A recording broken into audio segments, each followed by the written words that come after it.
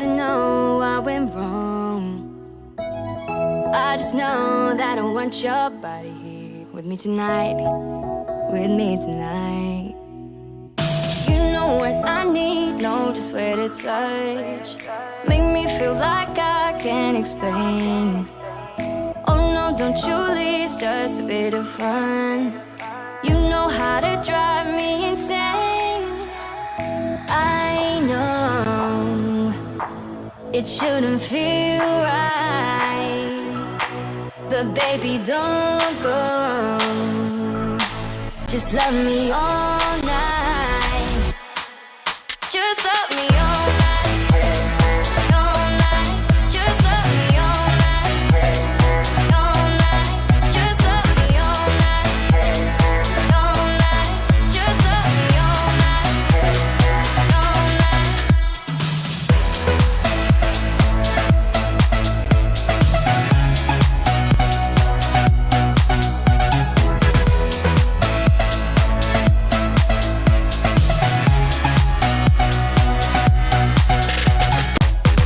Tell me you want me, baby. Tell me I'm not alone.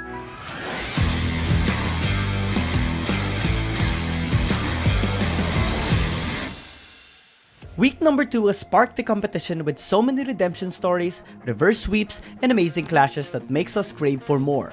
Hi, my name is Giang. Let's take a look at the top 5 highlights of week number 2. Starting with number 5, KBG support Yu has always proven how effective he is in setting up fights for the team. 14 minutes into their battle against Team Flash, and as TF was trying to get a good chase down against the Pawn, he landed a beautiful 4-man Call of the Forge God to Team Flash, denying their engage and setting the fight up for KBG, resulting to the game in a 2-0 series victory. Time and Team Flash, they're nearly at the end. We're coming towards conclusion of the scenes already. Just waiting for the formality unless they can do actually about this. There's big cataclysm, but will it really matter? Ornhorn onto 4, but nobody's there to take full advantage. Kuden is going to try to go onto Daton, and Xiaoma at least get one kill for himself, but that's not going to be successful as the rest of them. P3 is going to get taken out by the Fiora. The grand challenge has been issued. Number 4. We just love Civil Wars because that's when the region's titans clash. In the battle of NAOS Esports against G2 Blacklist at Game 2, Margo made a great pick onto KD that not only allowed them to take their jungler, but also forced a fight that won them 4-1, and also take the Baron, increasing their gold lead from 7,000 to 10,000 in a span of a minute, and eventually win the game, forcing a game number 3. Well, difference up against G2 Blacklist. They're just getting items here. Items for items. It's going to be hard as that Margo is going to be starting now. He's going to go for KD. If KD dies here, that's going to be bad for them. They won't be able to follow through, and that's going to be bad for their side. On the other end, Golden Tide is going to be going knockups on the back line.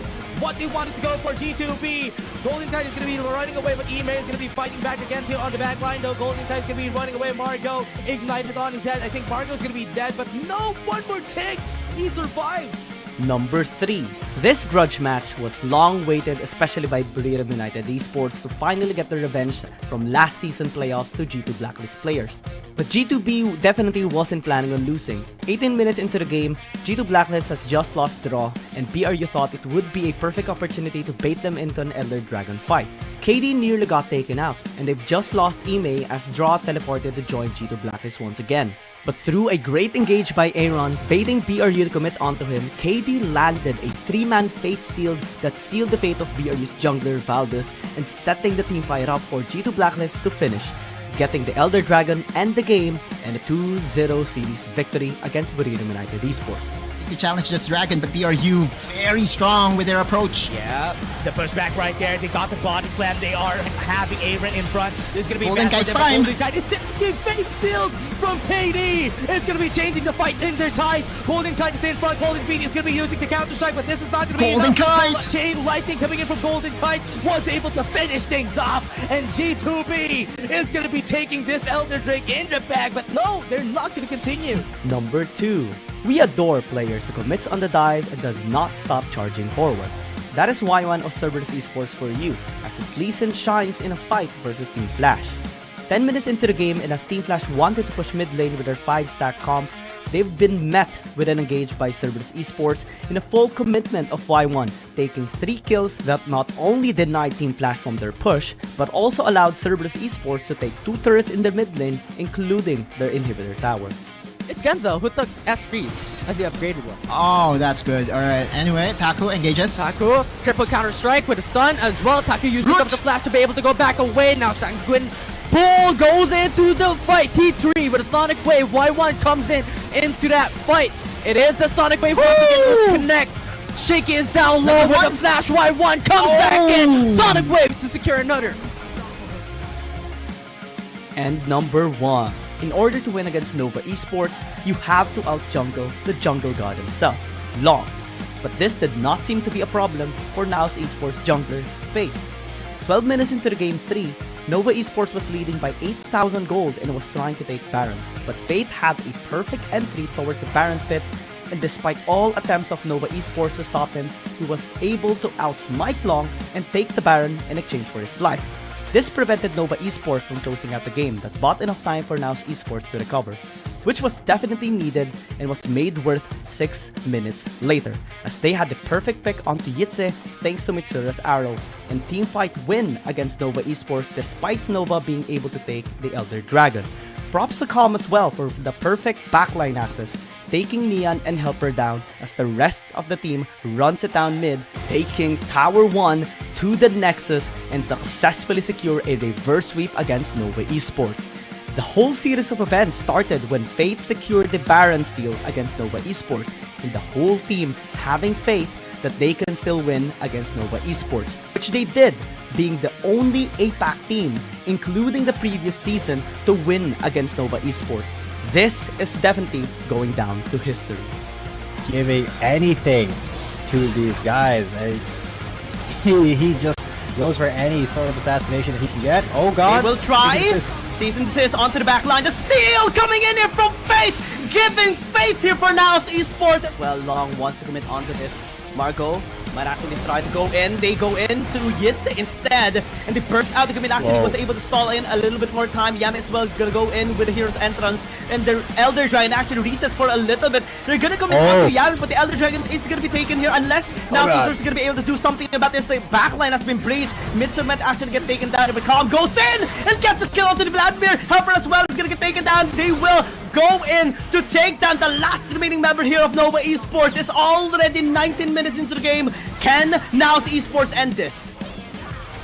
That is just incredibly high for NAOS Esports. They have found themselves on the winning side of a fight after the Elder Drake was taken by Nova Esports. Again, this was the mistake that they needed to exploit. They have a Ziggs, they have a Ziggs. Can they do this? Hope you missed on! NAOS Esports! NAOS Esports! They've done it! They've done the impossible! Again, nobody has ever done this! Which highlight did you love the most, and what fight do you look forward next? Let us know in the comment section and keep supporting teams giving their all in this tournament. My name is Giang, and we'll see you again in the next video.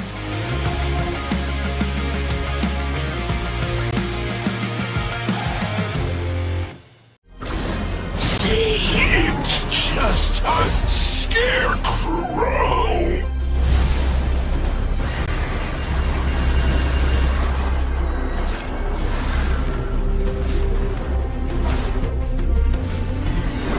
Aren't you afraid?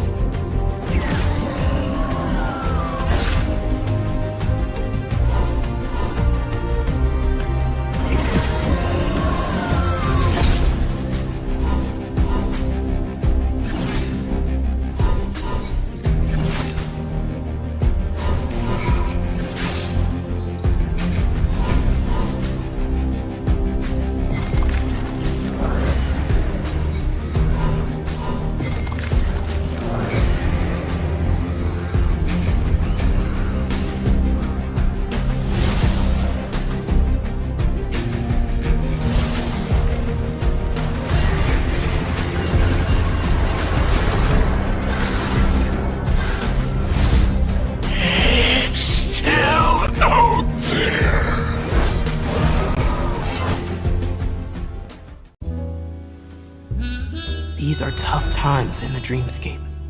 A phantom roams the dark corners, corrupting ideas and stealing dreams, leaving nothing behind but his calling card. Calls himself Thresh, and he doesn't play by the rules. But neither do I.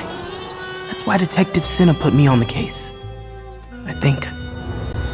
So, Swirly, what are you planning next?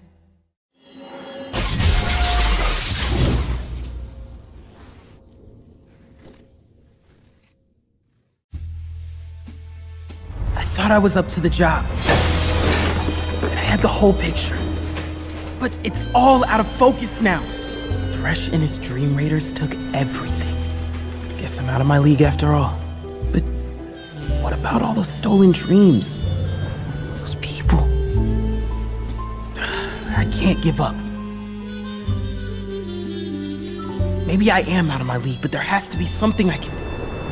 Wait a minute. What's this? A piece of art? I've got to stop him.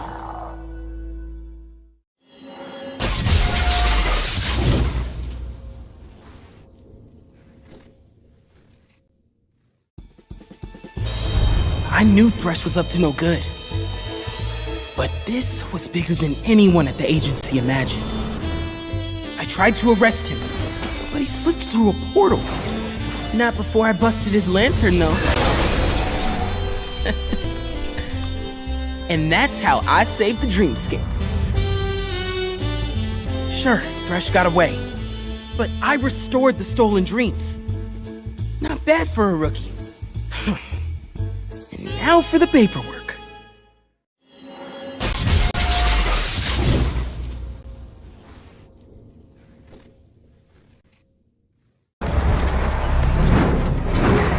Ride out.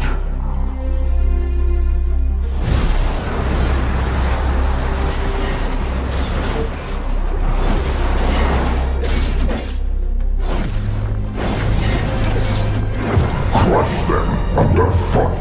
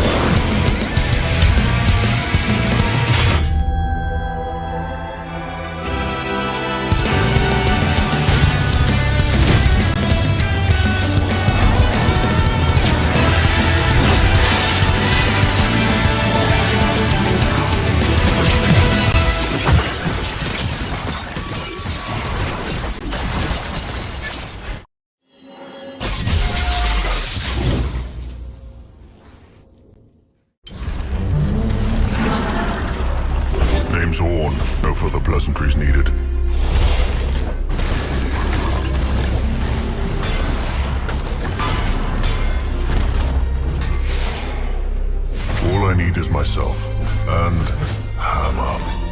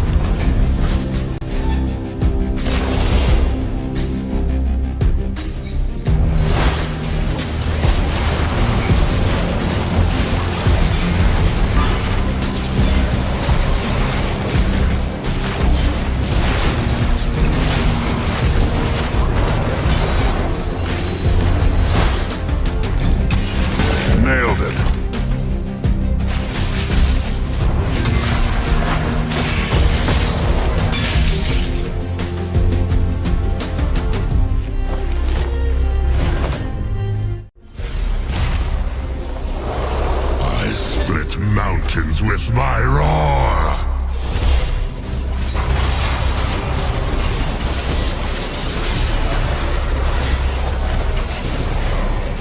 All will crumble!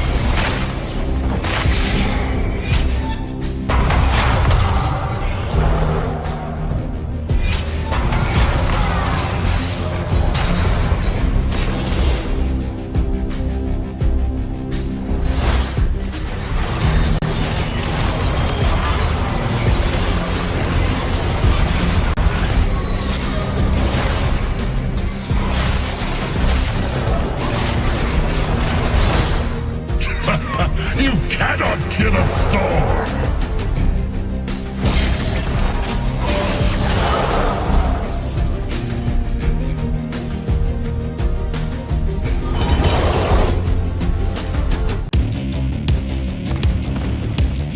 There's something about games.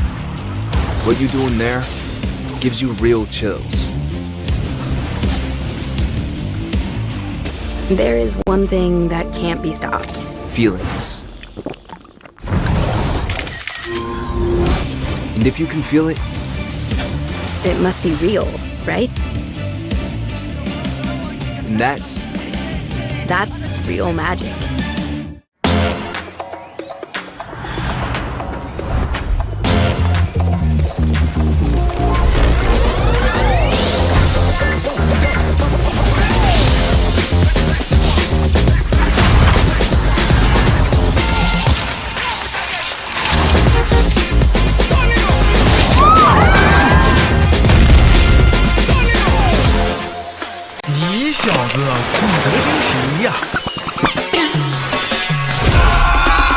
Let's go.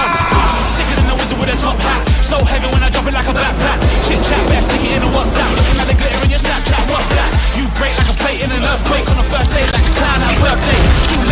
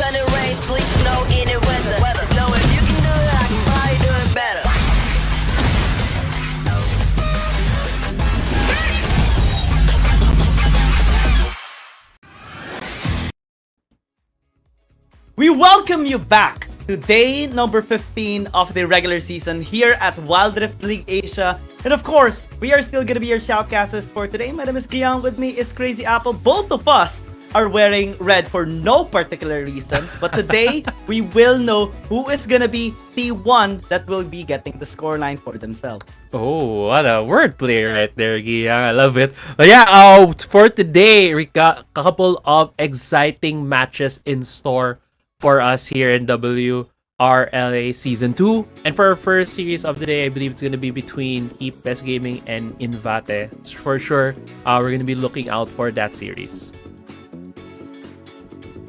Oh, yeah.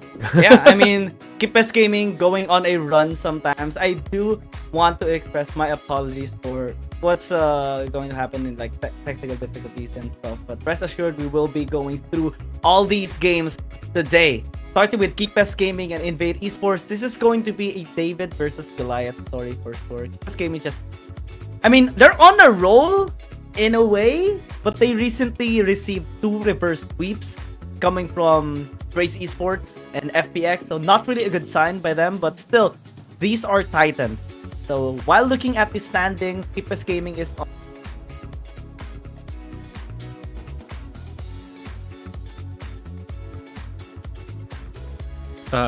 yeah, for KT.RY Gaming, as Giyang mentioned, they still are on a like 2 series lose streak.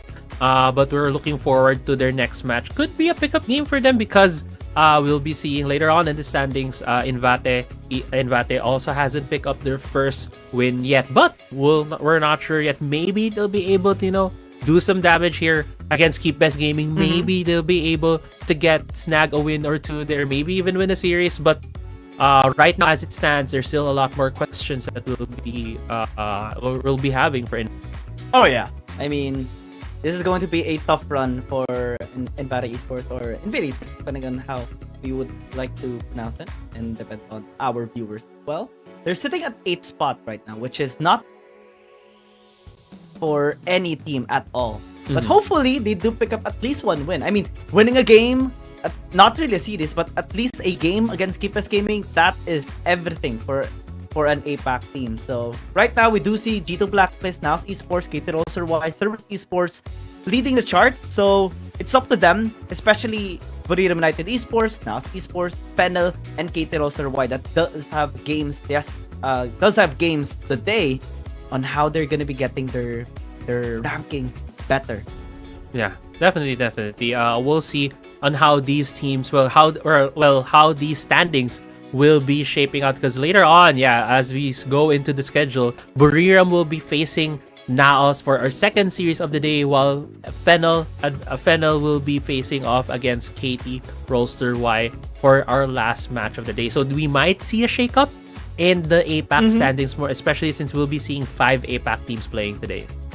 Oh yeah, it's a banger of a series today, similar to the EC version right now. It is a banger for sure. But let's see how these teams are going to be coming up against each other. We start with KT.RY Gaming, of course, one of the best teams right now in the whole world, of course. Even if they are experiencing a slump, we do see some teams, especially the Titans, even struggle at times.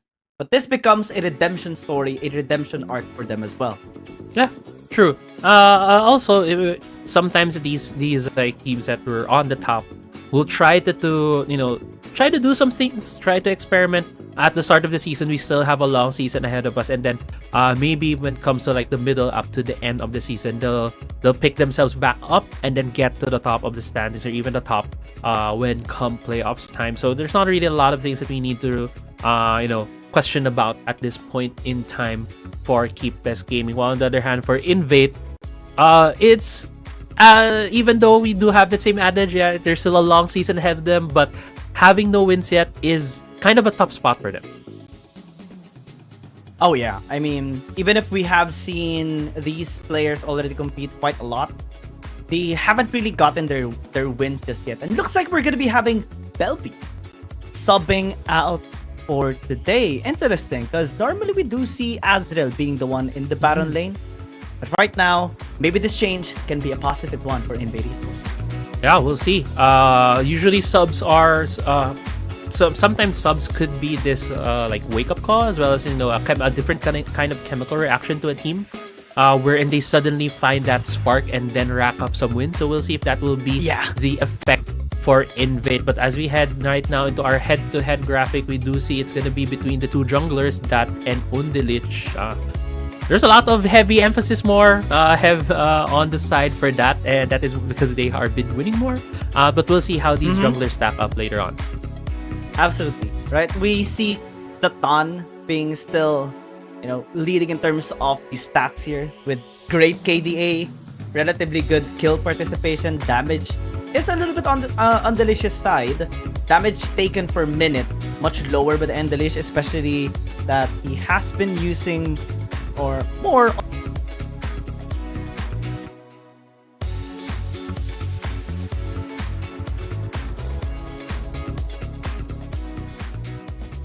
Yeah. Here of the Ton. Yeah.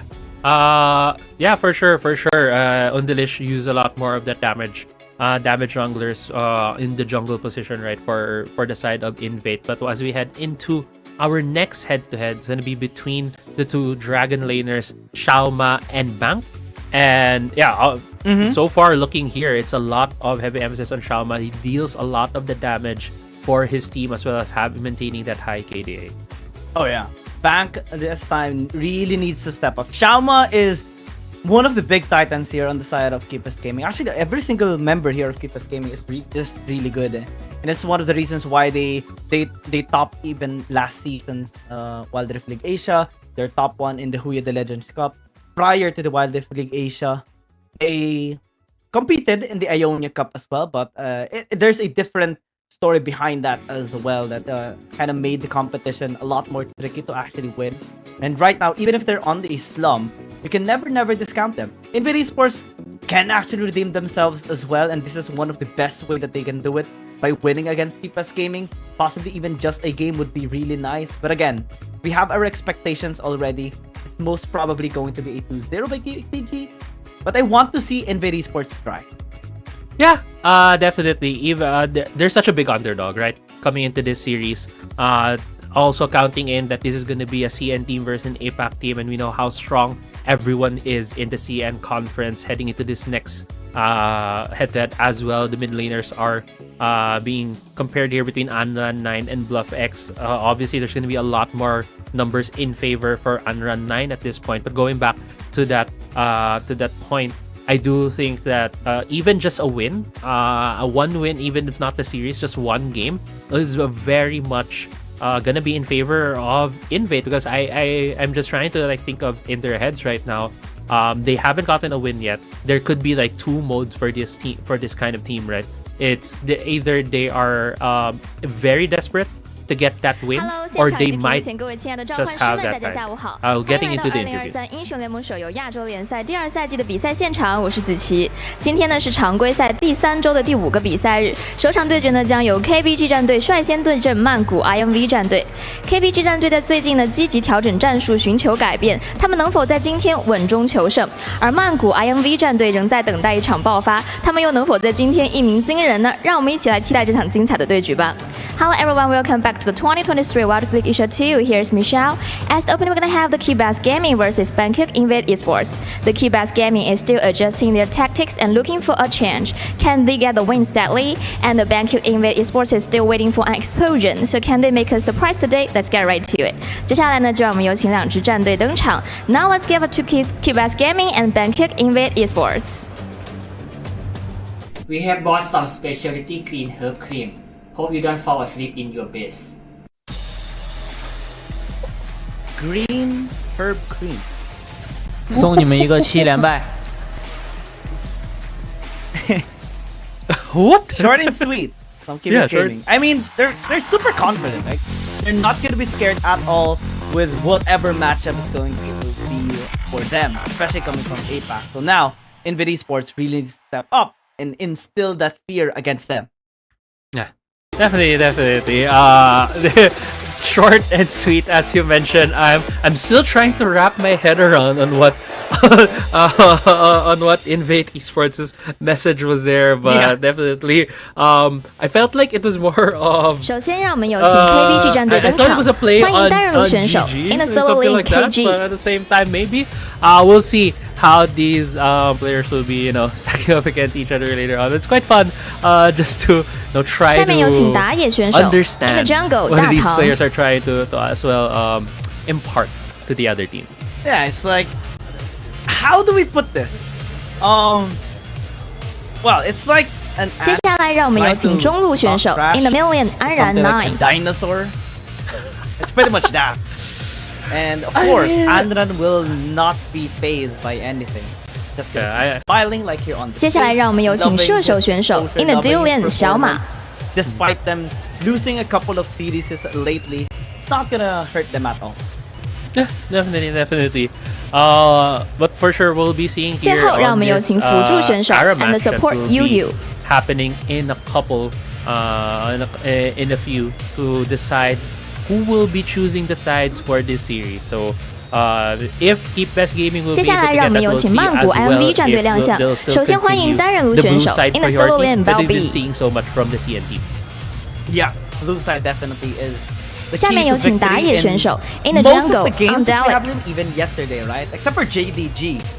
They 接下来让我们有请中路选手 in the million beat the Bluff odds yesterday against Weibo Gaming and just pull up such an amazing 接下来让我们有请射手选手 in the Dylan Bank。 But now, we look at the match, of course. We look at the players as well. 最后有请辅助选手 and the support Typro Pam。 for their exposure as well. Typro Pam, we have seen him. 我们双方战队已经准备就绪，让我们一起进入到召唤师峡谷之中吧。 I love it. All the players are getting ready. Let's step into the wild. He has that, I feel like wrestler pose. Like, "Rawr, we're here to fight. I'm here. I'm here to bring the game to you, Keep Best Gaming." And yeah, I love the energy from Typro. I'm looking forward to what he'll be showing to us today. I mean, it's either a good showing or a bad showing, right? Trend has dictated that INV Esports doesn't really give a good showing so far, but maybe hopefully here they do, at least on. Well, it all starts on the map of Aram, right? The best, the fight for side, and to everyone that is just tuning in and doesn't know this yet, the fight for side or the minigame that we're going to be having is going to be on the map of Aram or the Howling Abyss, and whoever wins there gets to decide which side do they start in game 1. Either it's blue side or red side, it's up to them, and the loser on the map of Aram will get to choose on game 2. Yeah. So it's very important as well for a lot of these teams to be able to choose their sides, because that obviously gives you a bit of an advantage. If you're blue side priority, you have the first pick priority. You can be able to open up some of the more OP champions or more high tier champions that we have been seeing in the league. Like yesterday, we saw so much priority on Fiora, we saw so much priority on Gragas, which has been giving these teams a definite strategy that they can go towards too. So if you go for Fiora, you can go for a more split push 4-1 or 1-3-1 composition with the split pushes, while for Gragas, it gives you that opening for disengage and engage potential as well, putting that champion mostly on support. While on the other hand, if you do pick red side, you can choose to open up more of these like big ticket champions and maybe choose them as the draft goes on. But now we're heading into the Howling Abyss here, Giam. Andran picks up the Samira.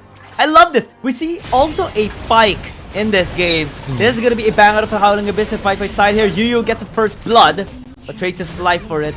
KBG having an interesting composition. We see even a Blitzcrank in an eye blitz skin. One of my favorite ones, to be honest.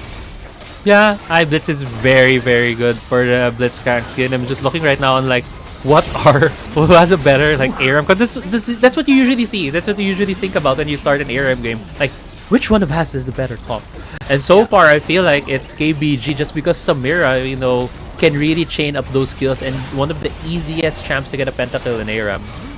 Oh yeah, Inferno Trigger right into the faces of INV Esports later on. They get the tower taken out in the first minute. That is fast.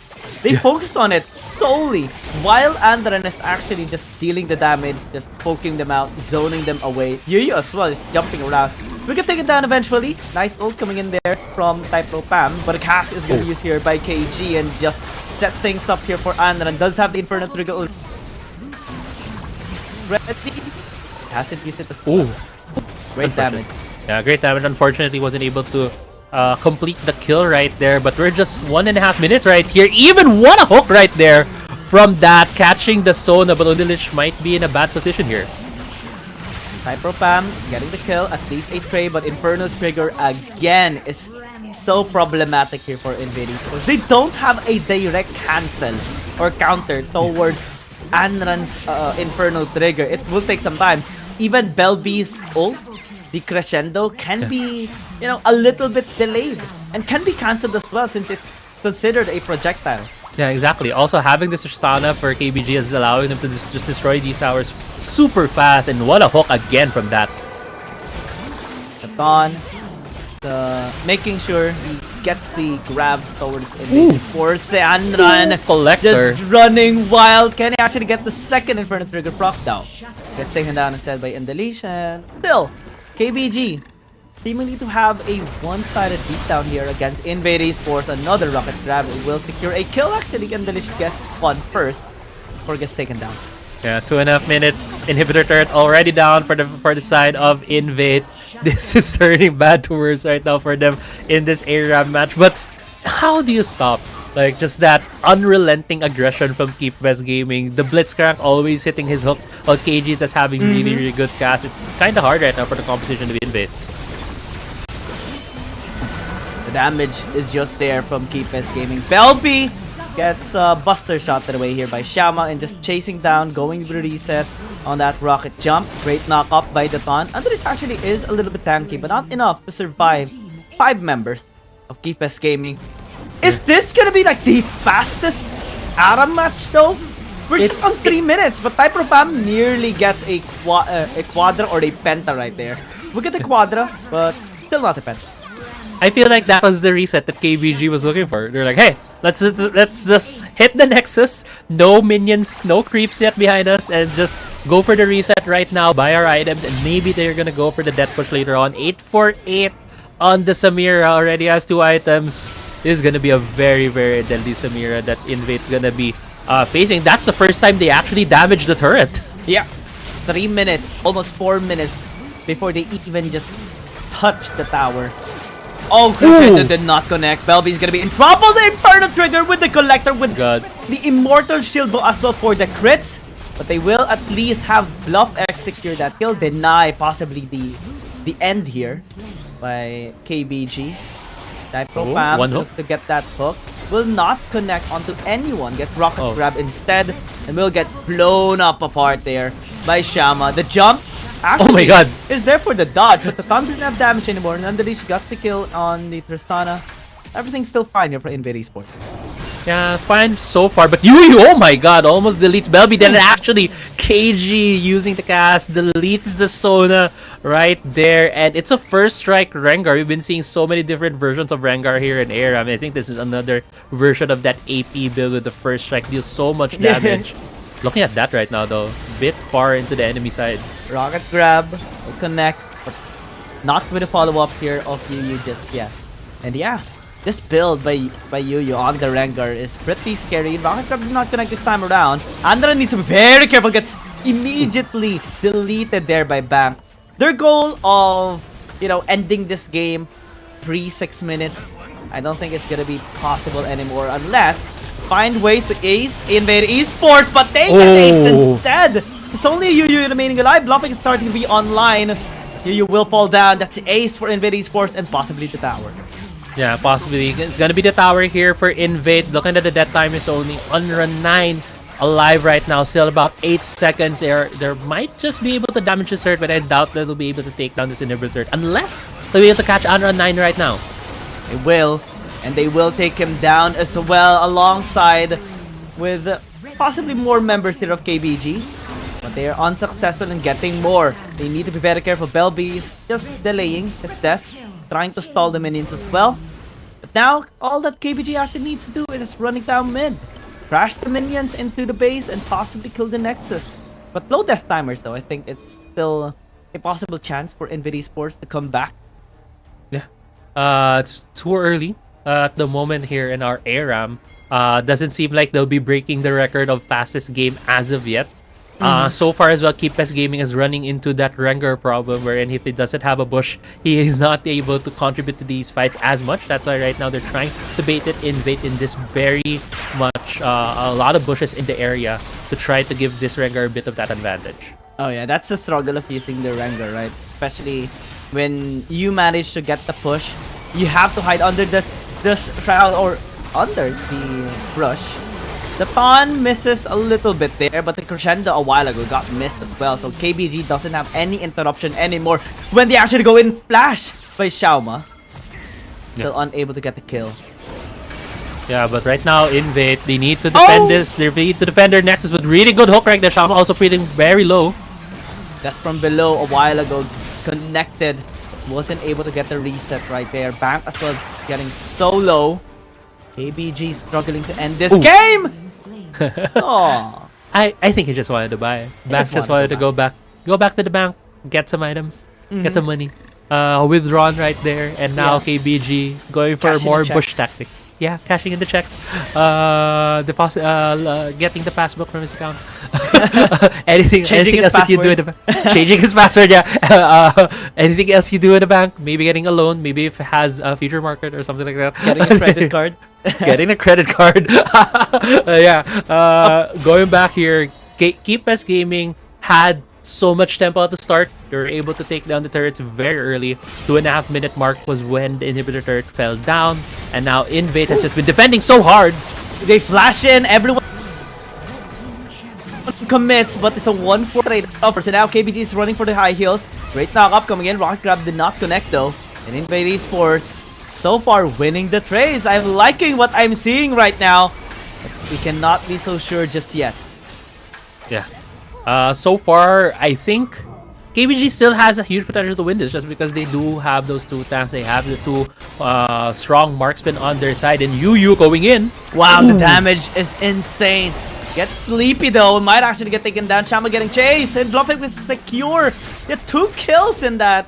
At least just 1. Nearly gets Yu, but still able is Yu to stay alive. Reset. Now Anran just cleaning up. Nothing that Bluffing can do. Gets rocket grabbed as well. Just secure the kill. And there is the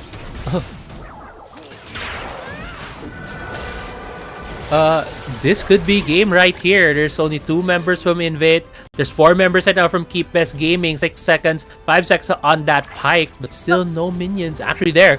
Super minions right now flowing into the mid lane. It's gonna be that going for the kick, but Undish gets hooked.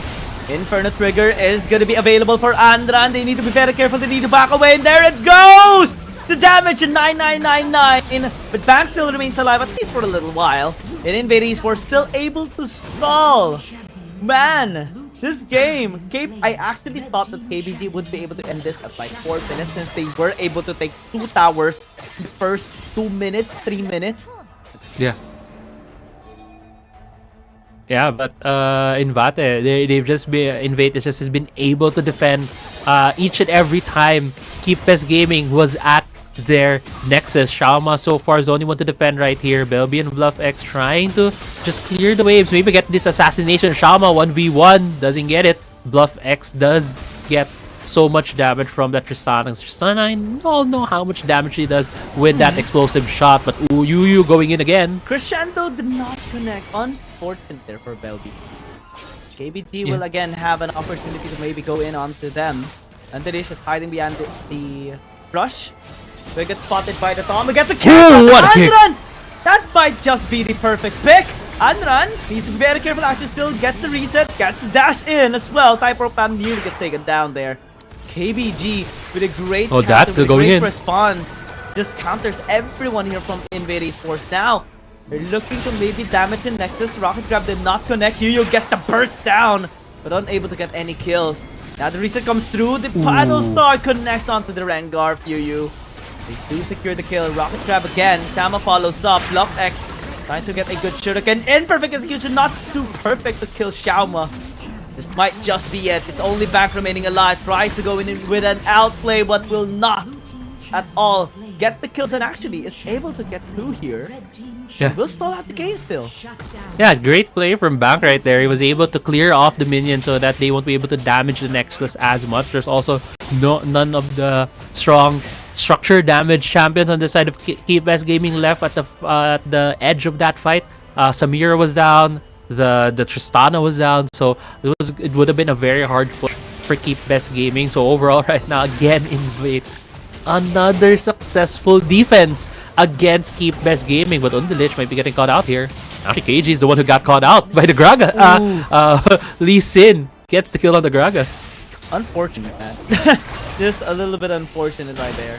And again, KBS Gaming, they are starting to struggle here to end this game. The Nexus is, surviving for so long. Invade Esports might actually be able to do something about this.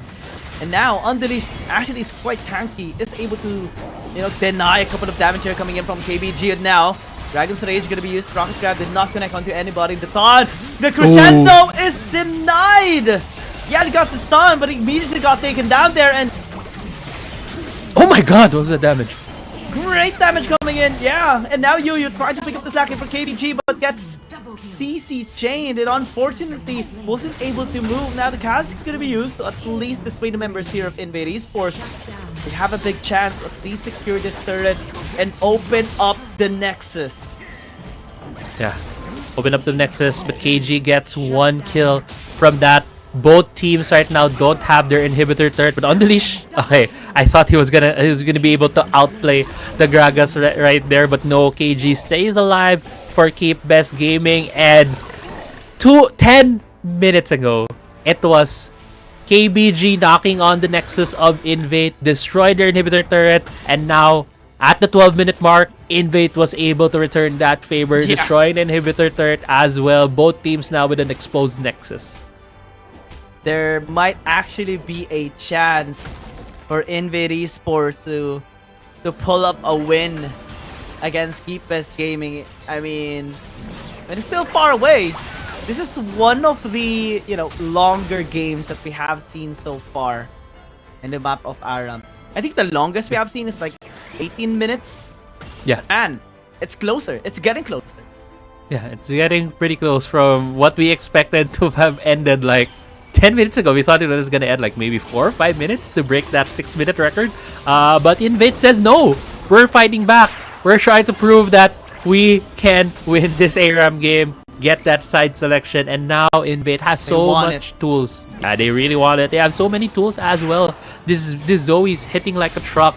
The Akali is also assassinating members of KBS Gaming. No one is actually, other than the Blitzcranks, the only tank right now from KBS Gaming. No one can absorb that damage coming from the pokes of the Zoe. So it's very tricky for KBS Gaming. They're in a very tricky position at this point. So tricky. Now the Dragon Stage is going to be used. KBG still is complete, intact, and unfazed here by Invade Esports. You cannot discount Invade Esports at all. Bluff X as the Shuriken, not actually connecting, pops in with the perfect execution, but not so perfect! No. As KBG had the perfect response instead, and now the man goes in with Inferno Trigger, and everyone gets wiped out! Sasis, just to buy enough time, does have the barrier, but unable to proc it up. But I think KBG might have just done it, body slam away to cancel as no, they don't have damage. No! No, KG can end this. KG can end this. Yeah, okay. KG can just end this. 15 minutes! A bit longer than we expected, but still, a win is a win. Anran definitely had fun though. Yeah, Adra definitely had fun. Everybody had fun. Look at the smiles right now from Invade as well. They knew how long that game had no right to be that long. Right? It felt like it should have ended like 10 minutes before it actually ended. But at the end of that fight, it was actually Bank getting caught out, got a bit too close to the KBS Gaming team using the ultimate as well as the paddle star combo. And yeah, it's kind of hard. It's kind of hard. We see like crazy faces coming in from both Invade Esports and KBG. They definitely had fun there. We see them having like reactions, like turning their heads and just scratching their heads as well. Invade Esports actually had a tight game against KBG.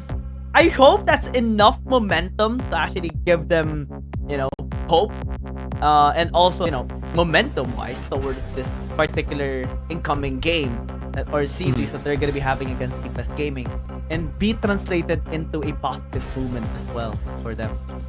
Yeah, hopefully that was a confidence booster as well as a good warm up for the whole team right now. Because that ARAM game, I know that they all had fun, but there were moments that I felt really tense for both of these teams. You could really see that they both wanted to win. You also see that both of these teams really played their heart out in that ARAM match. So for me, it was pretty tense at the same time. Very skillful display from all the players of both teams.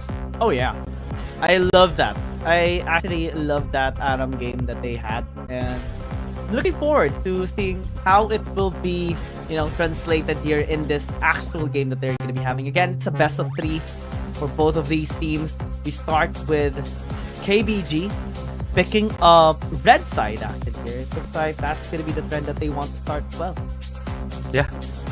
Red side is the priority for KBG in game 1, meaning that they might be looking for more priority, for maybe a couple of priority picks. They might be opening up a lot more in the ban phase. Some of the champs that we've been seeing pop up more is like Fiddlesticks, who has been opened.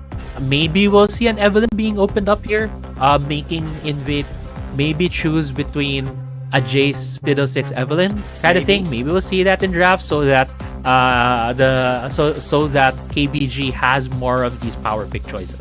Maybe we would see like a Nilla as well. Who knows? Anything can actually go here in this game. Especially that this is, for KBG, they're going to be so confident for sure that they're going to be able to use any kind of composition, maybe to test things out as well. That's why maybe that they picked red side too. Because they know that even if they're going to be the ones who need to ban out the Hecarim, Fiddlesticks, and the Evelyn, it's going to be fine. Yeah. We'll see. And that could be something that Invade, pounces on. If KBG gets a bit too experimental, as you were saying, try things out, try new champs that they might not get their hands on as much in these types of situations, then Invade might just be able to capitalize and get a win in this series. But so far, looking at the bans, it's pretty standard for the side of Invade. Also banning out the Fiora, taking away that huge priority pick that we have been seeing from the series yesterday. Oh yeah, red side. Let's see what's gonna be the surprise here of KT.RY Gaming. We see Dora as well being banned here by Invade Esports. Hecarim, Jace, and Gragas. That leaves Fiddlesticks open. That leaves Evelyn open as well. But the Camille is gonna be prioritized this time by Invade Esports. Yeah, I think their Invade right now is going for what we have seen often yesterday. Red side, they leave both Camille and Galio open, so that leaves for the red side to actually pick both, which is a pretty good initiation tool, right? Camille goes in, and then Galio uses ultimate to get into the fight. Pretty good combo for them. But on the other hand, KBG looks like they aren't opting to pick either. They're not going for the Galio. They're not picking Evelyn. They're not picking Fiddlesticks so far. They already locked in the Ornn, and so far they have locked in the Jax. So, what are they looking for here against Invade so far for the side of KBG? And I do like if Invade locks in the Galio right now, because that would be the perfect combo with Camille. Oh yeah, maybe pick up a Ziggs as well in the mid lane. I think we have seen that quite a bit of times already here in Season 2. So Ziggs is very risky, especially if you're going up against KT.RY Gaming. Vex though is a lot more risky if they're gonna be locking it in, and might be too early if ever they do so as well, since nobody's gonna be picking up the Vex anyway. So might as well just hover a different champion, but they actually go with the Trinity combination here. Hextech Ultimatum into the hero's entrance with Mega Inferno Bomb along the way as well. KBG locks in the Vladimir for Anran. Yeah, the tri-circle combo right now for Invade. The completed Venn diagram of the Ziggs, Camille, and Galio. What a throwback as well to the first couple of tournaments of Wild Rift, to see these three champs in combination. at the moment, while Vladimir is the one who has been locked in for the side of KBG. I do like that as well, because so far the framework of the composition from Invade is that both Galio and Camille would be clumping together, because they're oftentimes Galio would be using his ultimate on the Camille. Vladimir can very much well punish that with the ultimate, getting a lot of his AoE damage splash on most of the members of Invade with what they drafted so far. But again, the champions that we're looking out for, like Evelyn and Fiddlesticks, where are they? They're not in the draft yet.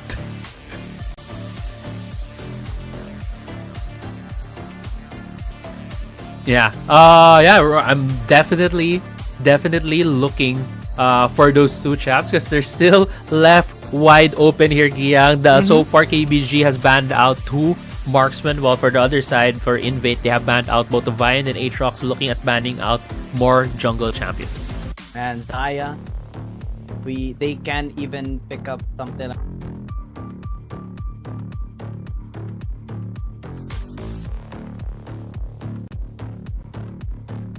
here.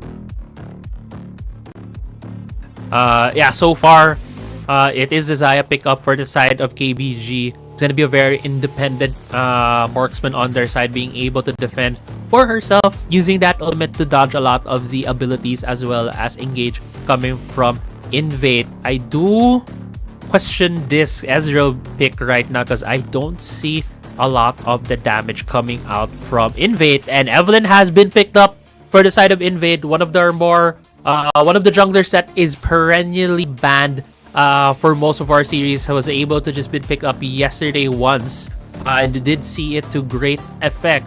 But on the other hand, for KBG, immediately picking the Kha'Zix as well, another one of those really strong assassins that we see in the jungle. So far, I do love the composition from KBG. A lot of engaged potential, long range fighting potential as well, because of that, or the Call of the Forge God can set things up to have that way for the Jax to go in, as well as the Vladimir to deal their damage. Yeah. On the other hand, though, for Invade, I'm very curious on the Ezreal pick.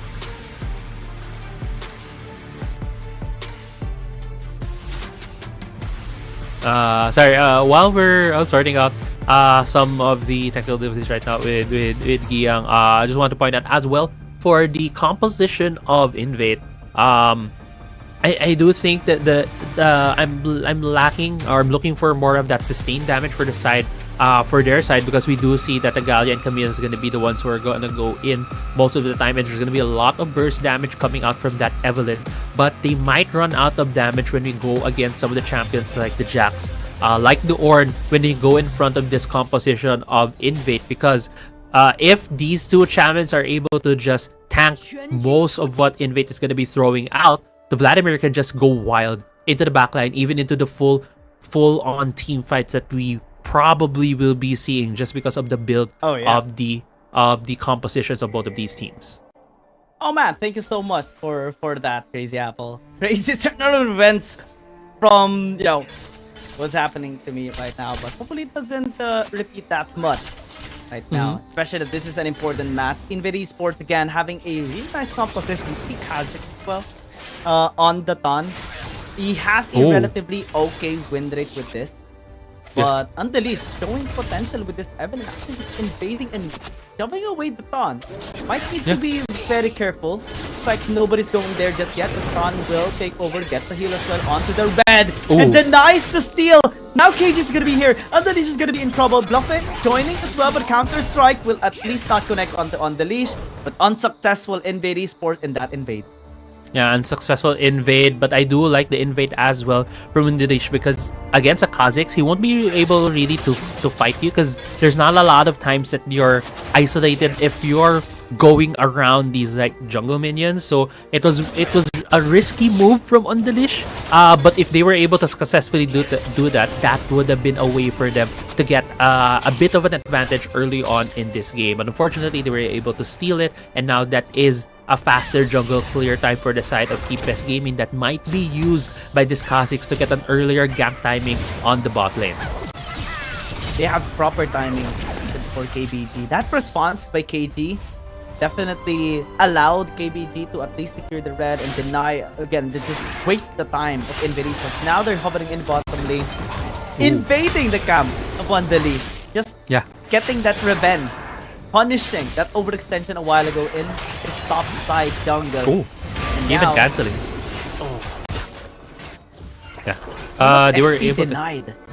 Definitely. So much XP denied. From the jungler, Galio was denied his recall as well. Won't be able to pick up any more items to also support the Ezreal in that bot lane duo. So we'll see how this Kha'Zix will be able to snowball that lead right now, because there's also one more camp that he has in the back for him. The Invading Esports not really trailing that much behind in terms of gold, right? So they can still find a way later on, like scale up. They have great wave clear. I think this, I mean, even if we did see Unleash kind of struggle a while ago in that invade, there's a lot of ways for Invading Esports to actually get anything across the map. The Taunt gonna be the one in trouble. Anra9 just chasing him down. KJ is also gonna be here flashing in to secure that first blood. Yeah, great movement right there from the whole KBG squad. Anra9 saw blood in the water, immediately pounces on the Ziggs, and he tried his best to get away, but Jax was there coming in from top side, but Uyuyu might be too deep here. Yeah, Uyuyu's gonna be in trouble. Flash in by Unleash to secure that kill, and he will for sure. Anra9 will go into side's blood. At least escape. Kill for kill. A bit extended, but Invade Esports answers back. Yeah, 1-for-1 as well as a tower plate going to the favor of KT.RY Gaming right there. So they're slightly in favor in terms of gold on the exchange, but that might be looking for a gank angle right now in the mid lane. So only a Ziggs and a Galio on Ornhorn coming in. Shield of Dron gonna be used here by Typro Pam to deny the Taunt from being able to close in the distance. But ooh! ADC dips in the bottom lane, Invade Esports. That solo killing Xiaoma is huge here in this tournament. Man, we're seeing a different version of Invade Esports. Yeah, it was era buff, right? We saw Invade really fighting it out and getting the replay right here and seeing the bot lane. It was a pure 1v1 from both Bank and Xiaoma, and even exhaust being used here by Xiaoma. It's probably gonna be, it is the tower dive from Xiaoma. Xiaoma thought he was able to burst down Bank on that Ezreal, but no, was able to pick up the honey fruit as well, healing up. That allowed him to survive that fight and take the kill. Man, insane outplay coming in already. Invade Esports being threatened though in the top lane. Let's see what KBG can actually do here in the tower. Flufffish just trying to shove them away, but unable to prevent those tower plays from being taken by Xiaoma and Yuyu. Typro Pam here, but it's a stop. Yeah, we've been seeing a lot more of these rotations from the dual lanes, especially in Seek and Conference, where they go to the top side to try to have more of that priority on the Herald. So far, the Ezreal looks to be on the Dragon lane, so he'll be getting solo XP. But KG walking into two members. Might be in trouble, but does have the counter strike to deny the damage coming in, especially from the Ezreal. So this could be fine. Just attacking away, getting pressured a little bit, but top side, the Thon already securing that Rift Herald for KBG. And they're already a bit late here in taking this dragon. They're gonna get taken over here. Yeah, they were a bit late because they tried out of KG on that Jax, and with that bit of distraction, Invade lost the timing to take the dragon, and also mid lane turret has been immediately taken by KBG. This is a bad rotation right now coming out from Invade. Even Xiaoma getting another kill on the top side. The tower is super low with no members right now from Invade. This tower is free for the taking for KT.RY Gaming. And they're basically saying, okay, Invade Esports, you had your fun, but it's time to get serious now. They get the RH, they get the tower in the mid lane, they get the tower in the top lane, as well as a kill. And now they even get Dragon.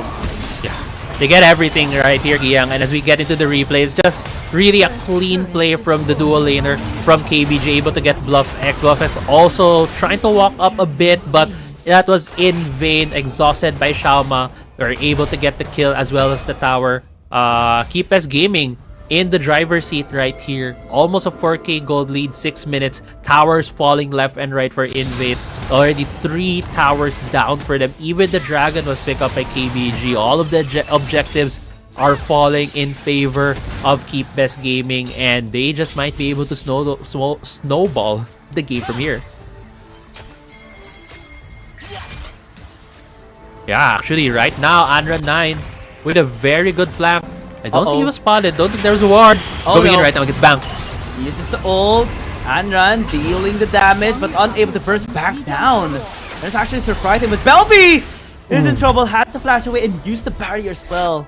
There's so much resources just to stay alive. And now underneath, Shanky in the top lane. KT might actually be the one in trouble this time around, but us is able to jump away and is tanky as well, especially with his ult.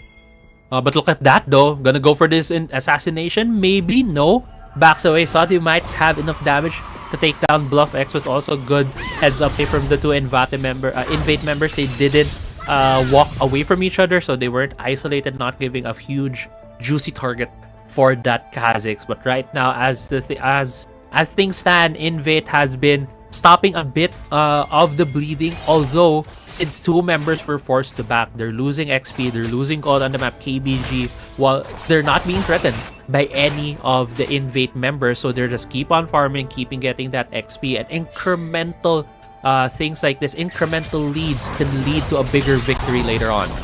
The Yu unable to get that knockup, gets knocked off instead, but it's quite tanky, so nothing to be afraid of here against Invade Esports. They're taking their time, pushing, slowly pressuring Invade Esports. They have a 5,000 gold lead. They can just wait for the next dragon. Everything is setting in play for them right now. Yeah, and just KBG, look at their rotation right now. They're focusing on taking away resources in the jungle. It's gonna be a fight right here. Mega for the bomb gonna be used. The Ton is stuck! And it gets bursted away. Shama is trying to kite away though. They need to respect the damage of the Xayah. And Invade Esports is gonna be happy with what they got then, but they're losing as well in the top lane. KG is a smash the tower. Nobody's there to defend, and they get one tower. Yeah, they get one tower for in exchange. That's one member on the team. I'd take that trade any day. That's a really good trade for the side of Keep Best Gaming. Taking down structures, taking down objectives is the name of the game. That's how you win games in Wild Rift. And Keep Best Gaming is going for that victory condition right here. Also, I also like to point out that Keep Best Gaming really sold that fight in the jungle. But KG right now going top of Undalish. Has to flash away. Be fine. Keep Best Gaming just wanting to deny the best winning condition here of Invade, having the resources, having their spells ready at the right time. And now it's just so perfect here for KBG. They haven't even lost any tower. That's how clean this game has been for them. The only thing that they have lost so far is like 2 kills that they have handed over to Invade. But now, coming onto the team fight, Hyperfan trying to zone them away. It's just a battle for this blue buff, but they're fully committing onto it. Andron goes in with a size of blood. Also, oh my it's god, just gonna be there. Invade Esports wiped away, and KBG just running for the high heels right now, chasing them down. And Invade Esports, that's a triple kill by the Ton on this Kha'Zix. Tremendous amount of power, tremendous amount of damage. Invade Esports cannot defend this mid-tier 1, mid-tier 2 rather. KBG will just get more, extend their lead even more. Yeah, and they're also going to be picking up this inhibitor turret right here. BluffX trying his best to defend. I don't think he can. He doesn't. He won't be able to defend this inhibitor tower in the mid lane. And Invade Esports is unable to control.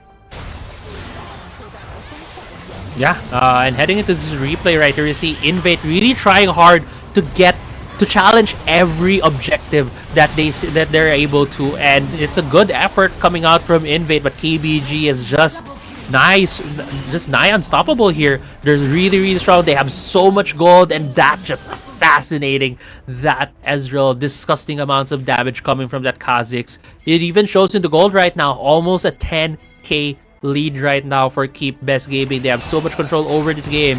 Invade, it's gonna be a really hard thing for them to keep close. Or even just, you know, try and win this game right now. They might just be thinking about go next game 2, what they can do, what they can adjust. But so far, Keep Best Gaming has been really on point on these trades, has been really on point on this risk management that they've been doing across this game. Yeah. Being very clean, being very methodical, taking their time, being very patient as well. They know they're winning competition. They know that they have massive scaling, even better than Invade Esports, especially that you do have the Vladimir, Jack, and even Xayah. Right now, they're forcing out the hand of Invade Esports. The Thon nearly finds BluffX right there, but fortunately, we're able to survive with 1 HP. Yeah. Fortunate escape right there for the Evelyn, not being taken down, but because of that, the advantage goes to KT.RY Gaming, able to destroy the last tier 2 turret of the game. Mid lane is exposed. Top lane turret is only the inhibitor top side as well as the bot side right now, and KT.RY Gaming might have their eyes on the Baron. No, they all resetted, and yeah, Invade knows what's on the table right now for KT.RY Gaming, and that is the Baron. That's why the True Shot Barrage was used just to check if KBG was starting out that objective. And Invade Esports, even if they have vision here in the top side river, they won't actually be able to do anything. And the leash is being cracked down. Andran is covering their area just a little bit below. You know that they can just turn. And now they turn. Andran is going to be in trouble. Has to use that last Lascaris just to escape, and even a flash just to run away. And KBG gets free Baron. Nice at the chance to actually dissuade KD. But again, objectives always secured by KBG. Yeah, and they're able to secure these objectives because they are just so strong at this point compared to any member of Invade. They can't challenge, even though they try to deal the damage, and the members of KBG, but they can't. Undalish getting caught out right now. Oh no! Bad position at a bad time as well. And Invade Esports loses their jungler as KBG is pushing top lane right now. Second inhibitor taken down. They only need to push bot, and it's already gone for Invade Esports. Yeah, top side inhibitor turret is gone. Only the bot side remains for Invade. I don't think they have enough to defend this. Baron up, minions are pouring into the base. That going in, but it's gonna be the Nexus looking out for KT.RY Gaming. Again, for the bomb gonna be used to at least clear out the way, but it's not gonna clear the members of KT.RY Gaming. And in 14 minutes, they land a decisive victory against Invade Esports. Yeah, what a game for KT.RY Gaming. They're able to just, deny any tempo from Invade. We did see signs of life from them. The outplay by Bank against Shalma in the Dragon Age. Shalma stepped up a bit too much into the tower. Those were like the signs of life. Those were like the advantages, small advantages that Invade did have. Also the jungle counter jungle early on by Underlish was also something that I was looking out for, but unfortunately they weren't able to build on top of any of the advantages that we're able to get, even the small advantage they were able to get in the early game. Yeah, it all started in base that Underlish actually wanted the red side jungle of the Dawn. It's a bad move, to be honest. Immediately just got countered, got delayed the farm. It was nice that we saw some kills actually made by Invade Esports in the early game, but after the first objective, a tower, a herald, or 2 towers, a herald, and a dragon, and 2 kills were taken by KB. That alone is enough to make KB win the game. Yeah, that was just a huge advantage for the side of KBG, and for Invade, they needed some more time to get their items, to get the damage that they were looking for, especially on an Ezreal. Ezreal is one of those champions that a lot of people say, hey, you get most of his damage, you just need to hit your skill shots. And yeah, that is true, you need to hit your skill shots, but they also, if you don't have a Triforce, you don't have a Muramana, it's not going to deal as much damage that he needs to in these team fights, and that was what we saw lacking as well. For the whole composition of Invade. I think they were relying on the Ziggs to be able to prolong the game with the wave clear, but didn't happen because KT.RY Gaming just kept on pummeling. It was also immediately destroying the mid lane turret, was what really broke the camel's back. They kept on applying the pressure against it. It is something that kind of already prior to KBG's stories for being able to bash down and anyone. And right now, they really need to step up. KBG just wants to secure 2-0. Invade Esports wants to resist. And that's the game plan here for both of these teams. But so far, the plan is pretty poor on the side of KBG. Maybe though, if Invade Esports could polish a little bit their movements, prevent the snowballing of KBG, they can actually resist them. Because we saw their place in early game. We were actually able to pick up some kills.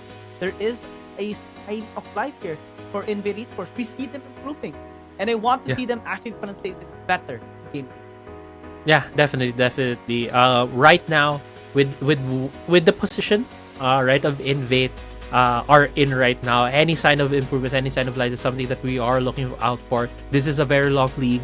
They still have a lot more games on their belt. They can improve. They can look for strategies that work for them. They can look for these like things that would help them win more games to convert some of the advantages and also punish the mistakes that their enemies have been making. But on their end, KBG Gaming felt like this was more of a, they've lost a couple of series in the past couple of days, the past couple of weeks. So this is more of the game for them to reaffirm to themselves that, hey, we are a winning team, we are a strong team, and they're trying to prove that against Invade, and they've shown that here because they didn't only out rotate or out use objectives against Invade Esports. They also outplayed them in a lot of these moments. So right now, good signs for KBG Gaming, but for Invade, we're still looking for signs of what more they can improve upon to be able to rack up some wins here in WRL-A. Oh yeah, definitely. I mean, Invade Esports, not gonna lie, this game was a bit one-sided, especially after the first objective, but I like what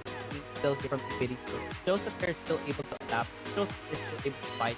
And they're not really giving up just yet, despite the massive lose streaks they have been experiencing in the past as well.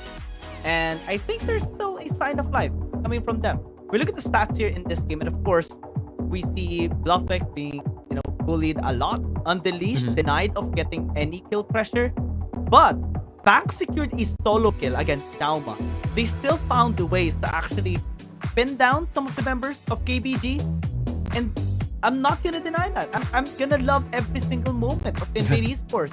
Maybe they can give more. Maybe they can actually get a win against KBG. Who knows? I mean, expectations are already made, but we love being proven wrong as well. And what way to prove us wrong? By getting this Invade Esports new transformation. Yeah, definitely. We'll see if they'll be able to, make some adjustments in the series. They don't really have a lot of time, so we'll see if they'll be able to make those. But so far as well, looking at just some of the stats, we did see Bank having a lot of that damage on the Ezreal, and Ezreal does do a lot of poke damage as well, as you mentioned. That solo kill early on, but on the other hand, we did see Underlish as well having a lot of kills on that Evelyn, so we'll see how they do so for the next game. But that right now, the MVP for our game 1 of the series. Oh yeah, I mean, the Thon, very, very, safe, very reliable, and of course, you can always rely on him to make the plays here for KBG. Let's see how Invade Esports respond in game number 2. Of course, Crazy and Apple and I will just hop in a short break and be back later.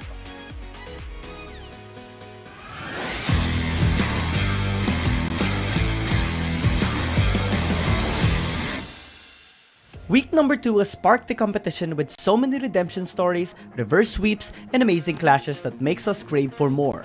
Hi, my name is Giang. Let's take a look at the top 5 highlights of week number 2.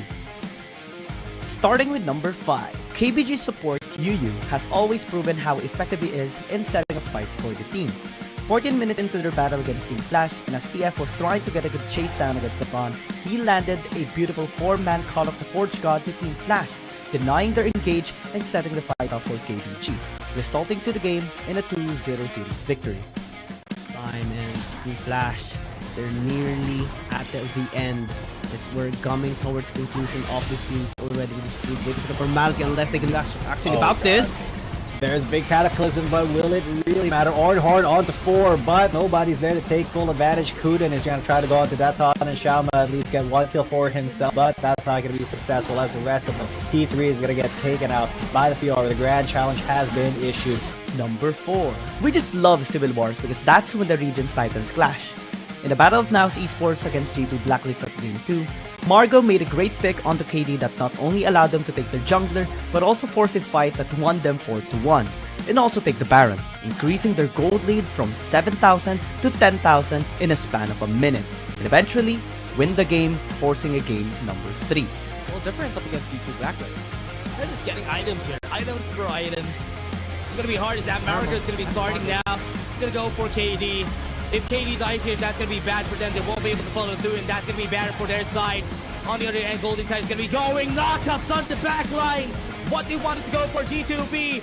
Golden Tide is going to be running away, but Ime is going to be fighting back against him on the back line, though. Golden Tide is going to be running away. Margo ignited on his head. I think Margo is going to be dead, but no, one more tick.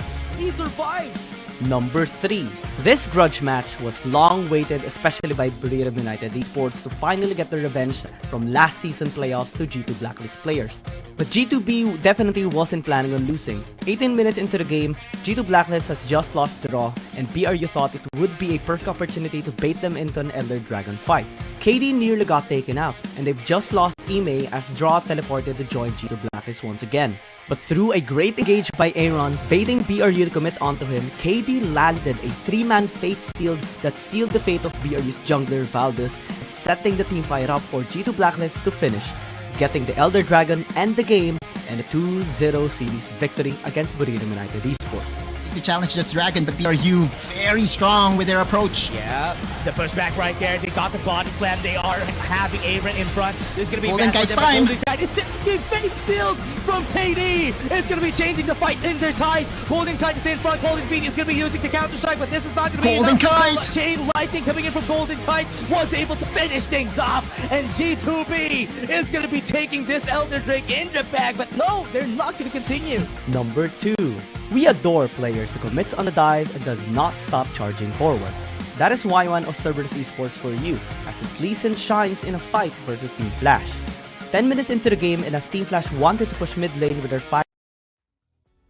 The teams are very excited to start this game off, Yeah. so we're also gonna be cutting off short the break right there. Again, for your casters, Young and Crazy Apple, we're excited for game number 2 because this is where we're gonna be knowing if INV Esports can actually push this to game number 3, since they were showing some bit of resistance in game 1.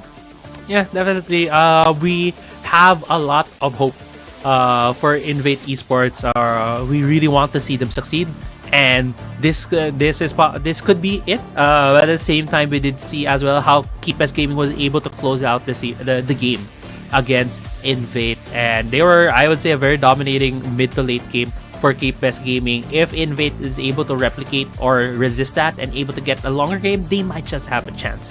But that needs to start from a very good early game for them. Right now, we see Invade on the red side.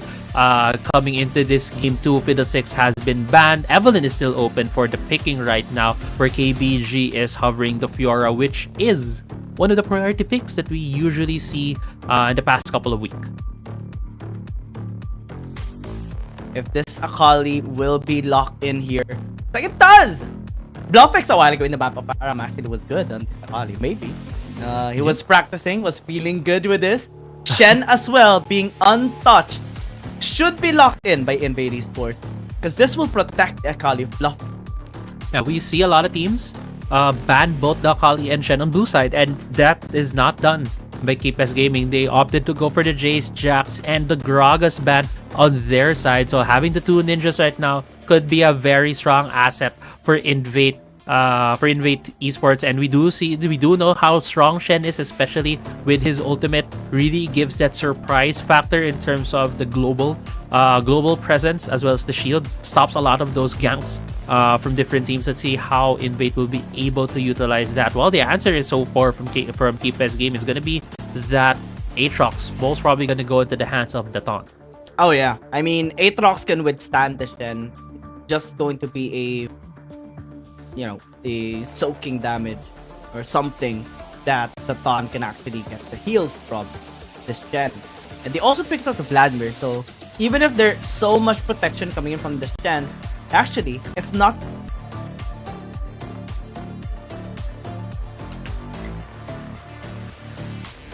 Yeah, there's gonna be a lot of protection from the Shen, but it might not be enough for the amount of damage for the KBG members to throw, right? Because Aatrox, Fiora, Vladimir has so much damage, and right now Kaisa AoE. has been exactly AoE. So there's only one shield. You can't shield the other guys. They also have abilities, so he can't also block their autos if they go inside his shield thing on the sword. Yeah. So it doesn't matter. Right now, the composition chosen by KBG negates a lot of the things that Shen is good at, Including like the anti-auto attack. right? True, Because true. KBG, Aatrox doesn't need to auto-attack. All he needs to do is use the Darken Blade. Vladimir doesn't auto-attack. All he needs to do is stuck in the blood and go in the Tides of Pool. Just wombo combo the members here of Invade Esports. But so much shield, so much protection actually present here at Invade Esports. It shows creativity, but still, I'm very, very nervous on this kind of lineup. They have damage on Kaisa, they have damage on Kali. But I think it's much better to add in another front line. Yeah, this is better than the Yuumi. Yeah, definitely better as well. There is additions of the Trident, a lot of anti-shield, anti-heal right now that we have in the game. So it's not the best choice to go for these enchanters or to build up a lot of enchanters on your team, a lot of abilities that gives you shields. This is a bit of a fast ban and pick and ban phase that we are having so far. Tristana and Galio being locked in for the side of KBG. I do like that Tristana gives that late game marksman potential, and wow, Invade has another. Yasuo? Yeah, Yasuo. I'm not sure about this. They only have one knockup. Yeah. Balls of Steel, I would say, for Belby. But let's see if this kind of confidence will translate into an achievement here in the Baron lane. Because again, you're going up against KG, one of the best Fiora users in Wild Rift. Period. One of the best. If not top 5, possibly even top 3. That's how good he is. Yeah. We'll see, because I don't think it's going to be a very tough matchup for the Yasuo. But then again, what we've been talking about Invade is that they are currently at the bottom of the standings. There is nothing left to lose, right? The only thing to go is up. And if you're gonna bet on everything this series, if you're gonna bet on everything on game 2, why not just throw something that's a bit of a curveball, right, for the enemy team? Have a Yasuo, have a Kali. Maybe it would just shake things up for them and for Keep Best Gaming. Maybe they'll do some wacky stuff and get them this game right here. While Keep Best Gaming just have a very standard team comp. Let's see. It's all up to Invade Esports. We love surprises, and we definitely got surprised with this kind of lineup of Invade Esports. But let's see if we're gonna be surprised as well with the result, because normally we see a Yasuo. Actually, we have never seen Yasuo against a Fiora, and looks like they're gonna go with what they did in game number 1 as well. They swap sides. At least have Belby in the mid lane and have Bluffix at the top. Yeah, it's still gonna be the Grass of the Undying Yasuo, not the crit Yasuo that we'll be seeing. Probably it's gonna be another Divine Thunder Wits End build. We've been seeing this more and more against Vladimir's. Instead of going for a Zoe or Orianna, this has been more of the AD pick that we have been seeing in the mid lane. So remains to be seen how Belby will be able to pilot that champion here. But right now though, both of these teams just having a very standard start. No big invade, but ooh, Yu going in. Hyperopam nearly got taken down there. That is the power of the Tristana. And the Galio as well, since at level 2 you basically have 2 crowd controls already. And look at the damage that Andra 9 actually did last game. 1400 damage per minute. And that's a lot. That's a lot. On the Vladimir, we do talk a lot about how Vladimir has a lot of AoE damage, gets really into that scaling, and dishes out so much damage. And Anra 9 has shown how comfortable he is piloting this champion. But so far as well, looking at the map state, there's not really a lot of shenanigans going on apart from the flash that was burned by the Alistar. That could be an opening for KBG. If you look at where the Aatrox right now, he's cleared the Krugs but still has the red buff. He might be waiting for the wave to bounce back to the tower of Keep Best Gaming, allowing Invade to walk forward and then maybe going for the gank. And that's something also that Invade is looking at. You see where the ward is positioned as well as that Scryer's Bloom. They're trying to spot out the Ton, but he wasn't spotted immediately. Now he's spotted, threatening the dive in this tower. And KBG is going to be able to deny a wave from back. Yeah. Oh my god.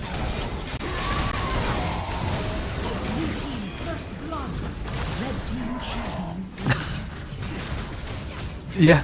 that is a mistake coming in from the support player of Invade. And Bank right now walking confidently against 3 members. He does know that Yuyu may not have enough mana. Datan and Xiaoma and Yuyu are recalling as they see the Yasuo in the river. Looking at the replay right here, we do see how this kill on Typro Pam unfolded. He just stepped up a bit too far forward, getting caught out by the taunt from Yuyu and just being immediately deleted by the damage from the Tristana as well as the Aatrox. If I'm KBG right now, I'm looking at that bot lane. That bot lane tower is very low. They could be able to get all the plates as well as first tower in the game in the Dragon Knight.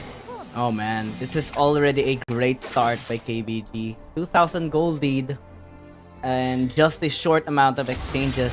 But actually the impact is massive as well. They were able to deny XP from Bank, able to get the kill on the Typro Pam. Set of vision in bot side and top side river. They have so many choices right now on what approach they actually want to have here against Invade Esports. And for Invade, it's the exact opposite. Yeah, and right now, another fight? Probably no, actually, Yuyu doesn't want to go for this. They retaliate. Killer Instinct. Sandy Knight is gonna be there, but they already have taken 1 member of Invade Esports. 3 versus 2, but still the 2 actually won. Yeah, and I'm not sure if the Alistar popped his ultimate right there, because if he had the ultimate, he might have survived. Yeah. And also, the Shen ult was not on him. It was on the Kaisa. So immediately, Xiaoma changed his target, went for the Alistar instead. Good target selection right there from the marksman player of KBG. They has gifted another kill, 2-0 already, 900 HP on this tower. Oh, actually use the explosive shot though. They won't be able to take turret. They instead choose to recall. Because they're already that rich. Possibly the first item already completed here by Xiaoma. And Invade Esports, that was a massive misplay. And already just injecting so much gold here onto Xiaoma of KBG. 3,000 gold lead, 4.5 minutes on a scaling lineup, 4 scaling champions on KBG, and they're getting gold. That is a nightmare. And now they're chasing, well, Pam, but Typro Pam will at least sacrifice himself. Careful explosive charge can be very deadly, but a Galley at least has been taken here by Invade Esports. Now Xiaoma continues to auto-attack, and it's just so scary. Just so scary, right? Lethal tempo on the Tristana allows her to have slightly longer range in these prolonged fights. Just keeps hitting champions, can still keep that buff. But Typro Pam might be getting called out here by Anran 9. Yeah, Stand United has been invested, but to no avail here by Invade Esports. The RH is still gonna get taken here by KBG. And again, similar to team number 1, Invade Esports late on the Dragon. This might be just deja vu because Andra and Yuyu are here already. Xiaoma's gonna be joining in. Typro Pam goes in, might be very risky. Typro Pam will pop in the ult, will be able to survive at least for a little bit, but again, through damage, negates the unbreakable will. And now Invade Esports is gonna be in trouble. Bank tries to deal the damage, but unable to get the kill. Bluff X, KG survives!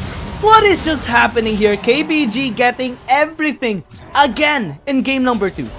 Yeah, they're having their cake and they're eating it right now. Here, Giang, Keep Best Gaming denies Invade of any objective, denies Invade of any advantage this game so far. This bot lane turret's also about to fall. There's gonna be a lot more of these. There's gonna be a lot more probably turret plates right now going to the side of KBG, and what a fight, right? I feel like Invade should not even try to challenge the Herald anymore, because what they've been doing so far is matching the rotations of KBG. Each time the Dragon laners of KBG go to the top side, Bank and Typro Pam follows, and that is not the best spot for them right now because these Dragon laners, the Dragon laner support is already behind. But actually Typro Pam going for the can this kill? I don't think so. The thought is just gonna be there and says, "Hello, Bank! Hello, my gold!" Gets a kill.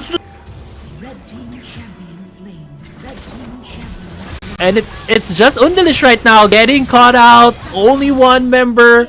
It's 2 teammates already dead. KBG converging with 4 more members here in the Baron lane. And we're looking at the replay before we do see that tower falling down. This is a very questionable, very questionable dive right now for Invade, because even though they knew that this KG was there, it was diveable, they had no information where the taunt was, and they were punished accordingly with a very aggressive play there on the top side. 9-1 in kills, almost 10k gold in the 10,000. lead for Keep Best Gaming here, Giyang.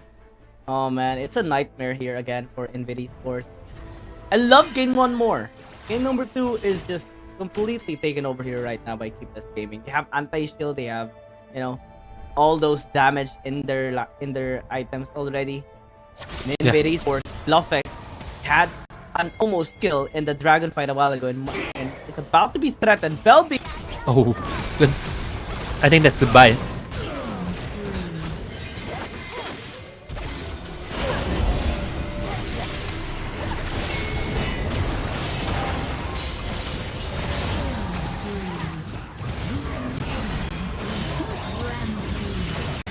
Ooh. Double kill.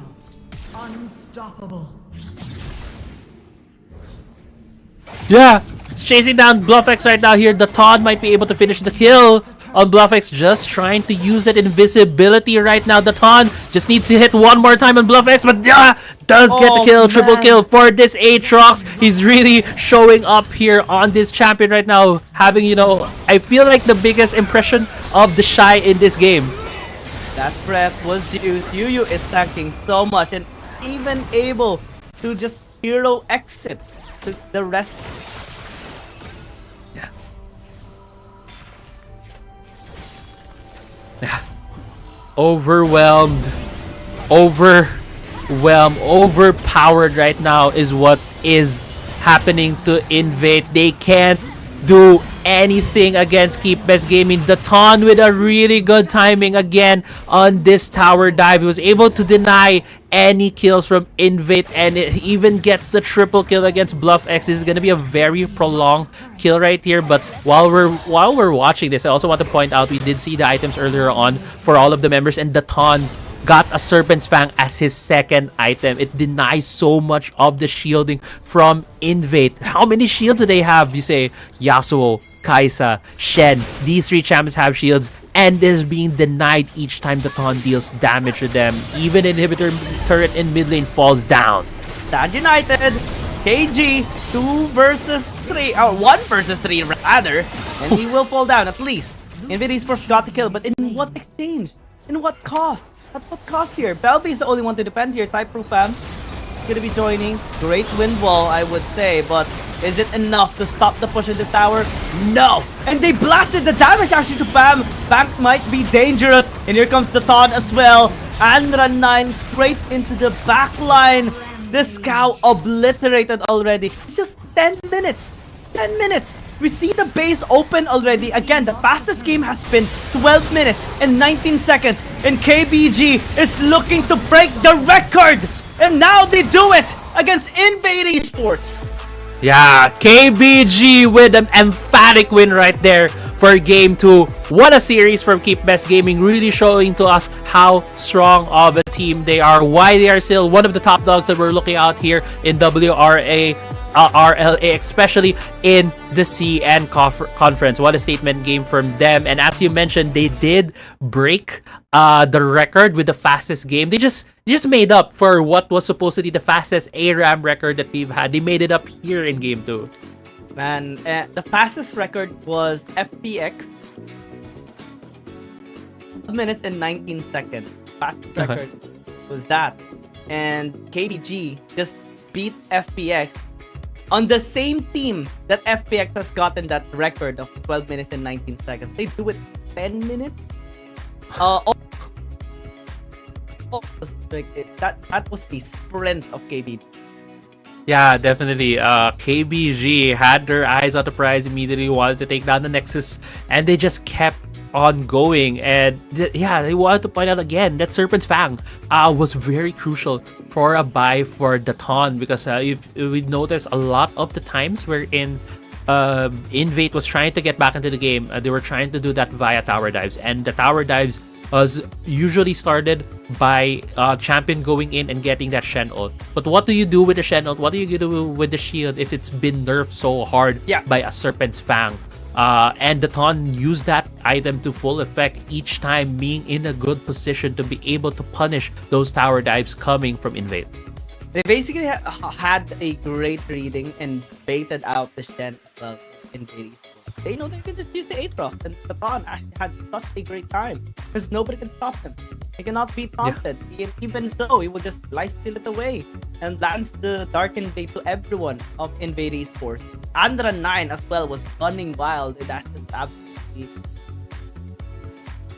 BG. Just looking to, you know, they are successful at least in now getting out of the slump that they had against Race Esports, including their loss against FPX recently as well. But 10 minutes and 51 seconds. The fastest game so far we have seen. Unfortunate for Invade Esports because they're the ones who are actually on the receiving end of the record. Yeah, very unfortunate. When you're the team with the first and second fastest lowest record so far in the tournament, but that also shows on how clean KBG Gaming is when it comes to closing out games, right? Because even though you have this big advantage, there's still steps that you need to do. There are still things you need to do to be able to close out the game. And the ton on that Aatrox, man, you pointed out Anran 9 being in such a good position, but the ton was just always in the right position to be able to punish these dives coming in from a Shen. Because if you look at the composition as well, that is the specific thing that Invade is doing. Kaisa, Shen, Akali, Alistar all have their own ways to go into a fight, and Daton is just always there to deny that. Man, it's just an amazing game here for KBG Gaming, and I can't wait to see how this redemption is gonna help them out in their next game, of course, because their next game is gonna be up against Edward Gaming next Saturday. Long break for them for now. Yeah, gonna be a long break, but going into our MVP, Daton. Look at his items, yeah. He did get that Serpent's Fang. Second, also have the Black Cleaver. Always in the best positions, man. Always there to respond, to help his teammates when they're getting dove. Oh yeah, it was everywhere. It was giving Invade Esports such a hard time. A traumatic experience once again received by Invade Esports. Hopefully, they do find ways to recover once again, get back to shape. But for KBG, they're very much okay now. And we're done with Series 1. We're moving towards Series 2 between Buriram United Esports and NAOS Esports. But before that, of course, Crazy and Apple and I will be going to a short break. We'll see you later. See, it's just a scarecrow.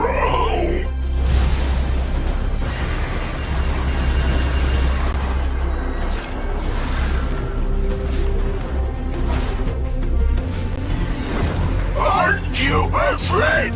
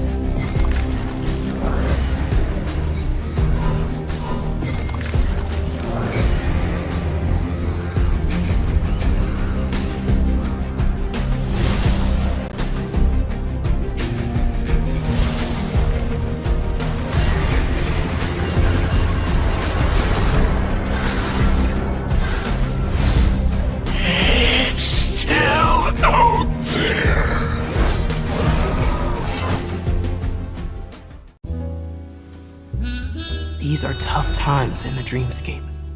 The phantom roams the dark corners, corrupting ideas and stealing dreams, leaving nothing behind but his calling card.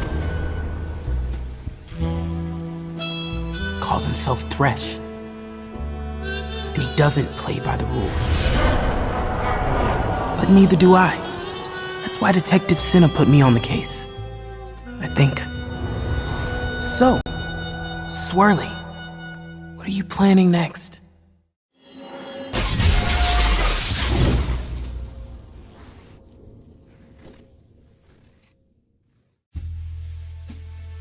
I thought I was up to the job. And I had the whole picture. But it's all out of focus now. Thresh and his Dream Raiders took everything. Guess I'm out of my league after all. But what about all those stolen dreams? Those people? I can't give up.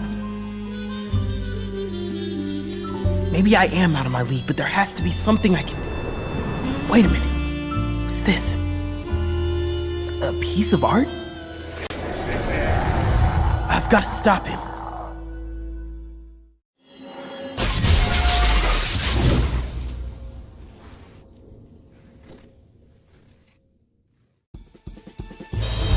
I knew Thresh was up to no good. But this was bigger than anyone at the agency imagined. I tried to arrest him, but he slipped through a portal. Not before I busted his lantern, though. And that's how I saved the dreamscape. Sure, Thresh got away, but I restored the stolen dreams. Not bad for a rookie. And now for the paperwork.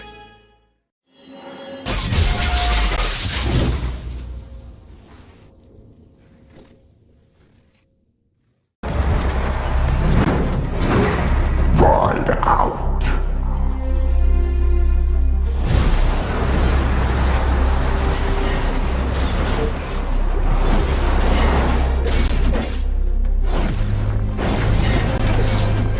Crush them underfoot.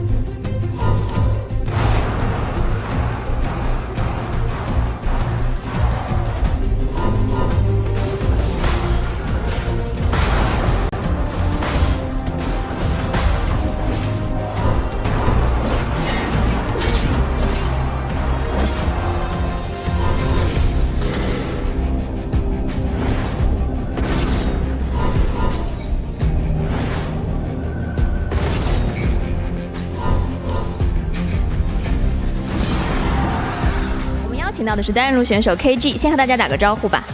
Hello， 大家好，我是 KBG 的双男选手 KG。欢迎 KG。其实大家对于你们队伍比较关心的是你们最近的一个状态，你觉得调整的怎么样？跟 A1 相比的话，我觉得新版本我们还在回暖的状态吧。Okay, so I just asked, what about how was your team's status recently? And KG just said, we were still trying to adapt to this new meta, and we think we are getting better right now. 那下一个问题想要问到的是，其实没有跟这个队伍交过手嘛 ？INV 在这个赛季当中，然后面对他们对面这个单人路选手，你觉得他的这个实力在你交过手的 Apex 赛区队伍当中，大概是怎么样的一个水平？从对线方面的话还是可以的，但其他还没太注意了。Okay, so I just asked, what do you think about the top laner in the INV? And KG just said, just from the lane facing, I think he is pretty good, but I don't think he got another things I need to mention about. 那下一个问题想要问到的是，其实，在现在我们 CN 赛区 T0的这个战队当中呢，他们 KBG 跟 TT 是比较瞩目的两支战队了。然后，那你现在觉得，就是你们以现在这个状态去对 TT 现在的状态的话，有信心吗？信心肯定有的。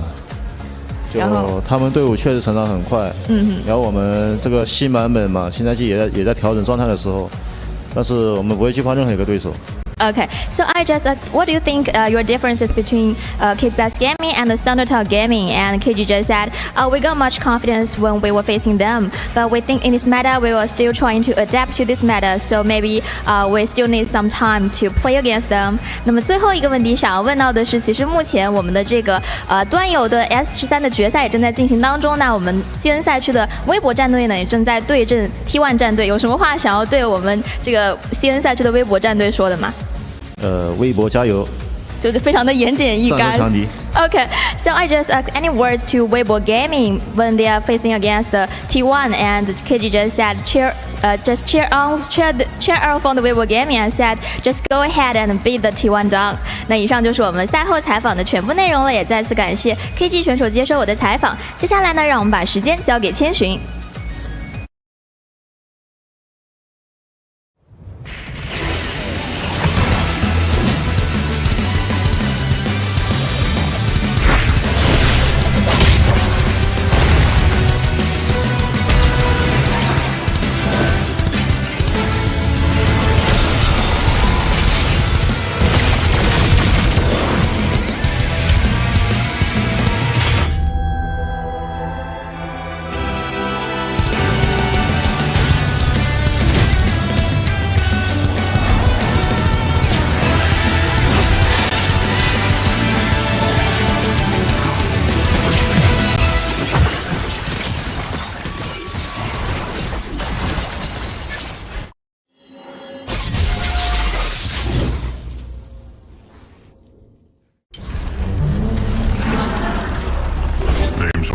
No further pleasantries needed.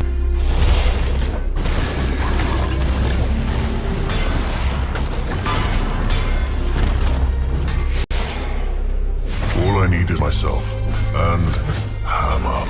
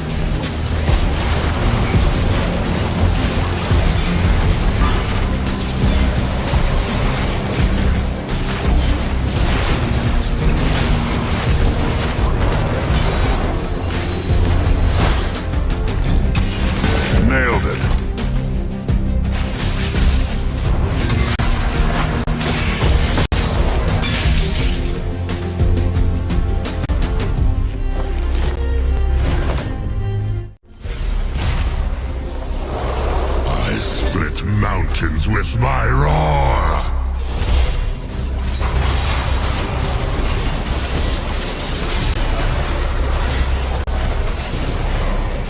All will crumble!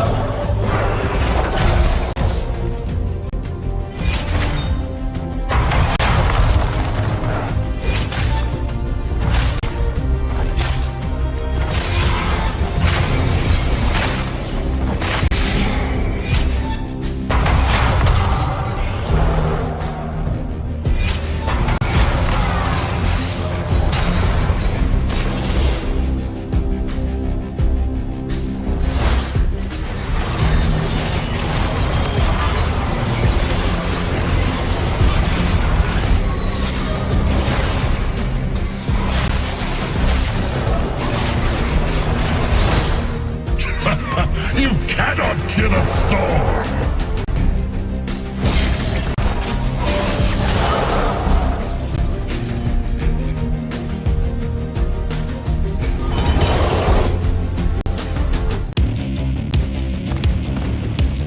There's something about games.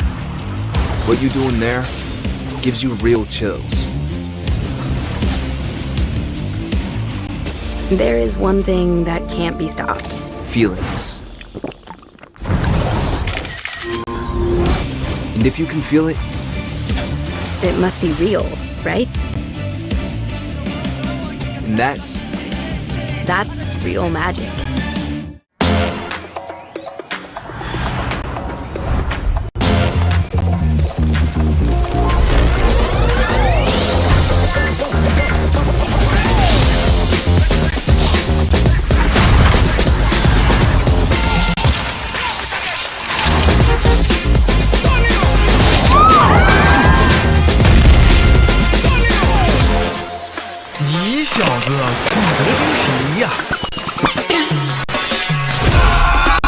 Let's go.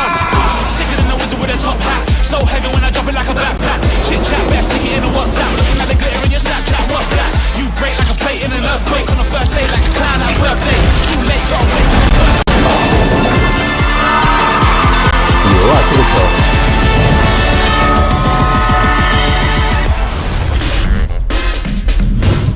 菜呢？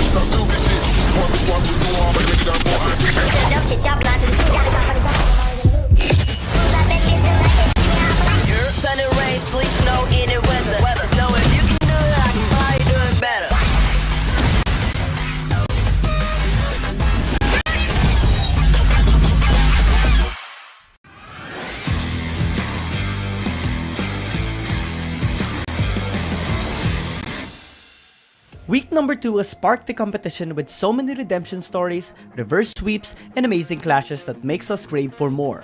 Hi, my name is Giang. Let's take a look at the top 5 highlights of week number 2. Starting with number 5, KBG support Yu has always proven how effective he is in setting up fights for the team. 14 minutes into their battle against Team Flash, and as TF was trying to get a good chase down against the Pawn, he landed a beautiful 4-man Call of the Forge God to Team Flash, denying their engage and setting the fight up for KBG, resulting to the game in a 2-0 series victory. Time and Team Flash, they're nearly at the end. We're coming towards conclusion of the scenes already. Waiting for the formality unless they can actually about this. There's big cataclysm, but will it really matter? Ornhorn onto 4, but nobody's there to take full advantage. Kuden is going to try to go onto that top, and Xiaoma at least get one kill for himself, but that's not going to be successful as the rest of them. T3 is going to get taken out by the Fiora. The grand challenge has been issued. Number 4. We just love Civil Wars because that's when the region's titans clash. In the battle of NAOS Esports against G2 Blacklist at Game 2, Margo made a great pick onto KD that not only allowed them to take their jungler, but also forced a fight that won them 4-1, and also take the Baron, increasing their gold lead from 7,000 to 10,000 in a span of a minute, and eventually win the game, forcing a game number 3. Well, difference up against G2 Blacklist. They're just getting items here, items for items. It's gonna be hard as that.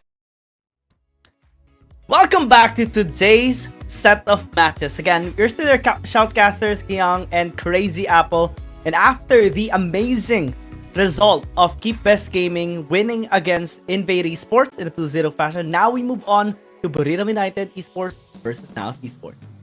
Yeah, and it's going to be a very exciting set of APAC matches that we're going to be seeing. This is going to be the first one of an APAC versus APAC Team Buriram. and NAOS, and the next one's gonna be coming up later today, which is gonna be between. Sorry, my head's all up on what is gonna be between Fennel and KT.RY. Yes. So yeah. Yes, and now we are seeing the lineup here of Buriram. We do see a lot of, the usual names that they see from Buriram: Tipper, Valdez, Golden Feet, VVV, and What the Jizz. Yeah, these players so far are looking good. Although their games recently hasn't been that good. They're so far coming off of a 3-series lose streak, with all of them being 0-2 losses. Meanwhile, NAOS Esports just 2 series lost, and one game was actually a three game series against G2 Blacklist. But again, we can never ever not mention this, because this is the only team, NAOS Esports being the only APAC team to ever defeat Nova Esports. That's including season 1. That is the milestone that they have achieved so far, and I think this is going to be a big factor here, especially to this matchup against Buriram. Yeah, that's one of the things, right, that NAOS is going to be able to carry for themselves as well, that they're very much proud of, having that record against Nova Esports. So before we get into more of the history between these teams, look into the head-to-head right now between the junglers. It's going to be Valdez and Fate. And here we're going to see also the difference between these two players. Yeah, this is actually going to highlight Valdez even more, because even if Buriram United Esports is suffering quite a bit of losses recently, looking at the KDA of Valdez, it seems to be like almost on par of Fate. Knowing that NAOS Esports is actually on a more of a positive win rate here, because they, before their 2-series lose streak, they're on a 3-series win streak. But still, we see more damage on Valdez, a relatively okay kill participation in KDA, and Fate actually is needing to really step up here in this matchup, because Valdez is like so useful here for Buriram United Esports. He loves to carry, he loves to adjust as well, but he always makes his impact for the team. Yeah, definitely. We need to see both of these junglers, make the plays for each team so that they would be able to break the current lose streak that they have. Next head-to-head that we have is going to be between the two mid laners, which we also know very well, Golden Feet and Mitsura. Mitsura is one of the strongest mid laners in the APAC conference. It does show so far in the numbers being a bit ahead compared to Golden Feet. Let's go to the main stage for the team Hello， 现场以 introduction. 及屏幕前各位亲爱的召唤师们，大家下午好，欢迎回到2023英雄联盟手游亚洲联赛第2赛季的比赛现场，我是子琪。接下来呢，将由五里南 BRU 战队迎战马尼拉 NAOS 战队。五里南 BRU 战队的状态呢渐入佳境，愈战愈勇的他们能否迎来新的突破？而马尼拉 NAOS 战队在本赛季的表现令人惊喜，队员间的配合愈发默契，不断向着更高的目标去前进。那么各位召唤师们如何看待今天的这场对局呢 ？Hello everyone, welcome back to the 2023 World of Asia 2. Here's Michelle. Now we're gonna have the Buriram United Esports versus Manila NAOS. So the Buriram is getting better with their chemistry, so can they come with the new breakthrough? And the NAOS is moving towards a higher level. So who do you think gonna come out swing? 那接下来呢，我们的双方战队已经准备就绪了，让我们一起来期待这场精彩的对局吧。Now all the players are getting ready. Let's step into the wild. พร้อมไหมน้องที่จะทำให้น้องเป็นรองพี่ในวันนี้ Just a reminder, don't let the damage from our turmoil bounce off you.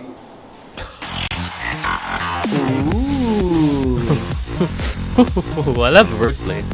Don't let the thornmail damage bounce off of you. Wow. Yeah.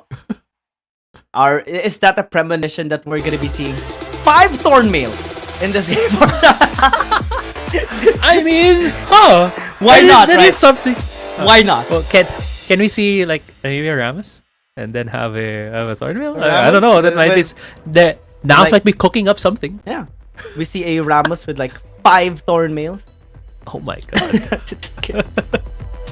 Why are you hitting yourself? Why are you hitting yourself?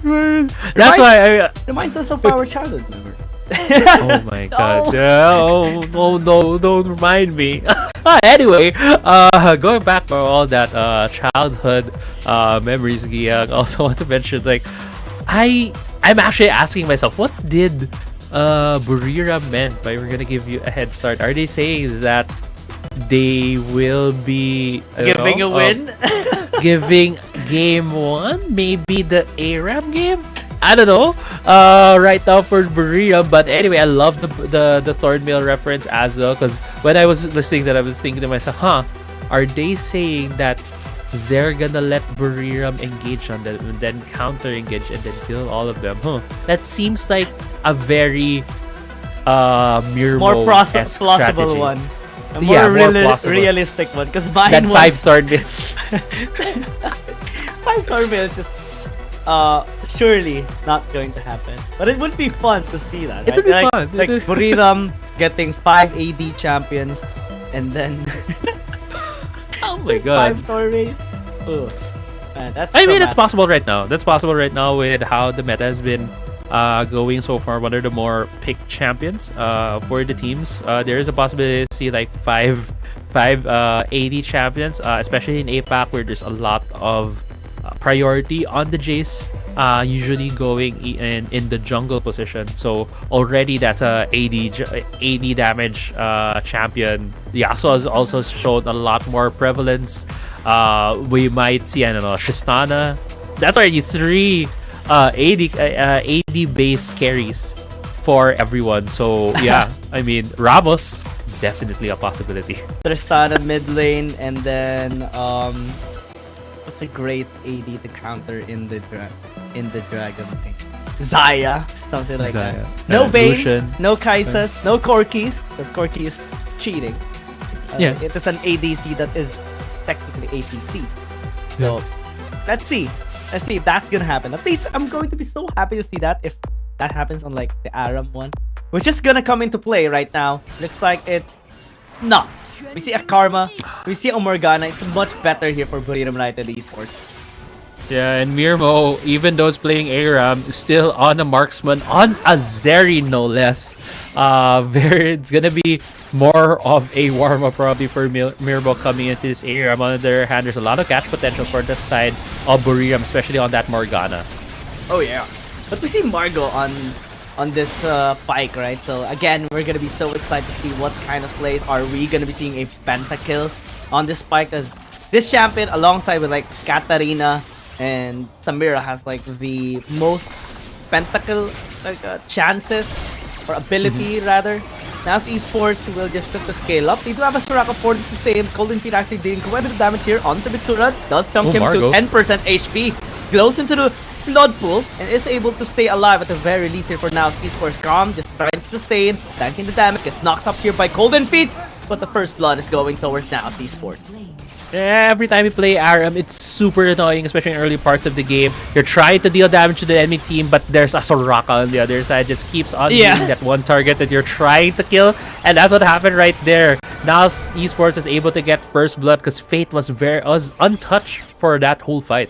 They're thinking, okay, one more hit, but no, there's a heal. One more hit, nope, heal. Then not. You know, I find the silence more frustrating when going against a Soraka. Yeah, this one is one bit frustrating as well. The sustain, the damage, the knock-ups, the crowd controls coming from NAOS Esports. It's just going wild here against Buriram United Esports right now. Great hook coming from Margo, but, well, not the best target. This is the Dr. Mundo that is... Oh! That's weird. Death from below, more like no kills for Margo. Yeah, probably he used it earlier on. Just wanted to expand the cooldown right now, but could be hitting a hook right there in Golden Feet. Yeah, the silence as well, just to prevent any sort of counterplay or escape for Golden Feet. That is just very irritating to be on the receiving end.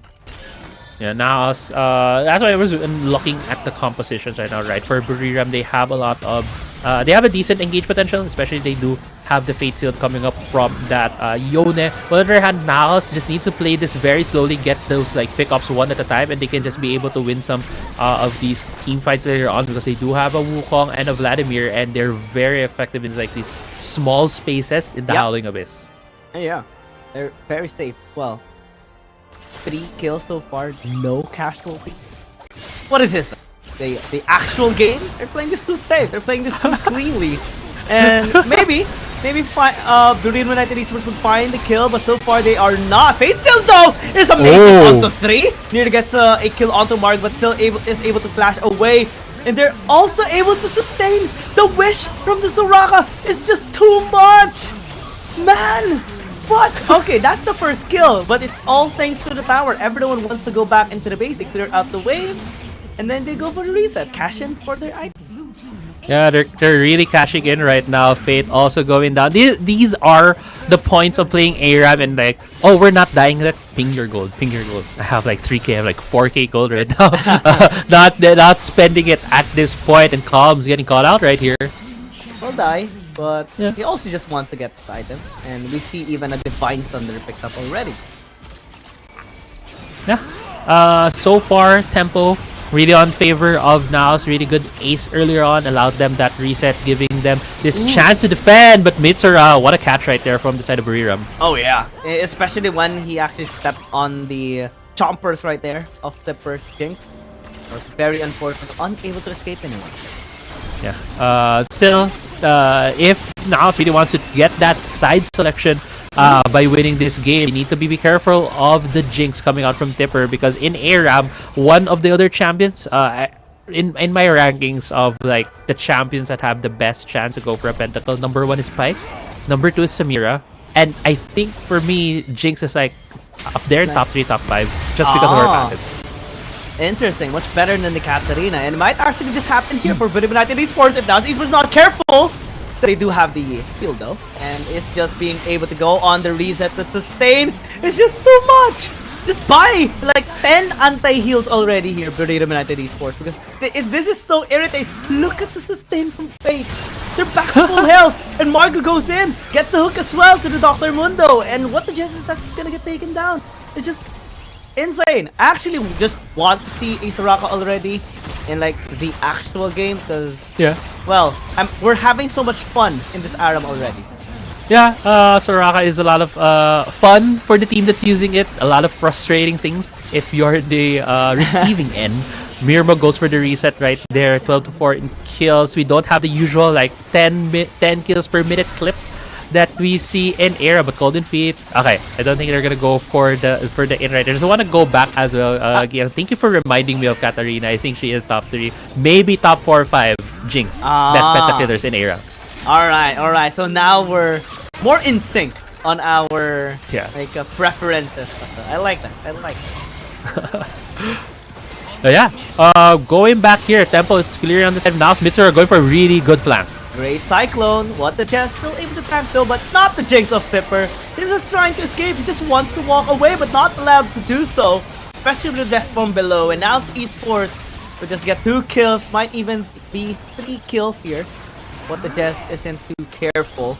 But again, the sustain just coming through. Fate might even just have already a War Mode armor already, so that he can just complete, like, constantly spam his heals. Yeah, become the actual fountain. Yeah, for the team. I'm the fountain now, right? For Soraka. Unfortunately, I thought we were heading into like fastest game territory, but not gonna happen at this point for NAOS. They are in a very fast clip though for ARAM, but as we've seen in the previous series, if it like Invade, they just kept defending, and Mirmo getting caught out here actually. Wow, Fate! Oh! Wow, Mirmo definitely saying thank you to Fate for that heal. After the heal, the rocket is connected to him. Yeah, and now you see Mirmo's HP. I'm looking at the side. He's about half right now. He's gonna come back into this fight at full HP. It didn't matter all that damage coming from BRU because they do have that Soraka. So frustrating on the other end, but now actually gonna be a fight brewing here. Okay, now it's going in. Margo getting that stun, getting the kill already on that Yone. Also, another one going in favor of Mitsura. 3v5 right now. NAOS might be looking for the finish. They only have 2 minions though. Mirmo definitely just went wild in that a while ago. And, well, the wave clear is still here on BRU United Esports. Especially they do have Jinx, Morgana, and also Karma. So lots of ways to clear out the way. But BBB will just get wiped out there. Unfortunate for him is just trying to stay alive and defend the base, but is not being allowed to do so. 1-5 HP. Mitsura is going in once more, unable to just suck the blood there of Flipper or Valdez. And a triple kill actually here by Tipper. Yeah, triple kill for the Jinx. Mirmo able to get that health back, and now Buriram is chasing them down. Golden Fiend might be able to catch Mirmo. He will try, but again, it's fate. That is just the saving grace. Oh, that damage to the man tree there of the Karma. Quite a bit irritating for some. It's still okay here for NAOS Esports. They're just desperately trying to defend. Mirmo tanking. Actually, Fate got taken out. That's a little bit unfortunate for him. Mirmo as well is just gonna get taken down there from below. At least get the reset here for Margo. And they're just chasing down the members of Buriram United Esports. No reset this time. Dr. Munder so tanky. And BBB will be able to survive as well. Crown chasing, committing, flashing in to secure that kill. Yeah, Black Shield can't stop you from dying, and that's what's Calm showing right there. Only Valdez for the defense right there. 2k HP in the Nexus. NAOS might be able to end. Send an embrace, clear out the wave. Still is not able to get this wave. Ooh, actually they're able to defend. Wow. Yeah, what a defense right there, right? From Valdez, able to clear the wave using the Karma ultimate, clearing it out for them in their favor. Again, another successful defense from Buriram. Very reminiscent right now of what we saw earlier with what Invade was doing against Keep Best Gaming. But now, NAOS, 4 members up. Only Calm, who is in the Death Chamber. I think they're going to be looking for 5v5, but Buriram going in. They want to get Fate, and they do get the Soraka down. Now there's no sustain, but Fitsur is still going to be committing. Margo with a reset with that from below, but Tipper actually dealing massive damage. Ooh.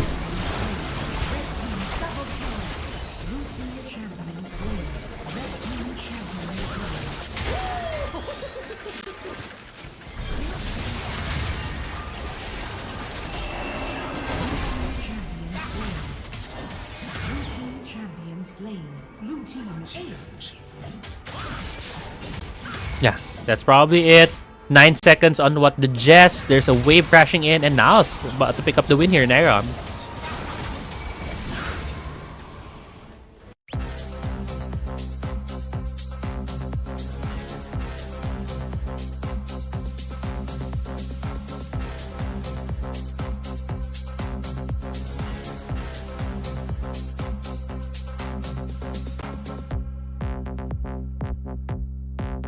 Yeah, we'll see on what these on what side NAOS will be picking. I also want to mention, like, we saw from the other teams from the other series, like when they play ARAM, it's like all aggression. You all just go fight. You all try to get kills. That's why we saw like the 10 kills per minute games here in ARAM. But for NAOS, it is like all business as usual. Try to play this game as clean as possible, as strategically as possible to get the most advantages, and I like that actually as well for NAOS, because that will give them like the headspace that they need coming into this game. Let's see if this is gonna be great for NAOS Esports.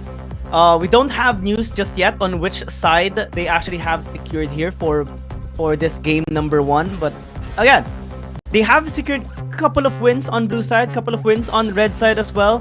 In the last 5 games that they had, which was translated in 2 series losses, they actually won a game on blue side too. So maybe they're gonna be utilizing the meta so far in the side selection by the CN Confidence, which is blue side, and just amplify, maximize their win rate. Yeah, actually, we just got the report on what NAOS chose for their side, and they're going to be going for red side. Wow. For game 1, and that's what we have been. Well, that's at least for today, right? Even yesterday, we see a couple of those red side picks being able to utilize the the 2 first picks. We've seen so far a lot of those Galio Camille's, high priority on that.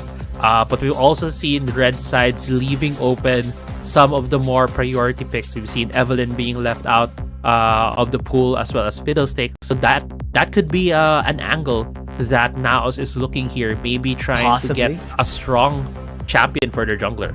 Possibly. You know, that can be a strategy here on both sides. Well, Buriram United Esports, Baldus, we mentioned earlier that he's actually gonna be, or at least coming towards the series, he is on par, at least on majority of the stats that was shown out a while ago.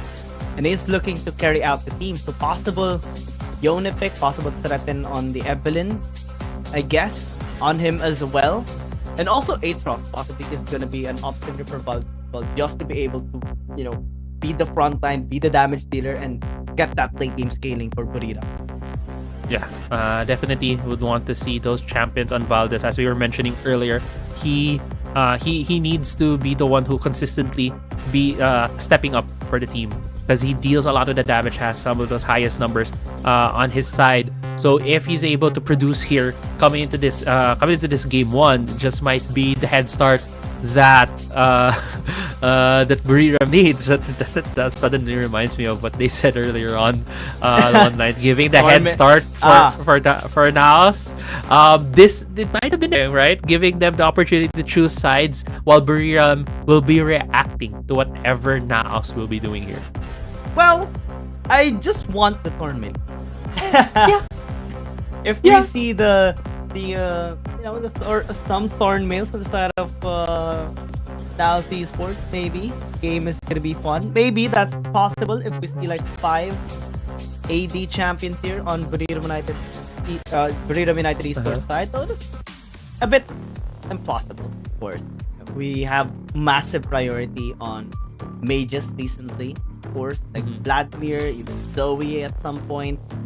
And right now, with Buriram having first pick Prio, let's see what they're going to be prioritizing this time around. Possibly the Camille, since it's the one that we have seen quite a lot be taken when it's unbacked.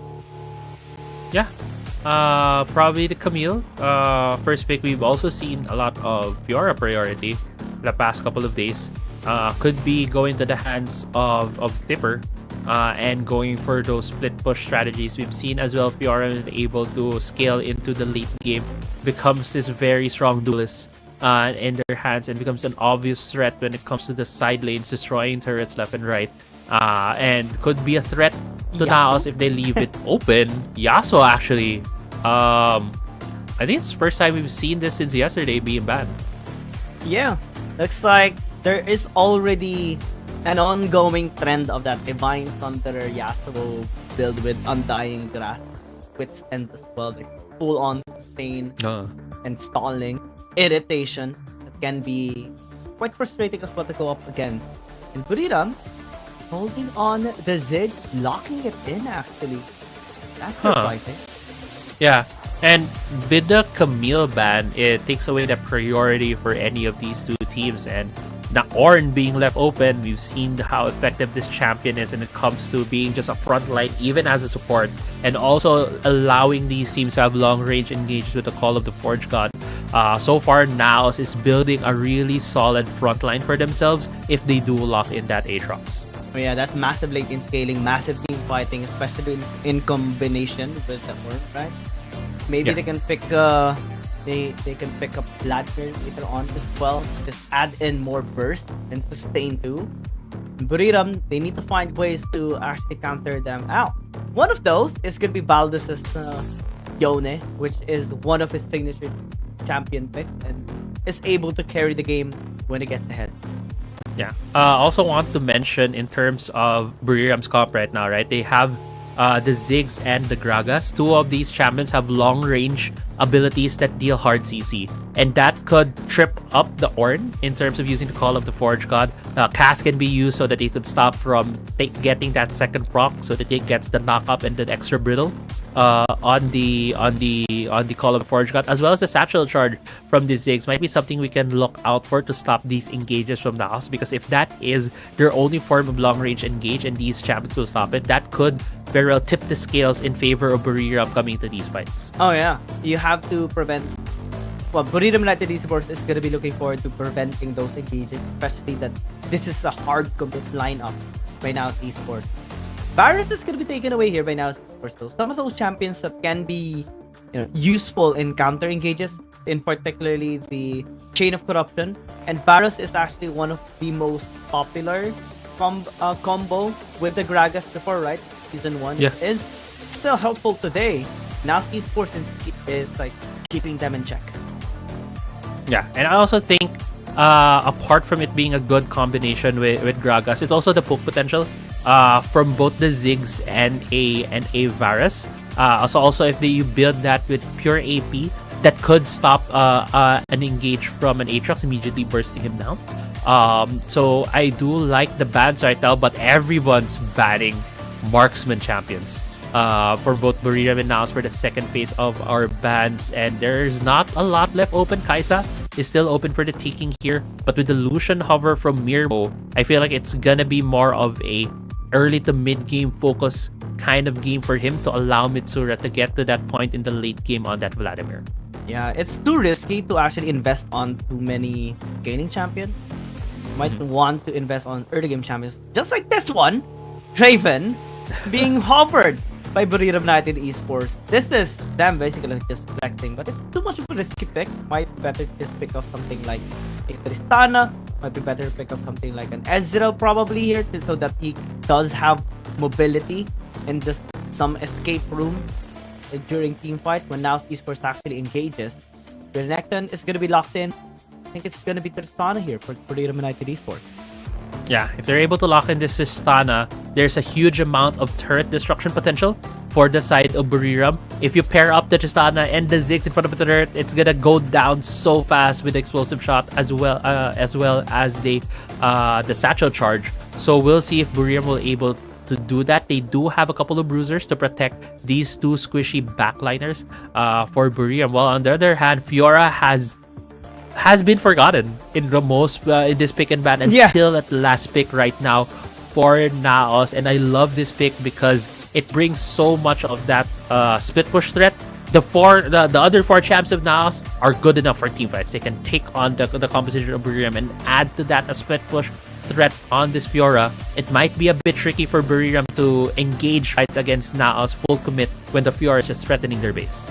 Yeah, Fiora as well can withstand the Renekton pretty well in the laning phase, and also this champion provides so much late game pressure, especially in this split push one. And eventually this Fiora of Calm will be able to be able to handle this Renekton of Zipper as well. So there's a ticking time bomb here for Buriram United Esports. They have an explosive composition, they have massive combinations with their ultimates later on, and they have so much gap close and disengage tools as well. So they have to fully utilize that in order to cripple down NAOS Esports, slow their tempo down, slow their scaling as well, and find ways for Calm to not be able to split push. I think that's the winning condition here. That's the game plan of Buriram United Esports, and let's see if that's going to be executed here. Yeah, let's see here in game one of our second series of the day, Buriram versus NAOS Esports. And we'll see if there's any like tricky early game that they're gonna do. There is a potential for those early invades, but so far, no, it just seems like it's gonna be very standard start for both of these teams. No swap, no changes, no shenanigans, no gank, no cheeses. Plain start for both of these teams. Gonna play it safe as well. Valve and Fate actually started on their bot side camp. Blue on us, red on Buriram United Esports. It might be an interesting take since apparently might be the first camp here on both sides. Yeah, might be. Both teams recognize that it's gonna be the Renekton that they need to look out for. For Buriram, they need the Renekton to get ahead. While for NAOS, they need the Renekton to not be to not get too ahead of the Fiora, because the Fiora is more of a late game sailing champion, and if the Renekton gets control of that side lane, it's gonna be hard for the Fiora to able to get to that point where she can split push, where she can deal damage, and Dipper is being forced to recall right now. Yeah. And Calm just gonna be clearing out the wave, forcing Zipper to actually stay. And now it all boils down to how the junglers are gonna be there as fast as they can. Because they're gonna be there. Ooh, if one actually goes faster, then they can just go in with an outplay. Zipper gonna be able to damage Calm as he heals himself back up at least a bar. Here is Fate as well, just lingering in the area. Yeah, actually he was spotted by a ward right there in the bush, in the river. So Zipper have full knowledge of where the Aatrox was, felt safe enough to just clear the wave. But even knowing that the Fiora just recalled at the edge of that bush, didn't even try to deny the Fiora because the Aatrox could have suddenly popped up to the top side and maybe get the first blood of the game. Right now, both teams playing safe. Mitsura is in a bit of a pickle in mid lane in terms of getting that CS because Cold Infi can just keep pushing it. Yeah, exactly. Pryo is on the side of the Tristana, but top side though, Fate, okay, won't be going for that. That's why we do see these supports go into the mid lane because they always want to keep the Pryo for the Tristana, and just now is answering back. Fate though, yeah, they call it off. Tipper gonna be in trouble, gets slammed with the Darkened Blade, and that's first blood quickly orchestrated there by NAOS. Yeah, and those are the mind games, right, that top laners play. When you play Baron lane, you have a bit of this island mentality that you can outplay your enemy, and it's a bit of an ego play as well. And Calm just calmly looking at Tipper right here, trying to bait him into the fight, trying to bait him for that exchange, and Fate just going in as fast as he can when he saw Tipper in a bit of a missed position, immediately punishing, getting the first blood for his team. It was well timed by NAOS Esports. Baldos was clearing bot side, at least taking the Scuttle Crab in the bot side river. So there's no answer by BRU United Esports. At least not yet. Still just 3 minutes into the game. But NAOS Esports able to give Calm actually a bit of a leeway in the top lane, provide him some gold to be injected onto him, possibly translated into an item later on so that he can have more leverage against Tipper. And right now, BRU as well has rotated their mid laner and dragon laner. VVV has gone to the mid on that 6, while Cold Infi is here in the bot side. This is showing for them to have more priority towards that dragon. They want to get more push here in the bot side, while VVV has that semi-global ability, the Mega Inferno Bomb. So if he's in the mid lane, he'll be able to affect either the dragon lane or the Baron lane with this ultimate. So I think that rotation would really work out for them given the opportunity. But Mitsura diving into VVV actually gets exhausted, isn't able to deal more damage towards him. Baldur finding Fate. Fate's still gonna be used. He is very low. One auto attack actually could have done the trick. Yeah, it was one auto attack short right there, worth of damage to able to get the kill. But with members from NAOS showing up there in the dragon, didn't push his luck, goes for the reset, and now we have a couple of seconds left before the objectives show up. The ultimate is down for Valdez, so this could be an opportunity for NAOS to get a bit of an ultimate advantage when it comes to either the dragon or the Rift Herald fight. Now it's gonna be the time, right, for BRU United Esports to maybe set a play somewhere else. The top side might actually be very risky here for Tipper. Round 2 possible there for a gank by Fate. Market is a little bit low, so that's at least prior here for BRU United Esports. Dragon. Yeah, and look at where the position of NAOS is right now. They want to dive topside, but he was spotted on the ward, so Tipper's trying to play as safe as possible, but they're diving in right now. Too much time, but Fate will still get that kill. Actually, great stalling there by Tipper, because now the dragon's gonna be taken by BRU United Esports, and maybe they can interrupt here on the RA. Yeah, he really wanted to outplay that, really wanted to buy as much time for his team, but what it is here right now. Gets exploded! Megan for the bomb gonna be thrown away. Cass is well invested. And the steal! Oh man, that is disastrous for NAOS Esports. Valdez, at least what the Jess is gonna get taken away there by on BRU's side, but 2 objectives, man. That is key. Yeah, one word is what led to BRU getting that win, and that is information. The ward place by the top side on the brush nearest to the tower led to what has happened here. Tipper knew full well that the Dallas jungler was on top side. Going to this replay right here, what they're just even stealing that Herald, and just BRU having a lot of good things happening for them in this early game. NAOS trying to be proactive, trying to initiate some of these fights, some of these kills, but BRU so far with the usage of information has been able to answer. Yeah, they were fully able to utilize the fact that they were able to push back some of the members of NAOS Esports back into the base to get Pryo in Dragon, and since Fate took so much time to actually get the kill done in top lane, now this is happening. They get the scaling objective, they unlock mid lane after getting the steal on the Herald, and now they're being injected so much gold. Yeah, and I want to remind you, Buriram did not prioritize the Herald. They prioritized the Dragon, knowing full well they already have two champions that are really strong in these sieges, the Ziggs and the Tristana. But even getting the Herald, that was a big bonus for them. That's why they summoned the Herald early in the mid lane at 2.7k HP. With 300 HP left, it was enough with a satchel charge. Except for 1v1 against Calm, Dominus is gonna be popped in, but so does the Grand Challenge. Calm will just back away. That's surprising. Maybe thought that you won't be able to actually win against him, but top lane! It's a drive-by by Valdez, but what the Jizz is actually the one that picks up the kill. Not the best gold bundling. Kill the kill. Yeah, kill's a kill. Buriram also has complete control there, but Fate going to bot lane. Wanting more, giving a hard time for Zipper to survive in the laning phase. That's the third gank and the third kill as well. Yeah, NAOS right now putting more resources into the bot side, knowing that there's a lot of top side members at VVV defending this turret. He does? Successful. He does! Wow. I thought I could have done a trick there on both Calm and Fate. But a slight miscommunication, calculation, well, led the KRU be able to have all out the turret.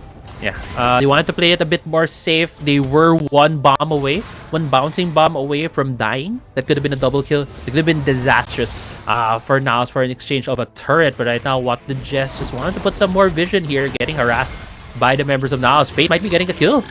It's brittle.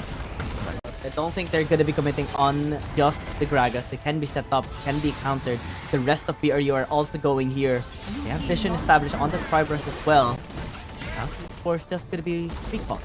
Yeah, I like the call as well for the Fiora to be the one who walked up and just dashes to get that tower, because BRU was already in the vicinity. They already knew that, hey, this tower's about to fall. NAOS is going to commit to taking down this tower, so let's send more members. Maybe if we can catch, maybe get a couple of kills, that would be an advantage for them. But now us having that Fiora just able to take down that tower pretty safely. Now bottom lane, we see what the Jess Bug as well, investing a little bit. Margo might actually be in trouble here. Fate sealed, denied, but the damage not enough. BRU unsuccessful with the gap. Yeah, I also love how just Calm just kept recalling. He sees his support getting damaged, but Zipper about to fall here top side, getting dough by both Fate and Mitsura. But yeah, I just want to mention again, Calm just recalling in the face of his support's life in danger. Man, so many efforts here by both of these teams, both of these squads. And it's still a tight game. The only biggest factor here actually is just Dragon. Top side, great camp. Yeah, top side, great camp. Here comes into this replay. Fate popping the ultimate, getting that movement speed, allowing him to cut that distance, and even giving the kill to Mitsura. So nice plays right here from NAOS. It felt like Buriram have a lot of control after they stole the Herald, as well as taking control of most of the objectives. But NAOS is wrestling for that control right now, battling the Drake right here. This could be a big fight that we're going to be seeing here, Giang. Oh yeah, absolutely. Surely NAOS Esports wants to prevent soul point here for Buriram United Esports. BRU does have some ways to actually penetrate their front lines straight to the back line. You have the wombo combo as well that they have been utilizing perfectly so far. Now they got Fry on the Dragon. Yeah, priority on the Dragon for Buriram. But actually, they still want to wait for NAOS to go for this fight. They want to NAOS to start this down. They have a lot of AoE damage. This could be something that Buriram's looking for, but 3k HP on this Dragon, this could be very well bursted by NAOS. Yep, Valdez is checking. Of course, God gonna be called out here. Calm and Fate gonna be joining in. A steal by Valdez is just there. He was from the.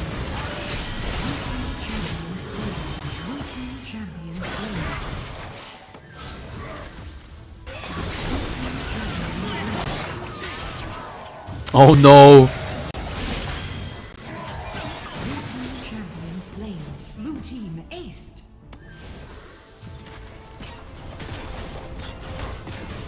Yeah, but what did it cost them? It costed them an ace. It's gonna cost them 2 towers, even 3 right now here in the mid lane. Going to this replay right here, this felt like a fight that Buriram was waiting for, and they just got the steal. This is a 94 HP Drake, but at the end of it, Buriram didn't want this fight at all. NAOS just kept pounding them in their own jungle, taking them down one by one, and they were able to convert these kills into objectives, into towers. And if earlier on it felt like Buriram was maybe able to take control of this game, now it doesn't feel like it. NAOS has certainly wrestled control of this game.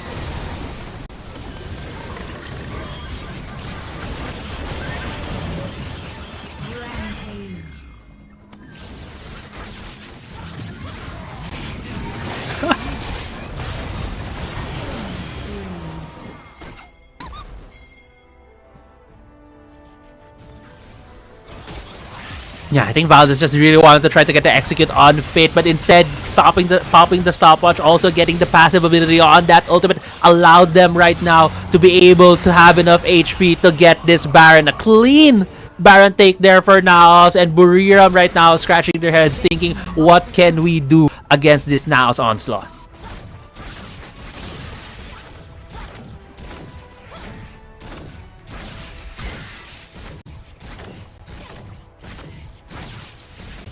Yeah, probably another dragon. Yeah, getting that soul for them, maybe getting another of those miracle steals, right? From Valdez. So he's able to continue doing that. If they're able to keep prolonging this game, they just might be able to do that. This is very tough right now. For now, for Buriram United Esports rather. Now Esports taking full control of this game. Yeah. What will be next?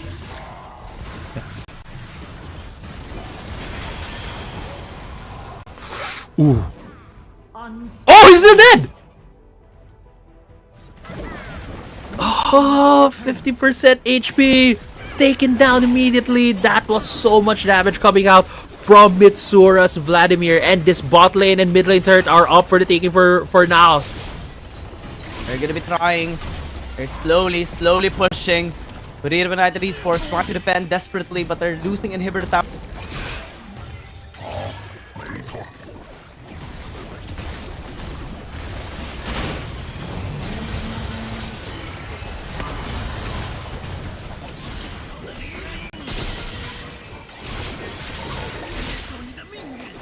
Yeah, NAOS playing safe, retreating from Buriram's base, but what a Baron play for NAOS, taking all inhibitor turrets away from Buriram. They have a Ziggs, they have a Tristana to try to defend, but what is gonna Ziggs do against super minions? He's not gonna be able to deal as much damage as he can to be able to clear these waves, and NAOS Esports at this point, they just need to wait for the Baron. They just need to wait for a couple of objectives, and they just might be able to end the game from there if Buriram does not challenge them. But if Buriram challenges him these objectives, a decisive fight could just end the game for them.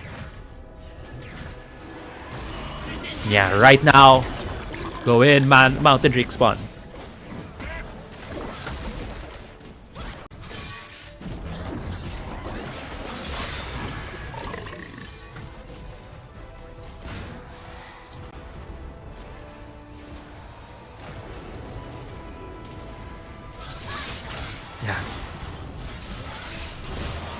Yeah.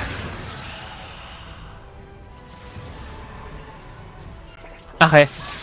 Yeah, right now NAOS did get the dragon. Baron is up. No members of Buriram so far anywhere near it.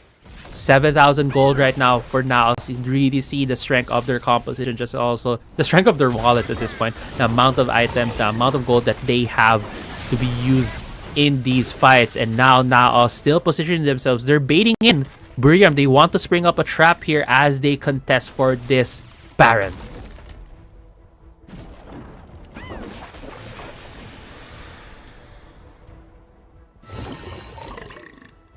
And now NAOS still trying to spring up this trap right here. But Calm might be getting caught out here by Golden Feet. Gonna pop that explosive shot. Gets a buster shot, but Calm is still alive. He's being chased out here, but Golden Feet doesn't have the jump again. He's slowly burning, but still stays alive with the Honey Fruit. Baptijess is here as well, but look at the map right now. On the other side, Baron is being taken. Calm! with a very, very good use of the riposte right there. Stops the Javis from What the Jest. Doesn't fall down. All members of NAOS now has the Baron. All waves right now with super minions crashing. NAOS just needs to now escort their minions to go into the base of Buriram, and they just might be able to close the game out. This is it. This is their time.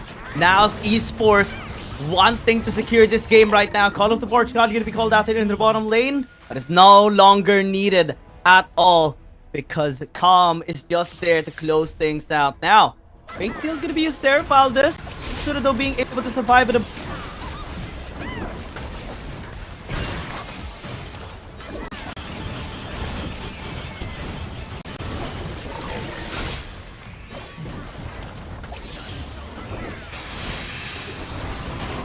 Huh?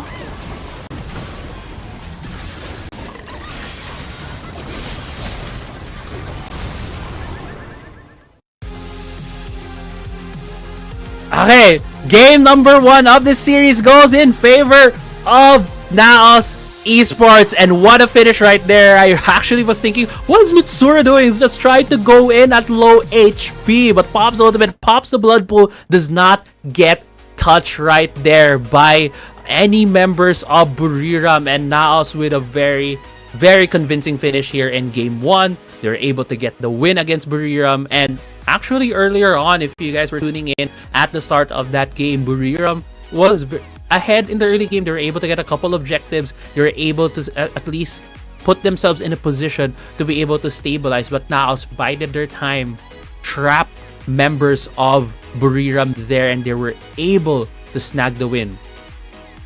It was a clear demonstration of how clean NAOS Esports is in executing their composition despite the early mishaps that happened in the early game.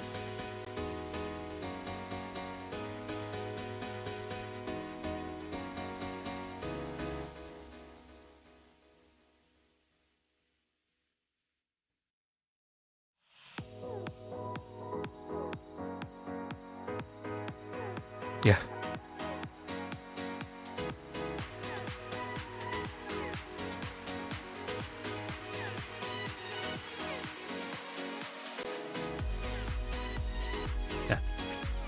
I think right now Giang is experiencing some technical difficulties, but yeah, as you mentioned, Buriram did get that early game lead, but NAOS was able to eventually take the game for themselves. And as you mentioned, there was a lot of like abilities to stop Tipper from having any opportunity to rise up in this game because of the ganks coming in from Fate. We were talking about at the start of this match wherein Valdez and Fate are the key players to look at. These two junglers have been some of the more prominent players and players to look out for both of their teams. And we did see Valdez have moments where he really stepped up. The steal on the second Drake was amazing. He was able to stop the bleeding. He was able to buy more time for his team, and also it gave that threat of a Dragon Soul take for their team. But Fate kept going for these ganks on the side lane, utilizing the Aatrox ultimate to get that speed up, utilizing the Yomu's Ghost Blade as well to be able to cut the distance and take those kills. But looking as well as from our head to heads, Golden Feet at that using that Tristana was a bit questionable. We were thinking that maybe they could use a Ziggs Tristana combo to immediately take down towers, and we did see a bit of that in the early game when they're able to get the Herald. But going into our MVP of the match, it is Fate. On that Aatrox, being a very pivotal member, using that Aatrox to full effect to be able to catch out members of NAOS. But yeah, before we see game 2, we'll be going on the short break. We'll be right back.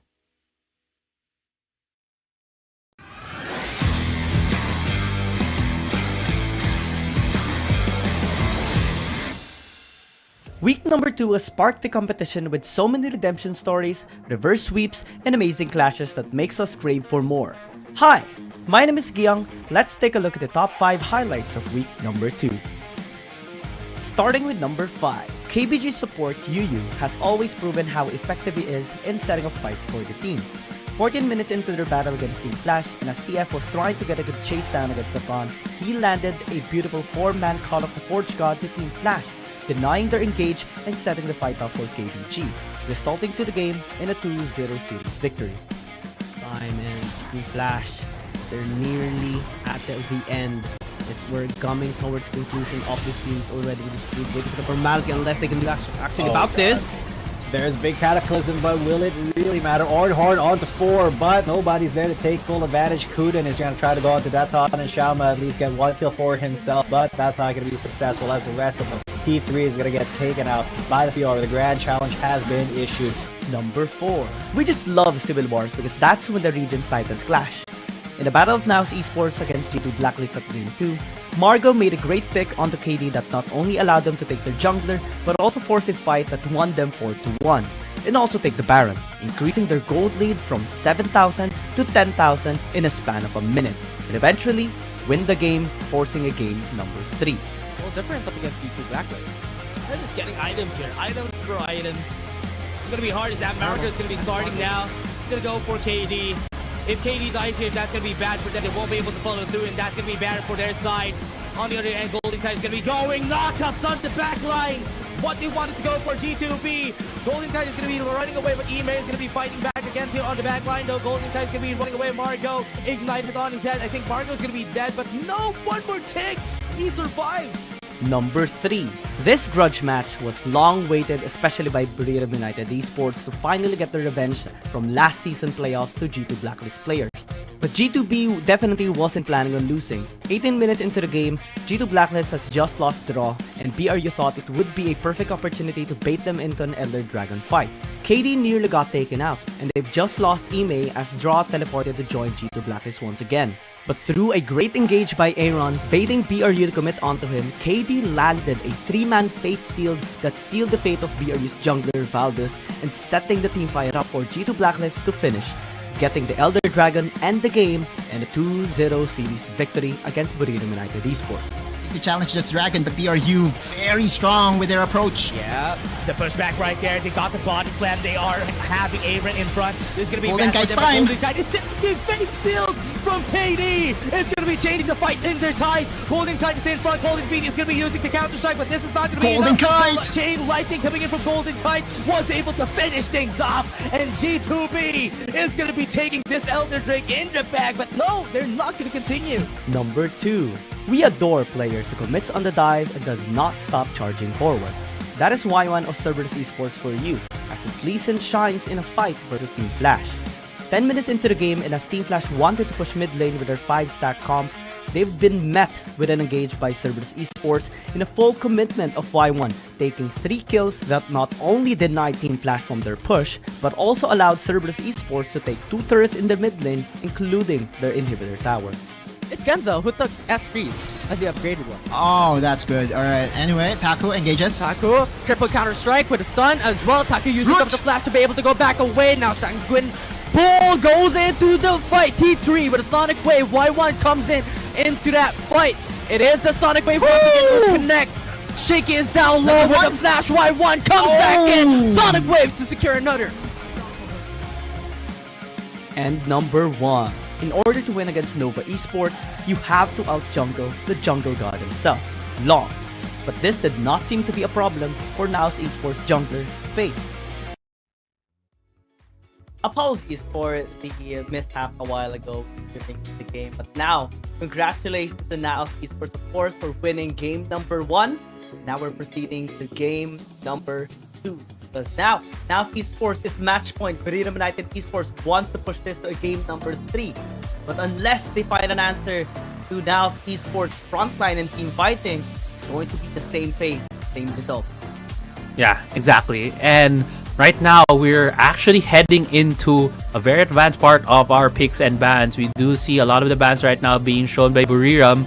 Oddly enough, there is a Ziggs ban coming from BRU. They must be thinking about something that of how important Ziggs is gonna be for for them as well as for NAOS. But yeah, we're going to these picks and bans very fast. Galio has not been picked up for NAOS for their side. They already have the Camille and the Kazik. It feels like it should have been a pick for them, but they gave a higher priority towards this Vladimir pick.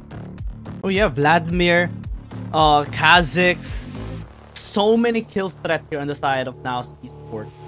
They even have the Camille, so maybe the Galio is going to be picked up here by NAOS Esports. But we do see the Gwen. This is actually an amazing pick for BRU. Valdez can use it, Pepper can use it. This is a massive flex pick here for Buriram United Esports. And it's a proper response for the possible front line here of NAOS Esports. Since they have so much crowd control, there's so much tools actually here to back BBB up on this Zeri. And they need to maybe just add in one more front line and things are gonna be great. Yeah, probably yeah. Alright, just another front line for the side of BRU to complement the current Zeri, Ornn, and Gwen combo that they have. I also like the Zeri because if you're able to pop the no-no zone of Zeri, Hextech Ultimatum can't be hit on you if the Camille is outside of that zone. Kazik will have a hard time getting on top of you because there's a huge chance that you'll be able to have members beside you, so that you won't be just isolated. So Gwen right now in the position for Valdez has a huge potential to be able to deal tons of damage, but actually it might be in the hands of Differ, as you mentioned.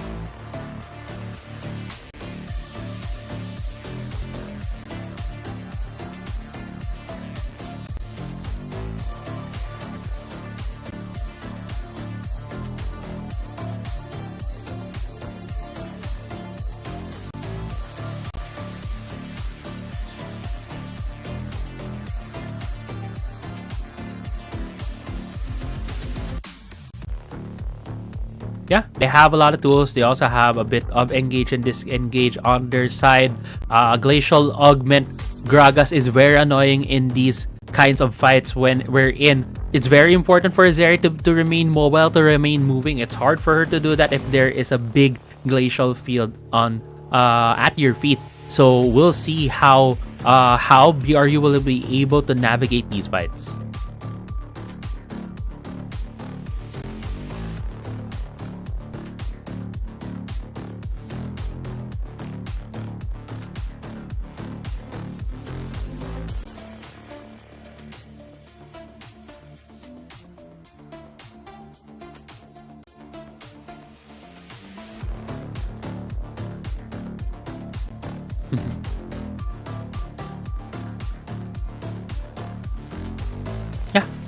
There is a big difference, right, between what a Zoe brings to the table as well as what a Vladimir brings to the table. Vladimir, when he scales with items, can also catch out Zoes. If the Zoe pops the bubble, it's not able to drop it immediately on the Vladimir. Vladimir is able to dodge it with the pool. Can essentially 1v1 the Zoe as well. And even in team fights, if Zoe is not able to hit those skill shots, it's gonna be harder for her to affect these fights. Unlike for a Vladimir, just needs to get in the middle, just needs to pull in, use the ultimate, use the third ability, and is able to affect these fights. So ease of use is definitely on the side of Vladimir. That's why Vladimir does have times where they pop off more than the Zoe. And now we'll be heading into game 2 of the second series of the day. Will Buriram be able to extend this series to a third game, or will NAOS get the clean 2-0 as we head into this match? Okay, so far no shenanigans from any of these teams, no big invade. Both of the junglers is placing an early ward in their respective junglers to remain safe. A bit of a fight right now here in the bot side. Mirmo and Margot trying to wrest control of the bot lane.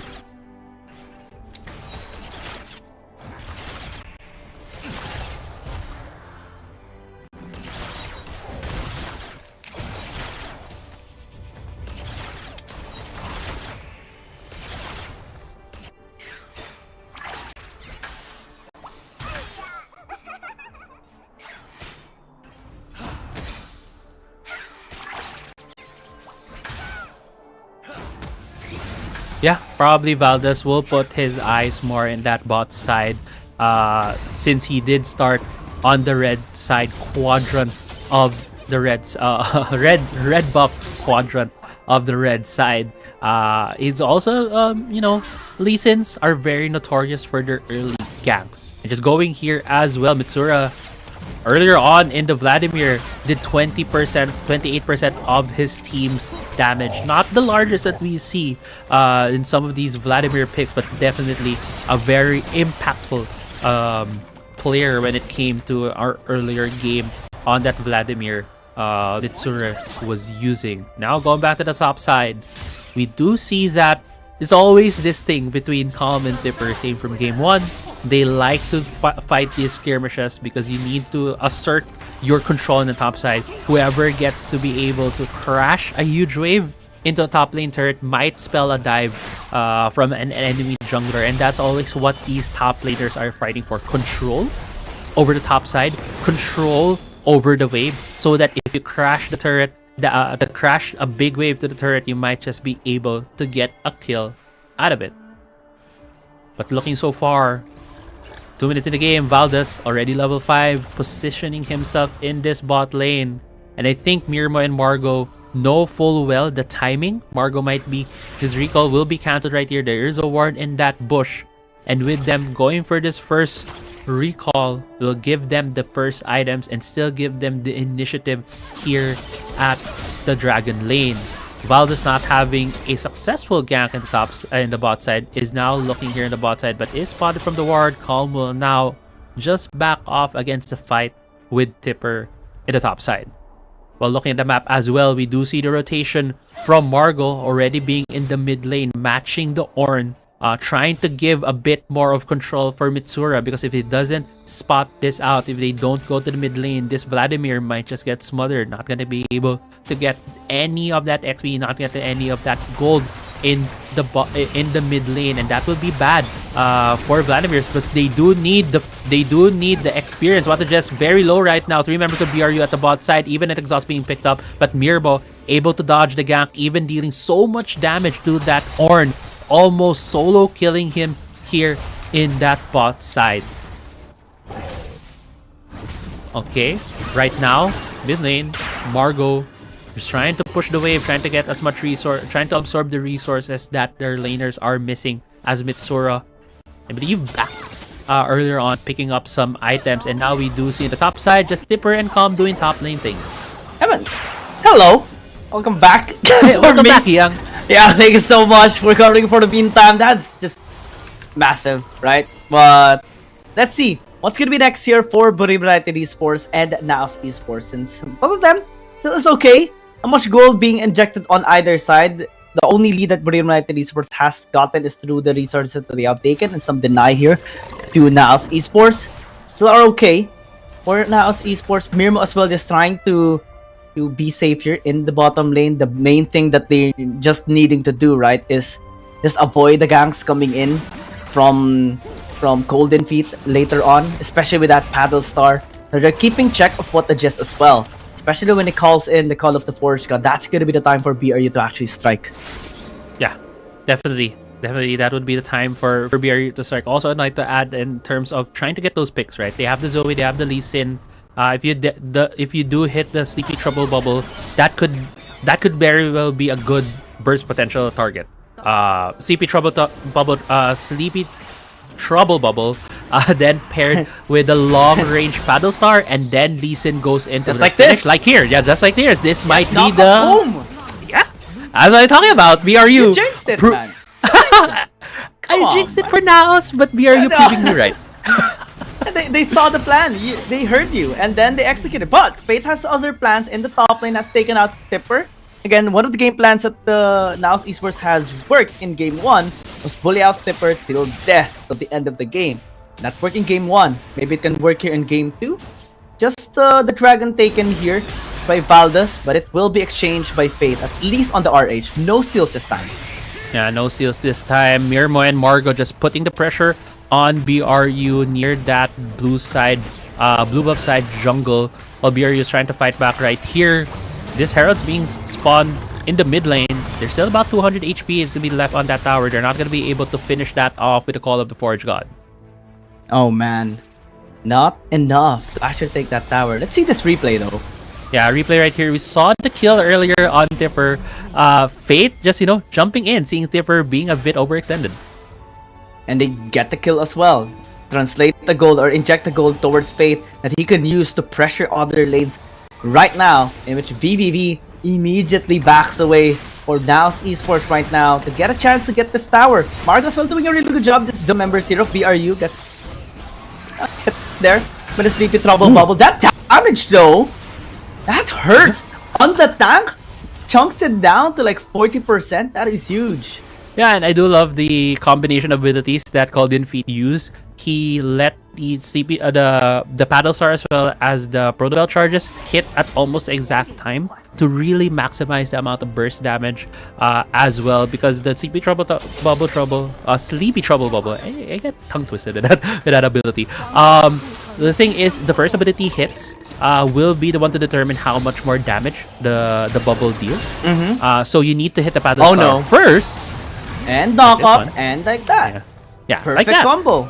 Yeah, you need the Paddle Star to hit first so that it deals maximum amounts of damage, and then follow it up with that Protobelt. That is the maximum damage combo that you can get on that Zoe in that situation.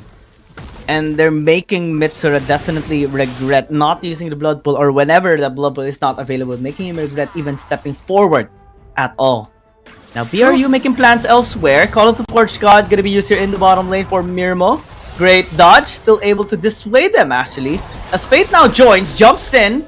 Doesn't look slow, but here comes Calm actually with a tactical sweep into the flash. But gets kicked here by Valdez. Fate as well just committing onto the push, but might need to escape. And Valdez gets a kill. Cass isolating what the Jess, but not in the way that NAOS Esports wanted it to be as well. Yeah, that was a good counterpunch coming in from Buriram, right? Now started off that fight with a good read, with actually a good dodge coming from Mirmo, who was being ganked in the bot side, and NAOS felt confident in getting that kill, but mid lane though, Valdez in a bit of trouble. No, this looks like it's gonna be the third for NAOS. Yeah, Buriram United Esports, getting a couple of leads here right now, especially with some of the mistakes that NAOS Esports is making. Valdez not connecting the Sonic Wave though. Yeah, it's gonna allow Margo to be able to escape. Man, the plays, the burst is just too much here coming from BRU. Yeah, NAOS is getting caught out by a lot of these long-range bursts right now from BRU. The Zoe and the Lee Sin have been working very well for BRU's side. This has allowed them to take control over this early game. And let's go to this replay right here on the bot side, wherein Mitsura and Mirmo, they're getting the kill here on the Jess, but let's not forget that Mitsura is very much behind. And that is a play that they needed for him to be able to get back into this game. Slowly but surely. NAOS Esports still, it's okay despite the mishaps a while ago, despite 2-kill lead by Buriram United Esports, they are able to secure towers, which helped them recover the economy that they were down a while ago. And it's just waiting for the next dragon, possibly to take it away from Buriram United Esports. Because they want to secure Soul, and that's one of the major victory chances here of BRU. If they can threaten for Soul Point, or maybe even get Soul, then even if NAOS Esports has a scaling composition, they're just gonna get swept away here by this Gwen. Yeah, that's true. There's also another scaling champion on the side of BRU. One thing I also want to point out is that even though it feels like BRU has been doing a lot of these good plays, a lot of proactive things across the map, the gold is very much even. Right? It just flickers between about 200, 100 gold quantity.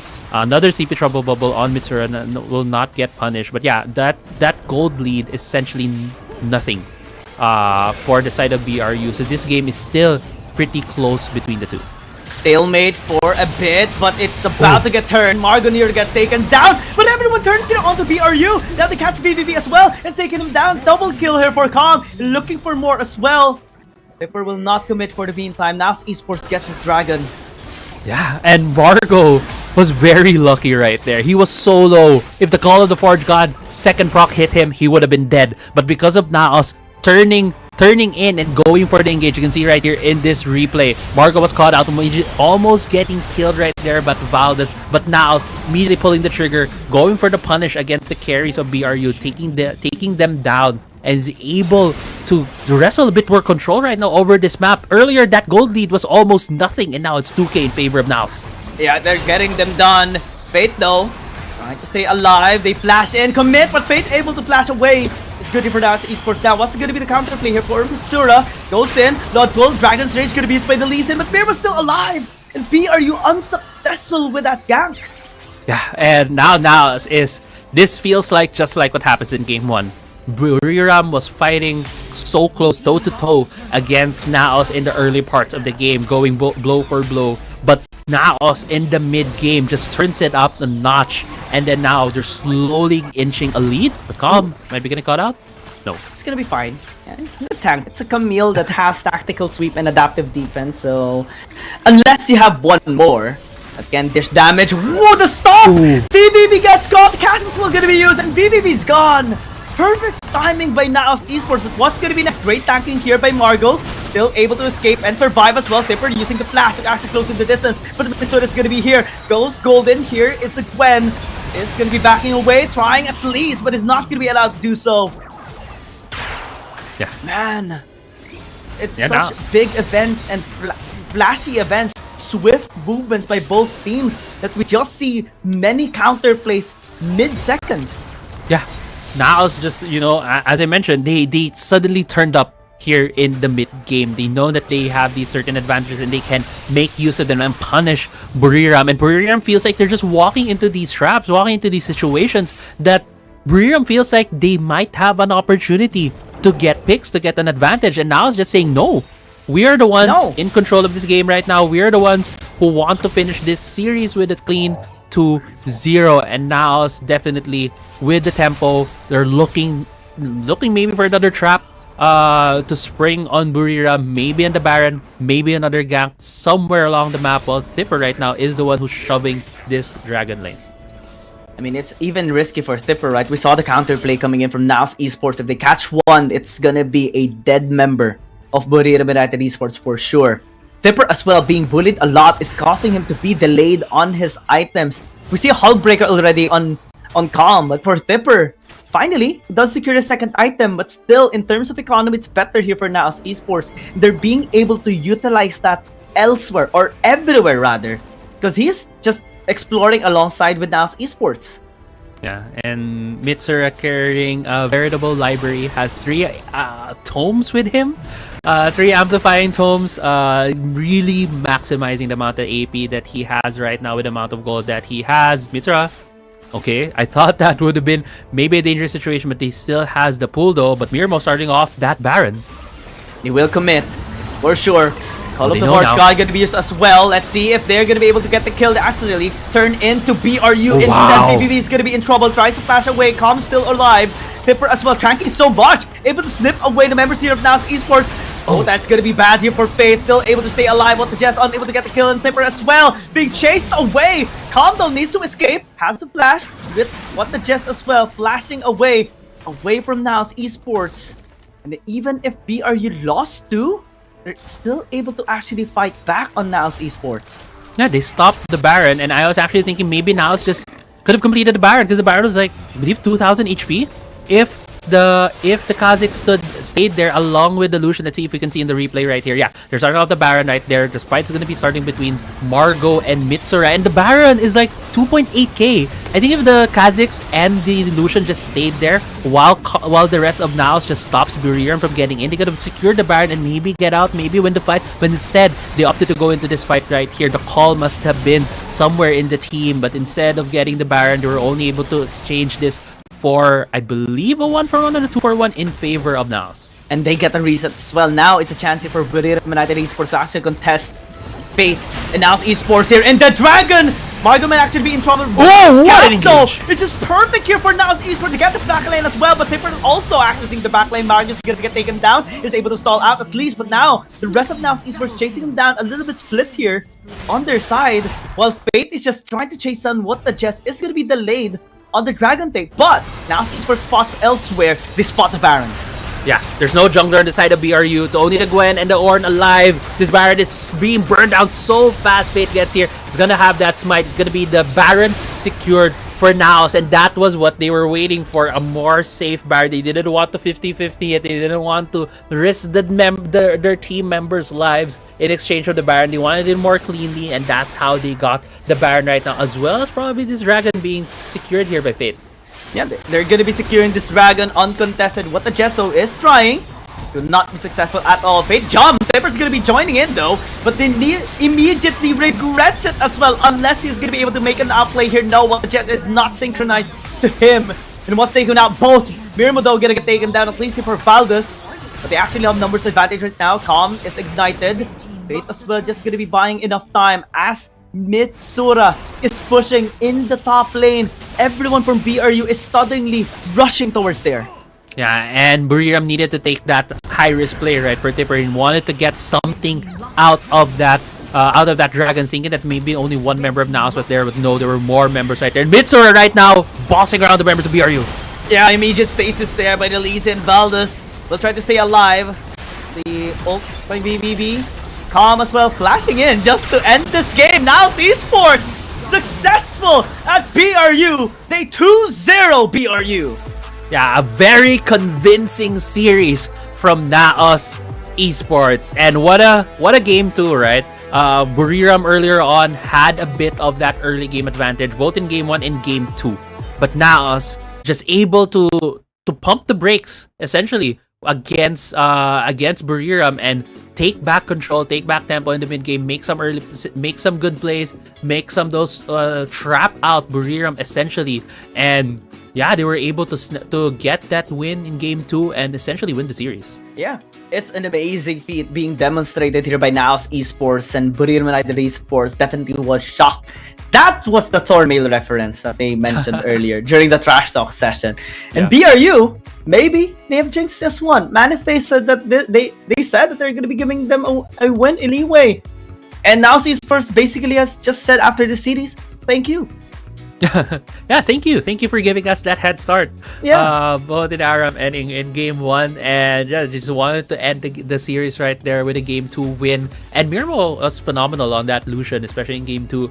If he was caught out in that Call of the Forge God gank in the bot lane, I felt like that could have been a tower break and a snowball more heavily in favor of Buriram, but him dodging that out, not letting the turret fall, and having NAOS back him up, I felt like he stopped a lot of the tempo coming in from NAOS. So kudos really to Mirmo in game 2. Superior, really good dodging as well of hiding the enemy team. He was so stable, he was so independent and mechanically gifted. I mean, it's Mirmo. We have known him for so long already, not only in Wild but also in the PC version, right? He's just a massive, a very effective Dragon laner, or ADC, if they call it in PC. But also props to Fate. He found ways to actually bully Tipper once again. And it's the same blueprint that NAOS Esports utilized in both game number 1 and game number 2. Both of which was successful and both of which transitioned into a win. Yeah, I mean, look at the goal difference over time. That says it all. It was very close in the early game, in the 8-minute mark. Before the 8-minute mark, it was in favor of Buriram, but it just suddenly shoots up in favor of NAOS, and that tells the whole story. One thing also I want to point out is how it kind of felt dangerous for Mitsura in a lot of those games. He was getting repeatedly caught out by the bubble from Golden Feet. And Golden Feet was doing really, really well in the mid lane, catching out Mitsura, killing him twice with the help of this team. Sadly, they weren't able to push that into a win, but that was still something that Buriram can take out of this game. They have really good tools to go against Vladimir, which is coming out as really premier meta pick here in the league. We see an evolved version basically of NAOS Esports, because before they actually struggled a bit on the other teams, and especially when they battled against Buriram United Esports before, it actually was a 0-2 loss by NAOS Esports. So they got the revenge finally against BRU after so long, after a season in fact. And Fate getting the back-to-back MVP is just well deserved. This guy influenced not only the top lane or Baron lane, but every single lane. Yeah, I agree. He was able to catch out members of of Buriram that were out of position. He was able to help the team. They were also really pivotal with that early Herald take. And yeah, I think Fate had really performed out of his mind in both games. And this was the player we were looking at, both him and Valdez. And he just showed that with him being the more ahead position, outplayed Valdez here in this series, giving NAOS that 2-0 win. Oh yeah, Zipper as well, or like Calm as well, was so on point with these engages, with a hook shot, flash into the Hexic Ultimatum, locking down the crucial members of Buriram United Esports, and the rest of NAOS Esports just following up, not being scared at all. They're more synergized, more coordinated, especially in this kind of messy team fight. They're still able to actually make most of the situation. And after that, that's the time that we actually saw them get the Baron, get the Dragon, and win another team fight. And just so good to see this kind of version of NAOS Esports that we get excited to see what's going next for this team. What's next for NAOS Esports, in which their next match actually is going to be for Cerberus Esports on Thursday. Yeah, that's gonna be a game to wait for this team. And yeah, obviously it's gonna be the MVP. It's gonna be Fate as well, with a very, very good performance. But let's not forget as well, Buriram had really good early games in the first two games. Golden Fate was also pivotal in the teams, as well as Valdez really showing up as well. We're also going to be having an interview, and I just like seeing this kind of version of NAOS Esports. I wonder who's going to be speaking as well. Will it be Fate? Will it be Mirmo again? Will it be Mitsura as well? Because normally it's them, right, that is talking most of the time. But I want Fate to actually have some, exposure as well, have his thoughts be, mentioned or said during the interview. Because this guy just keeps on helping NAOS Esports to achieve what they want to achieve. Margo as well is very commendable. I think this guy is just a perfect support here for NAOS Esports, and I can't wait to see what more he can actually, bring to the table here for NAOS Esports, because he was all over the place as well, helping Fate secure those engages, helping Mitsura be able to escape, helping Mirmo be so safe in the backline, not be accessed by BRU at all.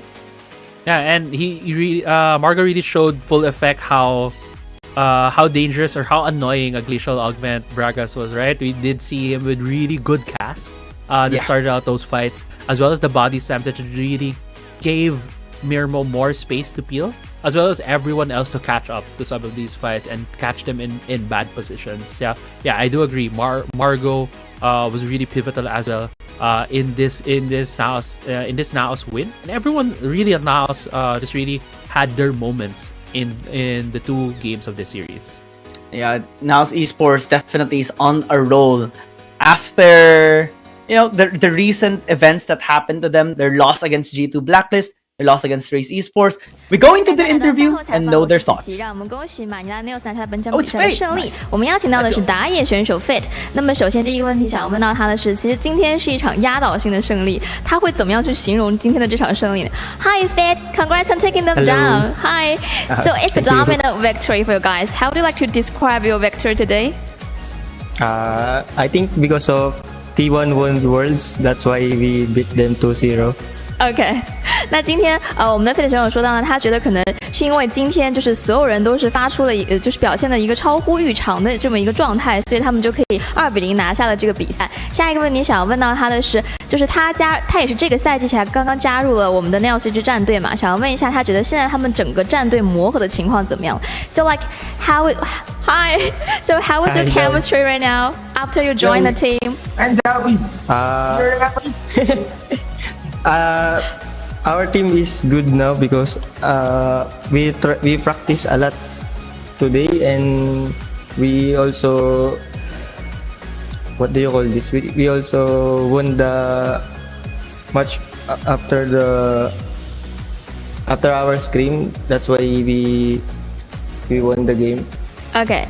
那么Fate选手也说，他认为现在其实他们整个团队的这个磨合也是他他觉得还不错的，因为可能经过了有前面一些比赛的一些磨练之后呢，他觉得现在他们就是表现的比刚开赛的时候会更好，所以也是他们今天取得胜利的关键。那下一个问题想要问到的就是，其实在这个版本当中呢，可能大家就认为是一个双 C 的版本会比较多，那他怎么看待他这个打野位选手现在队内当中主要负责的一个部分呢？ So in this meta, we thought maybe it's a kind of the AD carry meta, but you still got like the 2 MVP today. So how do you like to describe your responsibility in your team right now? Because of our coach, we know that they will ban Ziggs, then we pick the Camille. That's why we know what they will play about that, and we play our game. Yes. OK， 我们费的选手说到，因为其实他们的教练呢，就是他觉得今天可能能够很顺利的赢下比赛，更多是归功于教练，因为教练在赛前就告诉他们，他可能会ban掉这个卡兹克这样的英雄，所以他们可能会更多在之前训练了很多像这个阿卡丽这样的一些英雄，所以他觉得今天的这个比赛还是要归功于教练的一个指挥的功劳。那最后一个问题想要问到的就是他们的下一场比赛要对阵的是西贡 CES， 有没有什么我们可以期待的地方 ？So what should we expect from you guys for your next matchup versus the Saigon Sunrise Esports? We will 2-0 them. OK， 费的选手说到呢，他就是非常期待可以跟这个 CS 去交手，看得出来也是非常的有信心。那以上就是我们赛后采访的全部内容了。Thank you, that's all for the interview. Thank you, bye. Thank you, bye bye. 我们也为大家准备了一些赛场的。I just have to say that Fate is such a humble guy, down to earth person, and it's just absolutely amazing to see him being interviewed as well. And well, that's it for our match between BRU United Esports and NAOS Esports. We move to our last series that is gonna be for Fennel and KT. But before that, we go to a break. We'll see you in just a bit. See, it's just a scarecrow.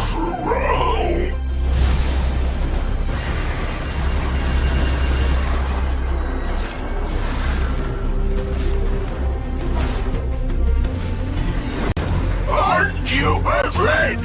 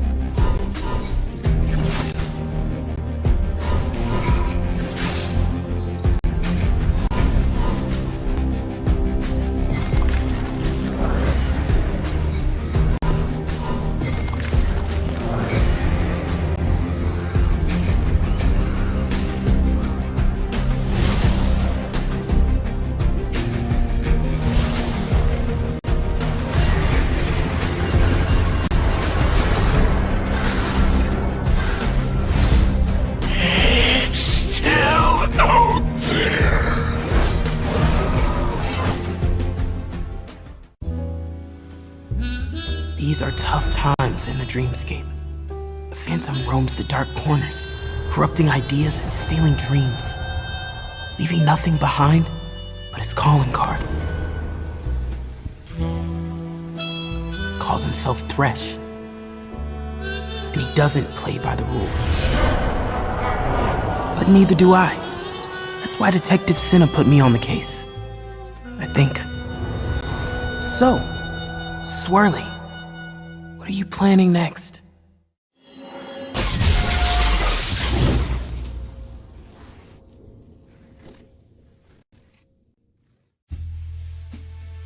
I thought I was up to the job. I had the whole picture. But it's all out of focus now. Thresh and his Dream Raiders took everything. Guess I'm out of my league after all. But what about all those stolen dreams? Those people. I can't give up. Maybe I am out of my league, but there has to be something I can... Wait a minute. What's this? A piece of art? I've got to stop him.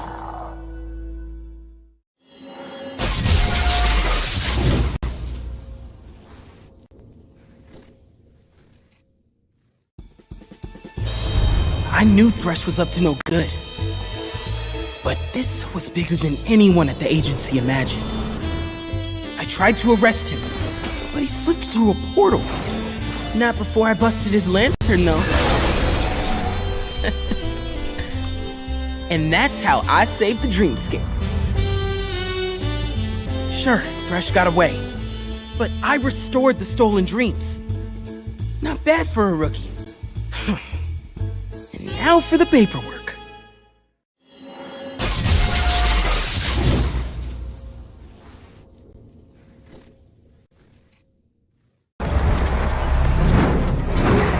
Ride out.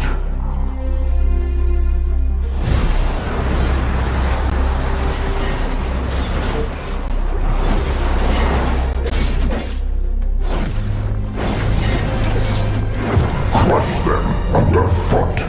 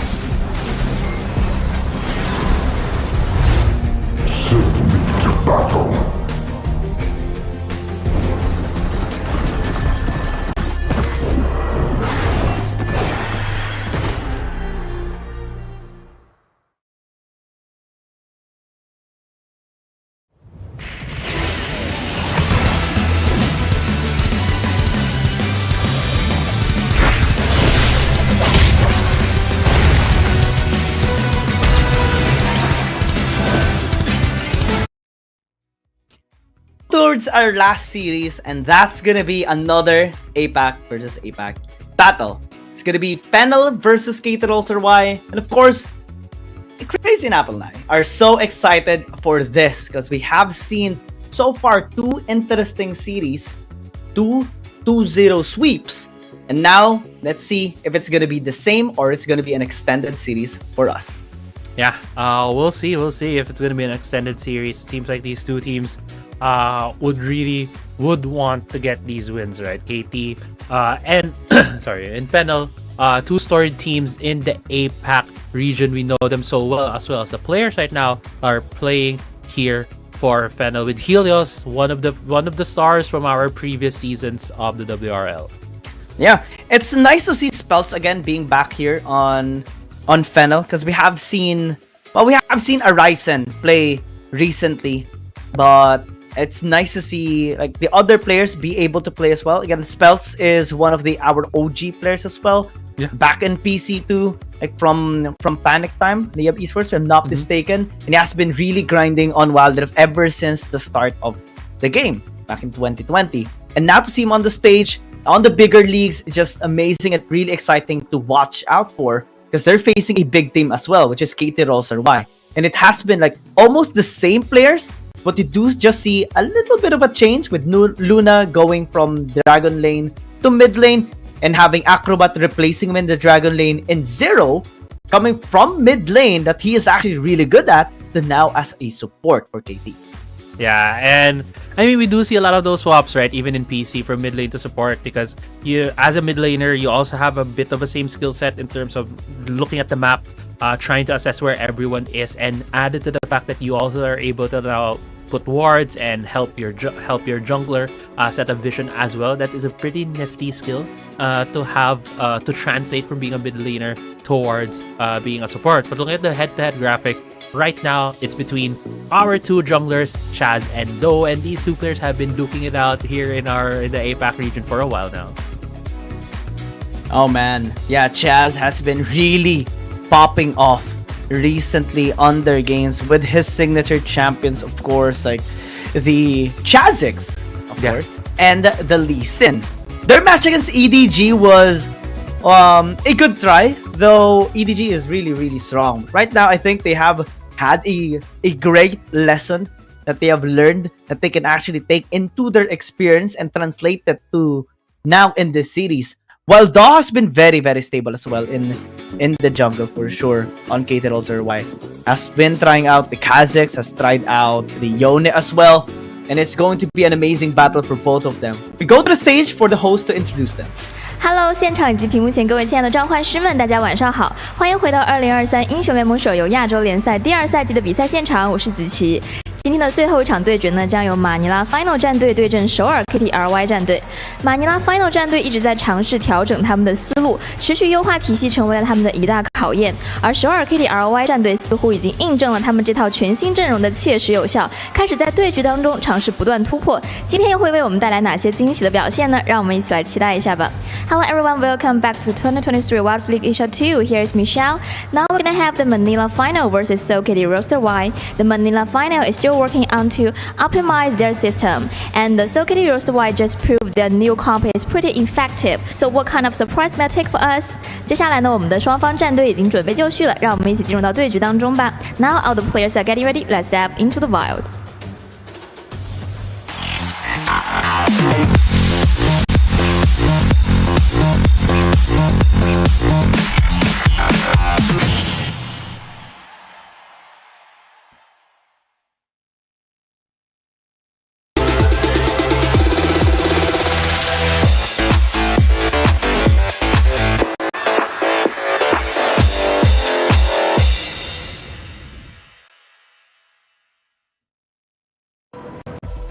Oh, I was actually waiting if they're gonna be having a trash talk session, but looks like it's not gonna be the case. Both of them are just gonna be, expressing sportsmanship towards each other. Yeah. Just going, not relying on words, but with actions towards this game right now.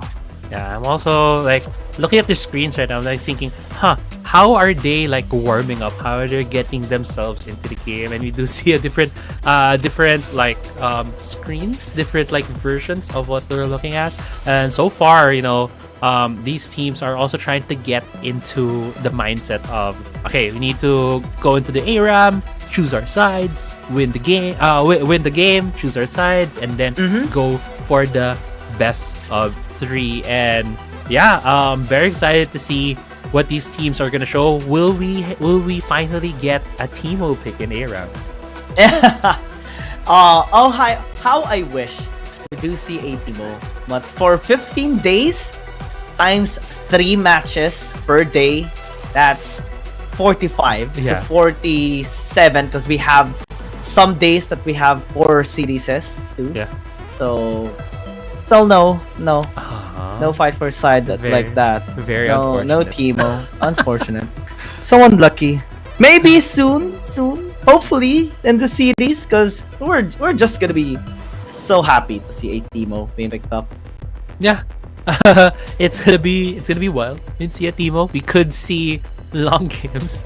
But it's also the trick, right? Teemo can go invisible inside the bush, and you might not notice that he's there, and then it suddenly pops up, tumbling towards you, and then just uses the blinding shot, and then you're dead. That's what Teemo does, right? Yeah, it's Teemo.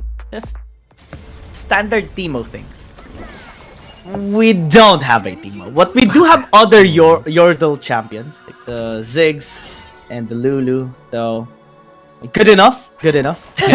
Definitely good enough right now. A couple of Yordle champions, as well as there's a lot of wave clear as well from both of these teams. We might be seeing a more prolonged game, not unless the front line of each team looking for these fights right now. Let's see. Feltz is using a Zaya right now, which is really fascinating to see, especially that sometimes, especially in the PC version, if you want to secure a win or be, try hard in the top lane, you do spam out marksmans or ADCs. Right now, there's a good pull coming in from Chaz and tries to deal damage but unable to do so. Had to flash away. Daw is knocking someone down. Orthox to stay alive though. So I guess the Soraka is really doing wonders for teams. Yeah, slight advantage as well for KT.RY because they were able to get the wave first. They were able to hit level 4 for a lot of their members first before Fennel was. So yeah, those kinds of fights in ARAM sometimes really swings towards you, but getting caught here. KT is not gonna... Okay, they do get the kill onto Helios, finally. The Soraka heal is just too tremendous, but Zero's using a Lulu, and since they do have a Lux as well, there's so much shield on the side of KT.RY that they can actually use to survive on team fights, especially with the massive AoE damage here on Fennel's side, like the Ziggs, the Darius, possibly even the Nasus if this is the AP version, since we do see the Airy being picked up, right? That's more likely the AP version. Yeah, and also to add to that, it's still a Lulu Jinx combo on the side of Y, and that's very dangerous when it comes to the later parts of this game when Jinx is online. Mega Inferno Bomb gonna be used. Chaz is still able to heal himself back up. Acrobat gonna be traded away though. And Chaz,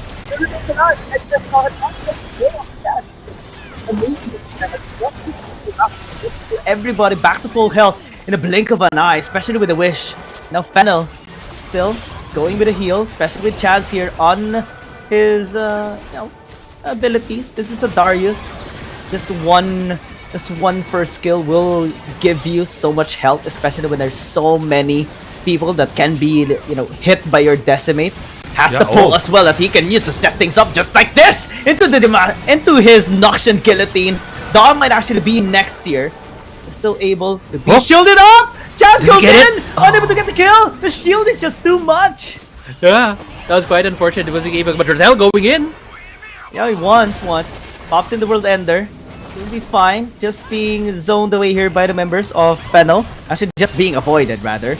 Not zoned away because he wants to go in. This time he gets snared up. CC chain. Dredgeline not going to connect onto anybody from Dull. Final Spark as well. Missing onto the members here of Fennel. But Hero's taking too much. He's going to get taken down. Spark as well. Getting obliterated right there. But the Jinx of Luna is now online. Now excited. Wants to get everyone here from Fennel. But the shield. The heal is just too much coming from Arthros.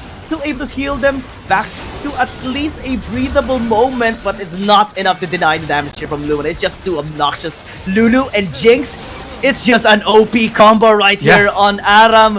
But they're going to be knocking him up, maybe secure a kill onto him, and finally shut him down. And they can just finish up the rest of the team. But Telas will just saying, kill me please. Yeah, going for the resets. KT.RY is what they were doing earlier there. Even a good reset for Acrobat actually getting the kill from the tower. No one getting the kill credit though. They might just be getting the minion. No, actually, that's it. No, actually, yeah. Let's get to me. Actually gets a kill on the Soraka. What a cheeky way for though. Actually, he's building AP. It has Rod of Ages right now. Oh man, the heal, the shields, man. This Jinx as well by Luna, especially with the Runan's Hurricane, with the missile. Of course, is just going to be quite obnoxious, especially when it gets the Infinity Edge, Bloodthirster as well. Yeah, possibly armor penetration too. Oof. Yeah, Lux Jinx combo not as prevalent in Wild Rift just because of how explosive games are and how mobile a lot of other champions are, and the Jinx can get punished as easily. But in PC, this combo used to be one of those really strong combinations. Like and in OP. ARAM, OP and ARAM, you can really see it in full display. Yeah, Spells though is starting to pick up the slack. Depth charge is gonna be used onto him. Final Spark gonna get dodged though with the flasher of Spells. They're still able to at least keep intact their numbers as 5! Ronaldo going in with a snowball, pops into one as well as Luna just free hitting from the back line. Zero amplifying him as well. Goes straight to the back because he knows that he can just deal the damage and chase them down. Man, he just turns into a monster right there. Give him the penta, Arsos. Come on, do it. Come on, just give it. Give it. Come on. Prove me right. Prove me right, Luna. Give it. Give it. Give it here. Here you go. No! Rattel, why? Why? Come on, man. That could have been technically our second penta. Yeah, of the day. Oh, sorry, yeah, of the season, yeah, of the season. Yesterday, I did get that Vladimir. That I was just super excited to be like, we were talking earlier in the previous series, right? What are the best champions to get pentakills? And if you do have a Jinx Lulu combo, they're really much up there because of how obnoxious a Jinx can get with the movement speed as well as the shields and the ultimate coming out from the Lulu. Right now, though. Fennel, if they still want to be the ones to choose the sides, they're in a very big disadvantage. Shooter's already down for them, and even Helios on that Nasus, I just noticed he has no flash. There's no way to get out. Just needs a recipe to actually be able to pick up the portal reminder here on Duna. And yeah, this is or like the last whisper rather. And KT.RY definitely is able to just let this Jinx scale up. Luna is just being online the whole game.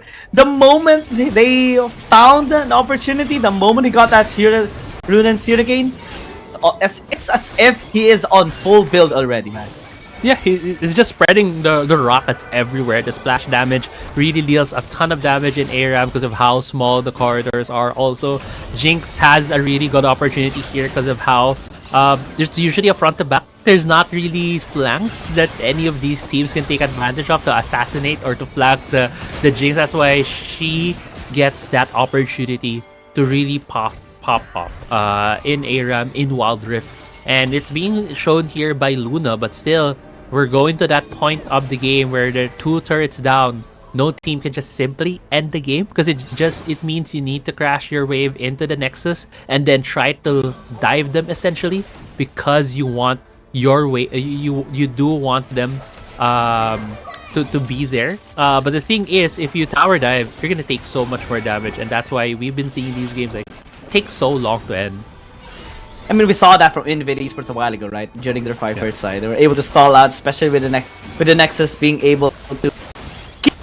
And as they clear out the wave, flash in by Acrobat, not finding that final spark, or at least a light binding. But now, Helios, thank you so much.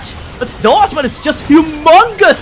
It's like 10 feet tall at this point, and still able to stay alive, tanking so much. But again, Fennel does have Soraka. Arthros will just do his job, heal, give out HP, a heal for you, a heal for you, and a heal for you, buddy.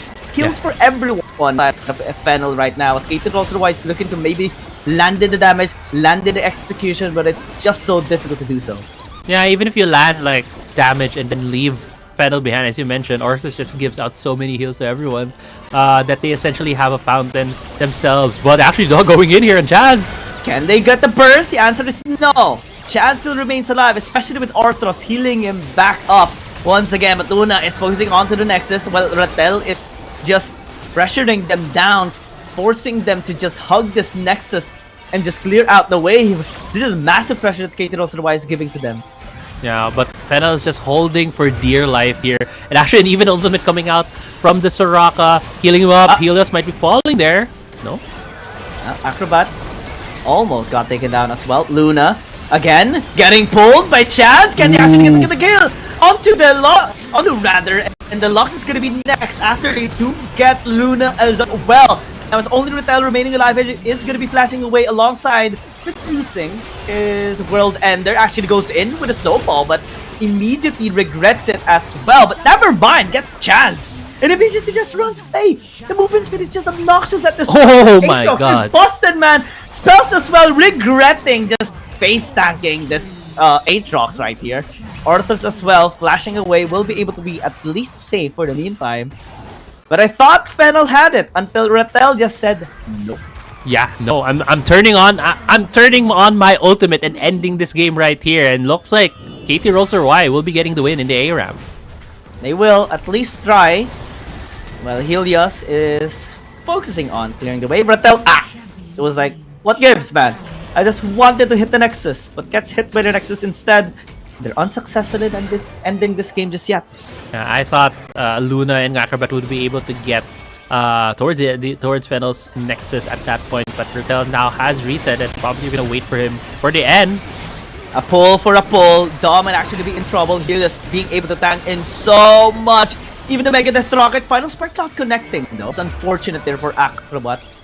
KT.RY looking for the finish. They want it. They wanted to take him down. They got Helios. Luna is now excited to take more kills under his name and is just being able to just outplay everybody at this point. Redshine gonna be connecting, pulling Chaz away. And he actually commits. One more heal will do the trick, but now it gets denied. Luna now from the continent. Will actually need to back. Don't have a wave to get. Hard enough to here by Danny.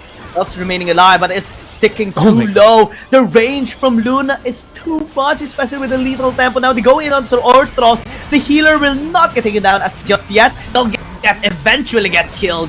And KT.RY, after 11 minutes, they finally win the fight for side. Yeah, and Luna was just unstoppable on that Jinx, just able to hit freely. There wasn't really any like assassin pressure from Fennel, and I think that's just a bad roll of the dice for them, right? Couldn't able to get on top of the Jinx, and the Jinx was just able to hit freely. And now KT.RY will have the decision: where do they choose for them? Will they go blue side? Will they go red side? We've seen a lot of bias towards the red side lately, just because they get a lot more of those counter picks and priority picks for them. I wonder what's the game plan here for Fennel, right? Because it was a good warm-up game, to be honest, especially for Luna. Man, if we see Luna pick up an ADC in the mid lane, I would just go out of my mind.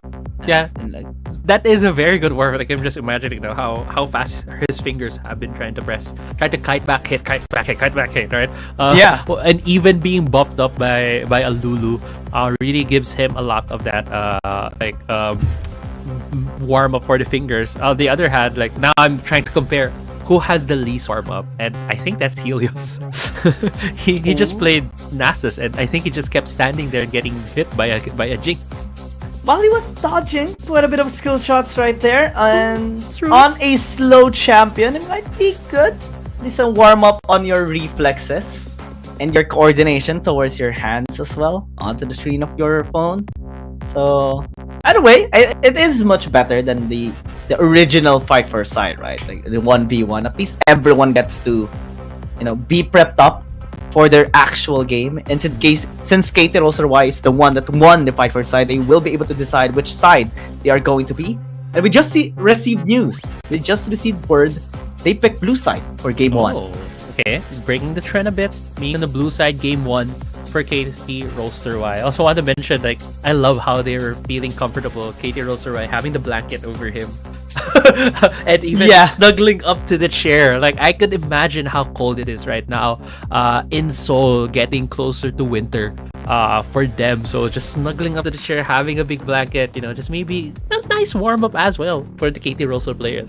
Oh yeah, I mean, we can only wish to have like snow as well here, right? That would have been fun, and well, maybe also dangerous, because you can get hyperthermia.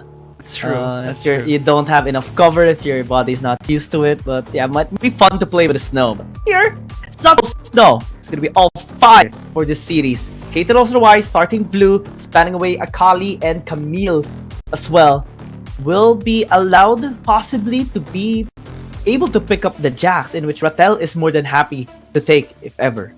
Yeah, definitely. Jax, Gragas, Fiora, some of the more priority picks we have been seeing in blue side when we do see the Evelynn, Hecarim ban. And they're gonna be going for that Gragas. A bit more of a flex pick, I would say, as well as very good priority in the support position. They lock in the Ziggs quite early as well.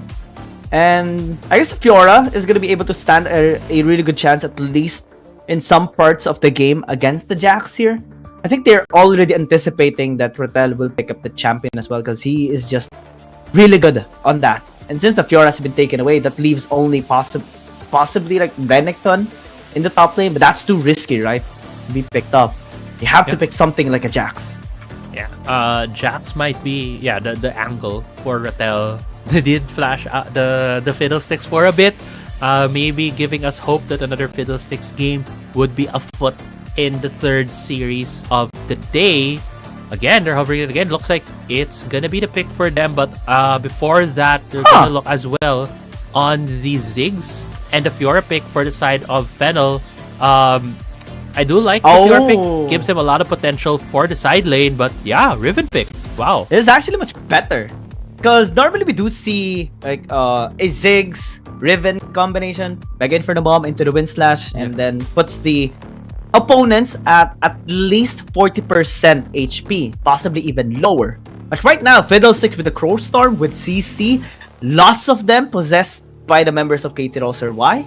Finishing touches will be Rattel for sure, unless Acrobat picks something of an explosive champion as well. Maybe he can join in and not just kite away from the members of Fennel, because they have so much gap close as well. You have the Ziggs for the Mega Inferno Bomb long range. You have the Fiora, of course, for chasing down and dueling.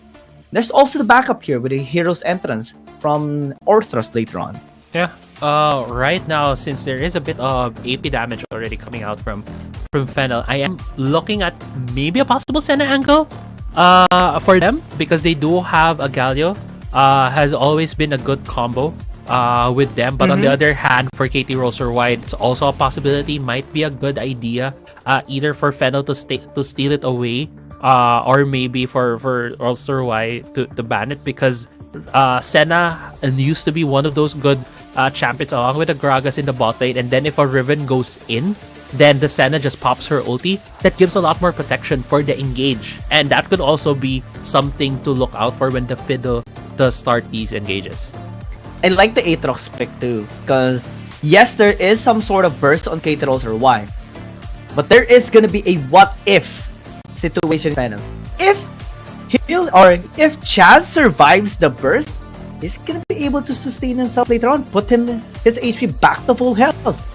Key here on Aatrox. I mean, we have seen it a while ago in the fight for side, right? It's out of this world, obnoxious.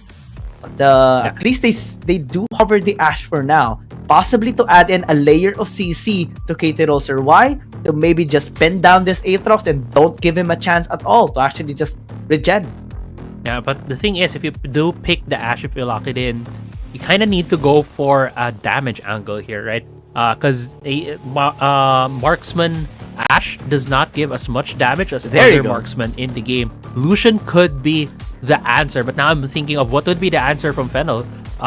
They don't have a marksman yet, so that doesn't give them the angle to probably play Shen. I think Shen would have been a great opportunity here, because if the Ash hits her ultimate, the Shen can just pop his ultimate as well to cancel a lot of the engage. Now it's on Fennel to be able to pick a marksman, and they do pick up the Corki. Technically, he is a marksman. And this recently received buffs as well, right? So that's just pretty amazing. And they will be able to utilize this in the game as well. Well, Shen would have been nice, right? Because double auto attacks, but you have to pick an ADC. That's the rule of this tournament right now, especially in Season 2. So they're going to be relying on this Corki of Danny. Danny plays a lot. He is a Corki main, so it doesn't matter. He's going to be able... Wow. Actually, Helios is also a Corki main. He also plays a lot. Oh, yeah. So it's like, nope, Danny, give it to me. And then it's like, okay. Yeah, go ahead. I mean, that is a very good flex pick, right? A very good threat right now when it comes to the roster of Fennel. Two players playing Corki. If they're able to utilize it effectively in this game, that could be a threat for the whole league. A massive threat for sure. Let's see if they're going to be able to get wins with this one. Again, game number 1 between KT.RY and Fennel coming our way. And we have a very nice composition. Yeah, definitely. Something to look for. Riven is not a champion that we have been seeing in the past couple of days. Get to see her again here being piloted in the Baron lane. Also a Fiddlesticks Idawamba combo potential coming from the side of KT.RY. But there is a lot of intricacy in this composition because there is still the Gragas who can screw things up with a badly cast cask, right? There is a bit of layer of complexity for the KT.RY team. On the other hand, for Fennel, it's very straightforward. You have poke potential with the Ziggs and the Corki. You also have a lot of damage just coming out from the Fiora and from the Aatrox. What they're lacking is the amount of CC that's being thrown by KT.RY. So Fennel needs to be able to throw their damage before KT.RY just seizes them to oblivion. Also, if they're gonna be able to find ways to bait out their abilities and then re-engage when they don't have those tools anymore, that can be a way for them to actually win as well. KT.RY is starting it, standardly. Red side start for the Fiddlesticks of Doe, while Chaz is in the red side as well. So possible bot side gank, though, since they do have the Galio. KT.RY interested in maybe bullying out spells in the top lane. Yeah, probably gonna be the angle. Trying to give that Riven a bit of a lead. If you give the thing is with the Fiora Riven matchup, it's very skill based. Fiora has the repose, can be able to dodge the stuns of Rattel, but Rattel on the Riven also has two abilities that are able to do that. Has the knock up on the third proc of the first ability as well as the stun. So there's a lot of potential here, but bot lane heavy trading here. Acrobat took some damage, but so does Danny and Orthros. Chaz though going here right now.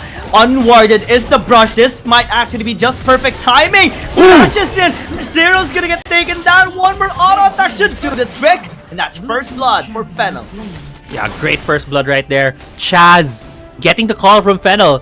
Fennel was already trading with KT.RY once, and then when they traded again, Chaz just immediately went to that lane, able to catch out the Gragas. I think it was a bit of a late flash, because even though he flashed, he was still knocked up and essentially CC'd. But now Doe is already level 5. Popping the ulti.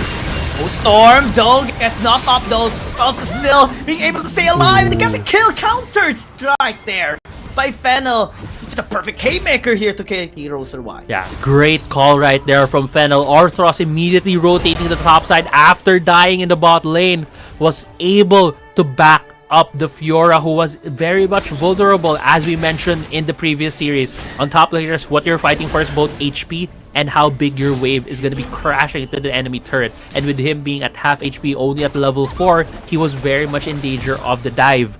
Fennel is able to recognize that map situation, immediately pointing Orthros at the top side, saving him and even getting a kill for themselves. Oh yeah, now Fennel is slowly getting a gold lead. 3 minutes in, 2 kills picked up. Maybe they can amplify it later on and channel it, the lead that they have so far, into more vision control, more side lane control, more pressure towards the side lanes as well. That has been influenced so far here by Chaz. And let's see what's gonna be the next move here for Fennel. Yeah, currently 2-0 in kills for Fennel. They definitely have the advantage right now. Also an early lane swap. This is what we've been seeing from teams that pick up the Ziggs when they hit level 5 or level 6. They put the Ziggs in the mid lane. I think it's to maximize the potential effect of the Mega Inferno Bomb. Since a semi-global ability, the Ziggs just needs to walk a bit either to the top side or the bot side to be able to affect these side lanes. And it's also usually paired up with the marksman that is easily paired with their support, and Corki fits that build. Oh yeah, especially with the safety of Corki, right? You have some influence as well with your package for team fights. You can go in, you can set up, you can split up the members of KT.RY. There's so many ways that Fennel can actually approach this game, especially on team fights.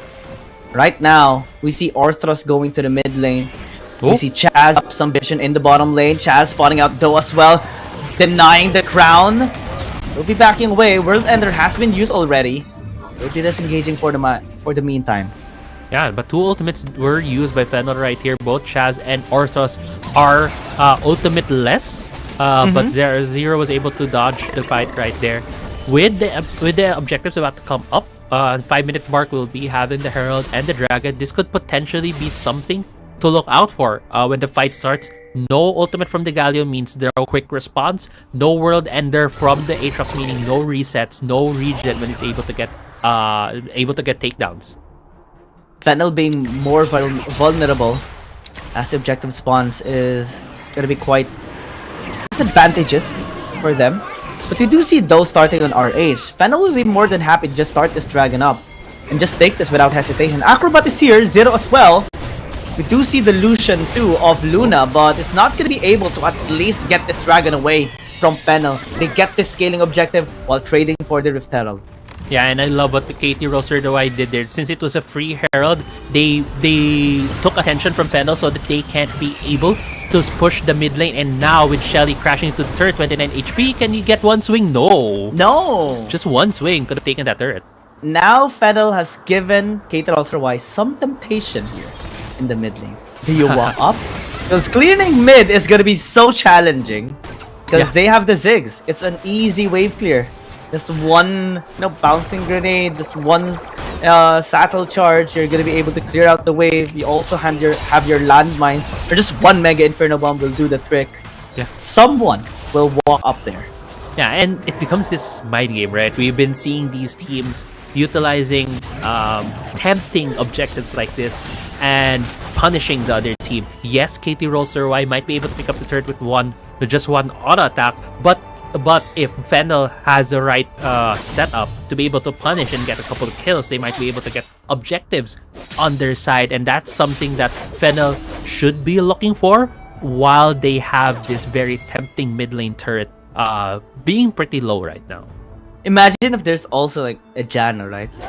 That will time her shield. Yeah. So that your auto attack will be denied. Oh, that would be so frustrating. Yeah. At least there's better chance for KT.RY to take this tower, but it's not yet, just now. Not 2 minutes in, not 3 minutes after. Yeah, definitely. One thing that KT.RY can do though, since they have more river control at the moment, they can lure Fennel members into the bot lane, try to threaten a dive on the Corki, and maybe sneak that arrow. Looking like that's what exactly they're doing. Storm has been invested though in just one Mega Inferno Bomb. Hero's Entrance, World Ender actually. There's a lot of things being invested, and that's gonna allow KT.RY to finally maybe push that tower in the mid. No. That is just there, and Acrobat is like, oh man. Yeah, and I love how he did one auto. That's 12 HP. That was 29 earlier. It wasn't enough, but Zero here for the dive. Ilias will be fine, but the rest of Fennel's actually going there already. Danny joining them as well, so mid tower is gonna get pushed. Our Thrust gonna get denied. Yeah, and look at Zero. He's back again. And KT.RY just did it twice. Convert a mid lane turret get by tempting Fennel into the bot lane. And now Fennel is looking for a dive here in the bot lane. No, it's just been cleared immediately. Daw is even there for the assist. And so far, KT.RY is just leading Fennel around because they did have that advantage in their mid lane. They were able to convert that. Now they have opened up the map more for themselves. Fennel getting a bit of a gold deficit here with exchanges so far. And props to KT, they're actually able to manipulate their decisions so far. That allowed them to secure the tower into the mid lane. That allowed them to deny some engages here of Fennel in the bot lane. And just provide Rattel an opportunity to scale up in the top one. He's unfazed despite the matchup of a Fiora of Spells. Yeah, so far we really haven't seen a lot right from the top lane because there's just so much pressure, there's so much attention being put by both of these teams at the bottom half of the map. And that is specifically because they have a stronger core composition in the bottom side. They have the Galio Ziggs is just great at clearing waves as well as the Corki, but now Do, recognizing that they also need to do something with the top lane turret, might be threatening a dive against spells. Storm gonna be used as a great fear. Arrow as well gonna be invested. Can they get the kill? The cast even invested. Everything thrown there. Two spells giving him PTSD, staying in the top lane for too long. And Chaz cannot do anything to help him as well. And magnificent timing right there from KT.RY. The Crow Storm hit at the exact time when Acrobat's arrow was also heading to the top side. When he was in the maximum amount of fear, that's when the arrow hit. Spells can't even use his repose to cancel any of those CCs, and that's just an amazing pick from KT.RY. It's like 6 crowd controls invested, but Fennel only needed 3 in the bottom lane to take down the Ashe and got the revenge. It was like, Acrobat, screw you. We'll take you as well. I mean, it's an Ashe walking up ahead of the river. That's Bad a bit of a move. questionable. Yeah, bad move. Exactly. It's like walking up to Tondo at like 3 in the morning or 10 in the evening Yeah, while well, flashing your fancy clothes and your watch and stuff. Right. Like walking into a very dark alley and, just, should I even be here? And just decide, yeah, why not? Yeah, And sure. Yeah, sure. Nothing's gonna happen. Why am I And gonna now- be scared here? And then they tell you why. They show you why. Exactly. And even though KT.RY with some good picks, they still gave up mid lane turret. It was kind of a free pick right there for Fennel. Yeah. It's a clean start actually still by KT.RY. Despite them being threatened on Soul Point by Fennel, they have secured 3 towers. That actually helps them secure a couple of gold lead, 2,000 to be exact. But Fennel pressing, threatening for this Soul Point is gonna be very, very difficult for KT.RY. Yeah, they do have crowd control, but we have seen some counters coming in from Fennel. So And this they is need very to really be classic. surprising now. Yeah, it's a classic. When you have healers and Chaz in your team, it's usually like this, right? Very objective based, very macro.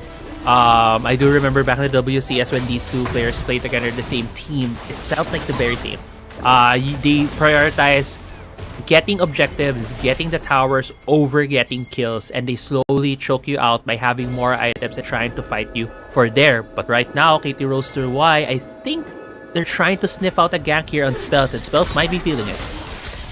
Spells? You feel it? You smell it? No. Chad is the one that actually caught them off guard this time around. And Fennel gonna be able to at least, make some plays on the other side. We see Rattel going towards top side, and yeah, you mentioned it earlier that the combination of these players just allows them more to be able to be objective based rather than kill based. And they're making it happen right now through the dragon stacks that they have acquired so far, in which KT.RY, they have been trying to respond through kills, but unsuccessful in translating it elsewhere. Yeah. And now with the Baron up, I'm not sure if Fennel is really the team with the fastest. No, they have a really slow Baron take, so them threatening this objective is kind of questionable, but now it's mostly just to gain more pressure. They're looking to get on this top side. Let's see. Orthros gets knocked back. Great arrow connecting here onto Chaz, but unable to do any follow-ups here from KT.RY. So that's 2 major ults now denied. Fennel can just reset and prepare for Dragon. Yeah, and actually KT can even threaten this Baron even by just a bit, threaten the position, but Rattel actually able to take the bot lane second tier turret. That's a big point of pressure right now in favor of KT.RY because it's the opposite side of Baron. They'll be able to produce a large wave in the bot side, crash it near the turret, and then Fennel needs to put members there because if not, their inhibitor turret might just fall. Ilias just poking out Zero, making sure he shows his presence and reveals him as well. Tracking down the members here of KT.RY. And yeah, Rattel actually starting to have a massive influence in the sidelines. And Spells is starting to have a bit of trouble controlling, handling him as well. That gives ample leeway here for KT.RY to threaten on the other side of the map as well. Like the Baron being set up with Vision, Dragon spawning up in the next few seconds as well. Might be of interest here for Fennel, but if KT.RY makes a play, this is going to be very dangerous here for Fennel. Yeah, definitely. It's going to be very dangerous for Fennel. Right now as well, they don't have as much, as we mentioned earlier, they don't have really as much threat to these objectives. So what they will be trying to do most of the time is try to bait in KT.RY, try to get these fights and then turn on the objectives. And so far, it seems like KT.RY recognizes this fact. Does not go for these just 50-50 fights. They are waiting for Fennel to go to them. Waiting for the perfect moment to actually strike, since they know that they have the upper hand in terms of crowd control. The damage is still massive here on the side of Fennel. They have the package as well here on Helios, but KT.RY just being patient, waiting for it to expire. And they're just waiting patiently as well. Yeah, very patiently waiting. These two teams are currently going for in this game. Very low kill count, 4 kills in total, 15 minutes. This is a far cry from what we've seen earlier. Rattel seems to be taunting the members of Fennel. Yeah. This is now allowing KT.RY to shove up mid lane. Yeah, the macro play being set up here by KT.RY. Package already expired, and Helios had to use it as well. Mid lane being pressured. Luna do the job as Rattel is just baiting them in the bottom lane. This is what you mentioned. This is the macro of KT.RY. Slowly but surely they are increasing the pressure towards Fennel, while Daw is already starting the dragon. Yeah. Big buy as well from Danny. Already has a death cap on that Ziggs. That's going to be Arrow? massive damage. Oh, Fiora gets hit. Spell's taking so much damage. Ooh, what a flash! Is a little bit off right there. Chance will get obliterated. Might be a chance right now for KT.RY to actually get this dragon. Spell's doing a really good job reposting the damage here off Luna. And now Fennel is actually taking over in this dragon. They will be able to get this. And Soul now secured by Fennel thanks to Spells getting the launch on. Now he flashes in onto Acro, but secures the kill as well. The 3 remaining members here of KT.RY is having no access to anything here in this fight. Yeah, and what a great fight right there from Fennel. They were able to catch KT Roaster in that pit. You can see a bit of frustration as well in the player cam from Doe, but look at this replay right here. I mentioned like what a flash from Doe because he was about to get hit with a Mega Inferno Bomb, dodges the damage, but I believe in the rest of this fight he's gonna fall as well. He gets into the middle in front of Chaz, but Orthos might be going down. Too much damage from the bullets of Luna. He will fall down. But what's next? Cast a little bit off there. Dan is still able to escape, but the Baron now is very vulnerable. 4 versus 5. KT wants to force a fight. Yeah, this is gonna be the Baron threat right now. It's a 4v5. It's very dangerous from Fennel. They need to challenge this. Yeah, they will. Mega Inferno Bomb is gonna be used. Arrows though will connect onto no one. Chaz in the pit will not get the steal. Dawn that secures it, but now a little bit late on the engagement or spells, but they will catch Rattel at the very least. Knocks him up, will get killed. Fennel kind of wanting more, but will not pursue anymore. Yeah, I think either Chaz used the smite early right there, or he didn't have smite when he went into the pit, because the Baron went to about like 100 plus HP and eventually was secured by Do on the Fizzle 6. Good secure for them, because if the Baron did go to the Fennel, that would have been a snowball to be heavily in favor of Fennel. But at the same time, Fennel still has the soul, able to get all those dragon buffs, could still have enough power to be able to punch through against KT.RY. And now, the Elder Dragon. Final objective here.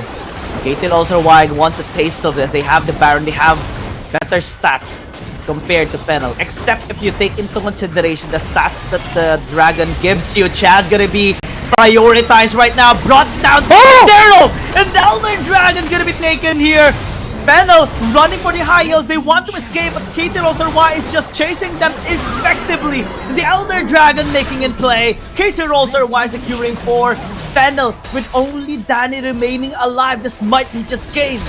Yeah, and Do redeems himself after he died in the Dragon Soul fight. He was able to secure the Baron and then steal the Elder. This is the game for KT.RY.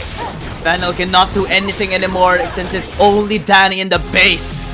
And despite the soul being taken from KT, they get the Baron, they get the Elder, they get the fight, they get the win, they get game number 1.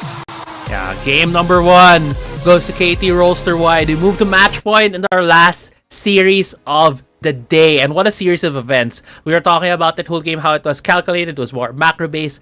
Fennel not going for any risky fights, not even trying to start any risky fight for themselves, while KT.RY was just slowly inching their way towards the jungle of Fennel. Fennel showed a lot of fight. They were able to secure up to Dragon Soul, but on the big objectives that mattered, the Baron and the Elder, they were all taken away by KT.RY. And that's the advantage that KT.RY actually had. They had so much crowd control to isolate, to lock down, to pin down anyone that is their target. And their target during the Elder Dragon fight was Jazz. They invested everything, the fear, the full-on CC lock towards that Aatrox. He had no chance to escape, basically. Even the arrow was invested just to take it down. Everyone flashed in as well. And that like removed the whole chances of Fennel to actually be able to like steal or like secure that Elder Dragon. It kind of in the soul thanks to spells, but for the Elder Dragon, Daw was more composed, more poised to secure it for KT. And when they got it, they had the upper hand in terms of the stats, in terms of the execute, and just paved the way for them to secure this game 1. I love seeing pro players just picking themselves back up after a very frustrating series of events. I saw in the player cam Daw being very frustrated after that Dragon Soul fight. Yeah. But he immediately picked the KT.RY immediately picked themselves back up with a pick, with a couple of good calls that led to them to win this game. And that shows, veterancy, that shows poise for a pro team, and that shows a lot of good things. Yeah, discipline as well, correct. And I'm looking forward to what KT.RY will be showing us as we get into the game 2 later on in the series. Yeah, this is a really great discipline being... I have to just say that it's through the discipline. And I said it like 3 times already in a row. But it's just the embodiment right now that being... Yeah, it's true. So true. Look at the damage. It's not really a whole lot coming in from KT.RY. They're just more focused on when they actually fight that matters. When they actually strike that matters. And they hit them hard during the last few fights that actually allowed them to secure the best, bigger objectives, the Baron, the Elder, and the game. Yeah, definitely. And even looking at the head-to-head here, right? Ratel spells. There's not a lot of stats that we can talk about because even though the numbers does favor Ratel, just very slightly, it's still a lot of things that were done in the macro sense, right? One thing I also want to point out, one of the biggest things that you have a Corki is the package. And unfortunately for Helios, there was no situation where he could have used it to great effect. And that adds to your point of how disciplined KT.RY was. Whenever the package is up, everyone knows that it was been picked up by the Corki. So when it's picked up, they don't go for any risky fights. And essentially, that's also what led to those no kills part for the most part of the game. Just an astounding performance by Daw. First MVP. It's actually surprising. But I cannot help but feel happy for Daw as he really paved a great way for KT.RY to bounce back despite the soul take there of Fennel. And now they're match point in the series as well. Let's see how they're going to be composing themselves even more for game number 2 and how Fennel will address the issue that they have right now. We go to a short break, but we'll see you in just a bit.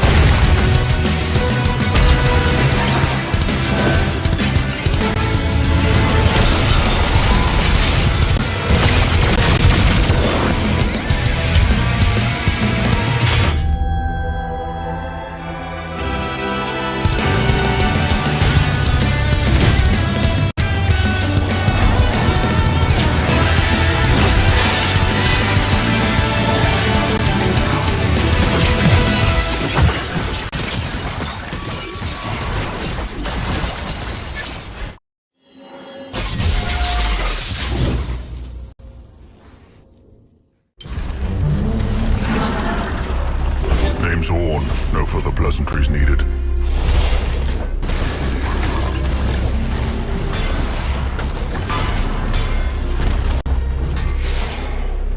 All I need is myself and hammer.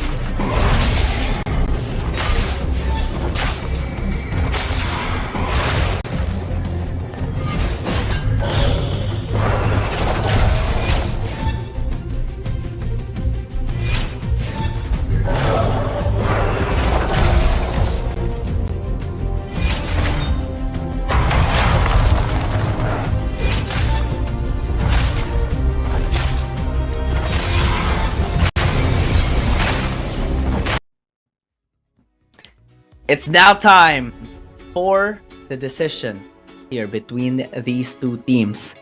Are they gonna keep fighting? Are they gonna let that upset get into their minds, especially for Fennel? Because that was definitely devastating for them.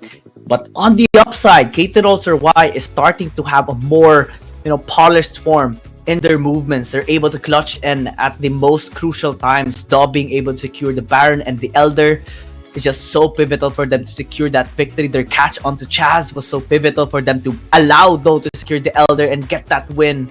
Now it all boils down to how are they gonna maintain and also fix their mental state in preparation for this game 2. Where are your casters, Giang and Crazy Apple? This is so far a crazy series. Definitely a very crazy series. We are seeing between Fennel and KT.RY. I do love how KT.RY was just, as you mentioned, as we kept harping about earlier on, how disciplined they are in this series. Well, for Fennel, I feel like we did mention how they were prioritizing objectives, they were prioritizing the dragon, and they were biding their time. They might have bided their time too much in that series. Not trying to pull the trigger, not going for this more risky plays has allowed KT.RY to also just get advantages all over the map. And yeah, securing the 2 objectives was the most pivotal thing that we saw in that previous series. But going to this series right now, bans are finished and Evelyn has been picked up by Fennel. Yeah, no hesitation on the Evelyn. Wow, I love this. I like seeing this on the side of Fennel. Chaz wanting to step things up. No longer is he just limited on the Kazakhs, Lee Sin, maybe the Vi and the Aatrox. And now tries out this Evelyn again here for Fennel and is wanting to secure a great victory against KT.RY. Let's see if this time it will be a different result, because he tried this out against G2 Blacklist. Didn't work. But this time they get a chance again. Yeah, we'll see. Even though it didn't work, we do note Chaz as a really good carry as well as an assassin player in the jungle. He does have, the Chazix in his belt as one of his nicknames.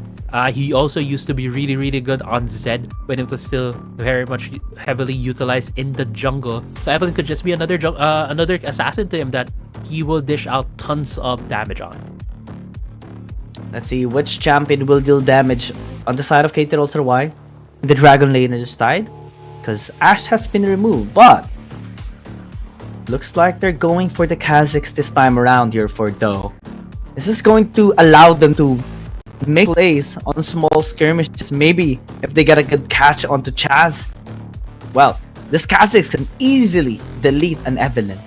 Usually you see Kazakhs as being picked when there's an Evelyn on the other side, especially because maybe in the early game, Kazakhstan also 1v1 the Evelyn, as well as they already have that Gragas combo on their side.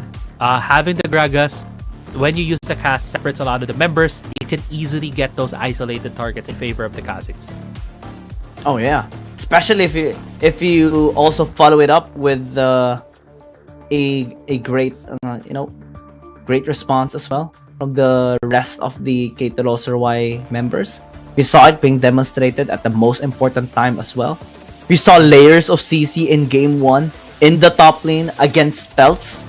Perfect layering as well, perfect timing, even Ashe Arrow connecting just in time as they went for the the engage. Interesting Janna ban here, as well as the Yuumi.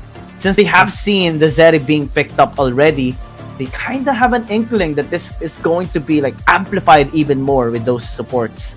Yeah, I do remember Arthos having a really mean Janna before. And he is one of those players that are really effective as well on the enchanters. And that could have just been a very targeted ban against him, seeing that there is a Zeri, Arthos knowing him as a very good enchanter player, denying some of those choices. Now I'm thinking about if that is the direction that Fennel wants to go to. If they want to go for more enchanter, Lulu is still on the table. They picked Nautilus. They're going to be focusing more on the pick potential here of Fennel, and they do. But I'm also interested to see if Alistar would have been a great option too. But Jhin? Whoa! Is this going to be like Zeri in the mid lane and then Jhin for Danny and then just go wild on the damage here against KT.RY? That's going to be amazing. I want to see this getting locked in. I mean, I also want to see a Jhin, but now in my head it's like, why are you picking two squishy marksmen that likes to play the far side of fights, spacing themselves out against the enemy team, against a Kha'Zix, and also now a Kassadin being picked up by Luna? It seems like it feels counterproductive right now for the side of Fennel. Becomes problematic now, right? Especially with this Kassadin, and you also have Fiora, Gragas. It's going to be very difficult to catch the Ezreal for sure, even for this Zeri and Jhin. So now bigger pressure awaits Fennel, in which they have to dictate early game hard. Yeah. That puts more pressure on Chaz as well, because he's going to be key on that. Orthros as well, to give space, give opportunities for Helios and Danny to just rise up to the occasion. Yeah, and I want to be proven wrong right now by Fennel. I want this composition to work, because I do love seeing Jhin in the game. Jhin is one of the most unique marksman that we have, only having 4 bullets, and having that 4th bullet being the hardest hitting one is absolutely something that I love seeing. It feels so satisfying to see that. Oh yeah. And I do want to see this work. I just have a couple of doubts because of the composition right now that KT roster has. The Kassadin and the Kha'Zix might just be able to pick off the 2 marksmen that Fennel is fielding here. I remember, maining Jhin before, spamming it so many times when it got released in the PC version back in 2016. And it was the time where we had armor penetration instead of lethality in the PC version as well. And you have like massive damage. You can just 2-hit people or 3-hit. But now, there's gonna be lots of hit being thrown out here by both Fennel and KT.RY. As Rotella's taking too much damage. Might need to be very careful, but here it comes. Luna as well joining them. Spells is gonna be in trouble this time around, but is able to flash away. Able to avoid death, at least. Not a first blood for KT.RY. Yeah, not a first blood. Both top laners expending their flashes. So that's going to be a flashpoint for these junglers. Although they're both starting on their respective top sides of their map, it doesn't feel like it's going to be an immediate gank on the top side. But we do see as well in the mid lane, we know that Kassadin loves to go against like mages, and now it's going to go against a marksman, which feels like a bad matchup for him. Wow, 46% damage. I believe that's the highest so far that we have seen. Because the highest we have seen is the match of FPX versus KBG. It was Kong on the side that dealt 44% damage. Oh, wow. So I'm just going to be going back on the stats later on the raw damage. Because the highest is 50,000. I remember seeing earlier Ziggs dealt around like 32k. But because Chaz deals, the Ziggs deals a lot of AoE damage, right? A lot of AoE, a lot of poke as well. I think Chaz knows that there was a ward placed here by KT.RY, and he's trying to time it out for the invade. But actually, the Kha'Zix is already there, so won't able to time it out. Might be spotting the Kha'Zix in the blue buff.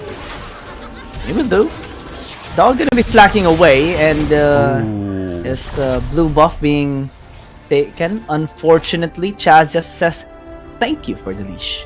Yeah, and that's a good read right there from Chaz, knowing the speed of clear of the Kha'Zix. As you mentioned, he is the Kha'Zix. He knows the champion so well. So he probably betted on the fact that it's going to be a full clear from the Kha'Zix and he has a faster clear time as an Evelyn. So when he got there, had the level 4, he was still able to steal it with the smite, and that's amazing. That's a good play right there coming from Chaz. Let's see what plays more are we going to be seeing here on the side of Fennel. And also how KT.RY is going to be responding to the small skirmishes of Fennel. Chaz in particular on that steal. Now Daw is on the top side. Will be spotted by the ward there of spells. Will not interfere for the meantime. Just some information being gathered and collected here by Fennel. Yeah, information being gathered by Chaz. Topside gap. They commit. There's a charm, but Rattel, I think, still will be able to back away. He is very tanky and was able to repose some of the damage of spells. With Daw in the vicinity, that's too risky, to be honest. Yeah, I also think Chaz didn't have the breakpoint yet to be able to cast ultimate. Bot lane though, Arthos. A little bit off on the cast, but still able to isolate Arthros. Now Danny might actually be in trouble unless they do get the kill onto the edge, and Arthros saves himself with his own shield. Oof, that was close. Yeah, and on the top side, it was a double dip right there from Chaz. He went back for the low Fiora, who probably overstayed in the lane. Look at the replay right here. We're gonna see the top side. Chaz was still there, capping the top side, able to get the kill with the ultimate, and also barrier being popped right there for spell so that he doesn't die to the turret. Yeah, perfect timing on the last caress as well, right? Spells, perfect timing on the barrier. Now Arthros being perfect time to just visit in the mid lane, prevent Luna from damaging him, allowing Helios to just get another plate here, increasing the goal lead of Fennel to now 1,000 against KT.RY. Now Spells might still struggle against a Fiora. It's still just early game, but Chaz now going here might actually be timing his engage. Rattel needs to be very careful. No more flash. Grand Challenge is going to be used, but Chaz's influence is just massive. Back-to-back ganks, back-to-back kill. Yeah, he's putting up tent right there at the top side. The jungler Chaz takes gets 2 kills for his team in there, and this has given him a lot of pressure top side. About to take 2 plates as well. 4.5 minutes. We're gonna see the objectives come up. If they're able to get the Herald, they can choose between getting either the mid or the top side turret. Yeah, we just mentioned the gold lead of Fennel was just 1,000 after the series of events a while ago, but that would increase, tripling the amount as well, almost at least.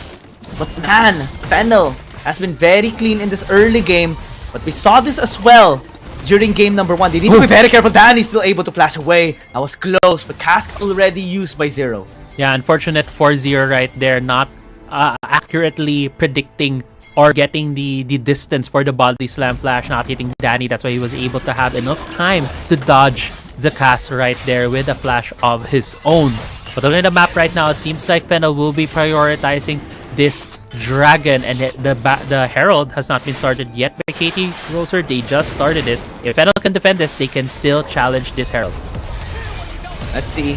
They're gonna be able to challenge it. Spells is starting it off.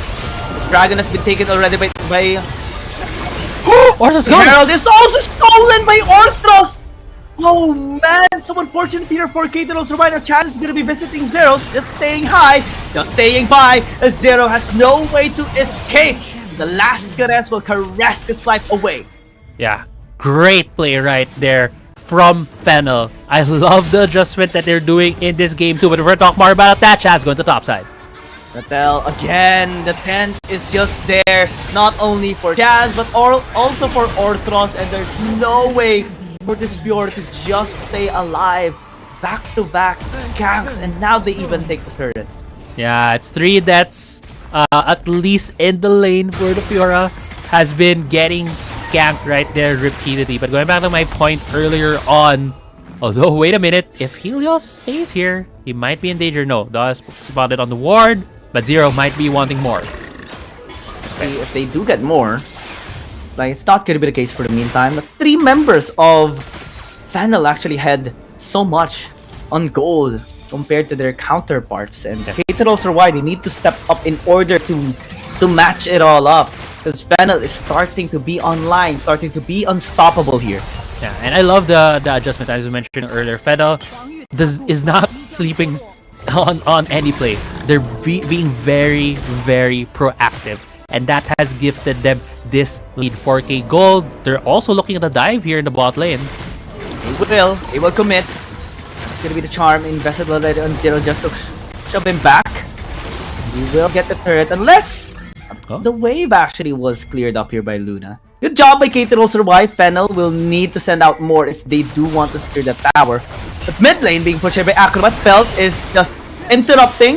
Does need to use a counter strike in a short while. Grand challenge gonna be used. Spell still is able to stay alive. Ratel already launched, but Acrobat's gonna get taken down, unable to save his friend. And Fennel again getting a kill. That feels very unfair, right? I saw Chaz slowly just waiting for the Ezreal to use his arcane shift, but Ezreal was also waiting for the Evelyn to pop up, and when the charm was fully ripened on top of him, he was already beside him. I was able to just immediately charm him, burst him down, not even letting that Ezreal get any opportunity to escape. Oh man, it is a struggle right now for KT.RY. Fennel just dictating this game fully, uncontrollably, uncontestedly by KT.RY. And now they even are prepping up, possibly for the next round. Does stock in spells, but will not spot them at all. Yeah. Unfortunate. Yeah. It's gonna be unfortunate, yeah. But KT.RY trying. Yeah, it's trying to look for maybe a gank here at the top side. But I also want to go back to your point earlier, Giyak, where Fennel needs to win the early game so that the Kazakhs can't do anything to their marksman. And that's exactly what Fennel is doing right now. And we're seeing Danny and Helios not being scared of the potential assassination from anyone. Although Luna looking for the potential assassination. It's not yet time for this Kassadin. Is down so much gold as well, and Helios recognizes that as well. He will be able to fight back if ever this Kassadin commits. So it just falls back here on Luna. Is just gonna be farming up, but is now getting caught by Chaz. Lascaris will not connect this time around. Orcus as well will be backing away. Yeah, that would have been a good timing as well for Fennel. If they were able to pick off the Kassadin, they could have gotten more vision control towards the bot side of the map and secure the dragon. But with that, just a lot of damage on the Kassadin, this will just give them a bit more lane pressure in the bot lane, not being able to put more deep wards as well as deep vision into the blue side jungle. Let's see what's going to be the plan here of KT.RY, because they are down so much already. And it's so far a clean game by Fennel. Again, the towers, the takedowns, objectives as well. Everything is being layered out perfectly here by Fennel. We have a ward here in the bottom side river. I don't think KT.RY will actually commit anything here. Soul point again for Fennel. Yeah. I think that was an unfortunate roll of the dice for KT.RY. They tried to risk and thinking that he might put more members, Fennel putting more members into the dragon, expecting that Fennel is expecting KT.RY to challenge, but instead what KT.RY did, what Fennel did is just to put the optimal number, which is the Zeri and the Evelyn to start out the dragon, not even and putting more members into the top side, which really stopped them from going for a possible dive or possible kill there. Unfortunately for KT.RY, that risk or that bet didn't really pan in their favor. Oh yeah, Fennel definitely has everything in their favor right now though. 6.5 at 11 minutes, soul point already. Absolute control in every part of the map. The Fiora being denied split push as well, as Luna being denied some of the resources. Man, everything is in check here for Fennel. Absolutely clean. KT.RY is being forced to be kind of reactive here. Just reacting to the movements of Fennel, just squeezing around on the spaces that are not being taken over here by Fennel. Yeah, and now Chaz is free to look for any target that he wants. He has a Death Cap, he has a Lich Bane. It's pretty damn strong right now. Parry not gonna do work here as the Lascaris will still hit. And Fennel again with a kill. Yeah. Chaz, as I mentioned, he was really strong. has it at cap, has the Lich Bane. This Baron just came up. They all saw, all KT Rollsters saw that Fennel is right here. They're immediately taken down. I'm not sure if Daw can reach this in time. Let's see. Baron getting low. Zer's gonna be here using the cast already. Daw going in! No steal this time around. Has to flash away. Zer as well gonna be left here. Unless he does flash, he does. Danny though will not continue, will not push anymore. They got the objective and they will be happy with that as well. But Luna going in. Danny had to flash just to be safe. Still an objective. Cleanly taken here by Fennel. Yeah, flash and exhaust burn right there by Danny to stop the Kassadin. If he wasn't exhausted right there, he might have gone for a chase because it would have been more damage. Right now, KT.RY trying to get as much as they can. They're looking to take down this top lane turret, but Spells is already here with Baron buff up minions. I don't think KT.RY has any power to be able to take this down. While you see on the map right now, Fennel is barreling down that mid lane with 2 marksmen. These turrets are just gonna fall so fast. It's gonna melt. And now they take mid tier 2. Fennel wanting to take more. Top side can be next here on the menu. KT.RY, I don't think they have the resources to actually contest it. They're setting up a death ward, a death brush rather. Curtain Call is going to be used here to catch Acrobat, unable to land 3 of those, only land 1. That's going to be used onto Danny. He might actually be able to set things up. Orthros getting low, has to pop in the stasis alongside with that, but the backline now is getting breached here by Spells. And the damage is too much! The last caress onto 2! Double kill by Chaz, and now even the inhibitor in the top lane is being pushed.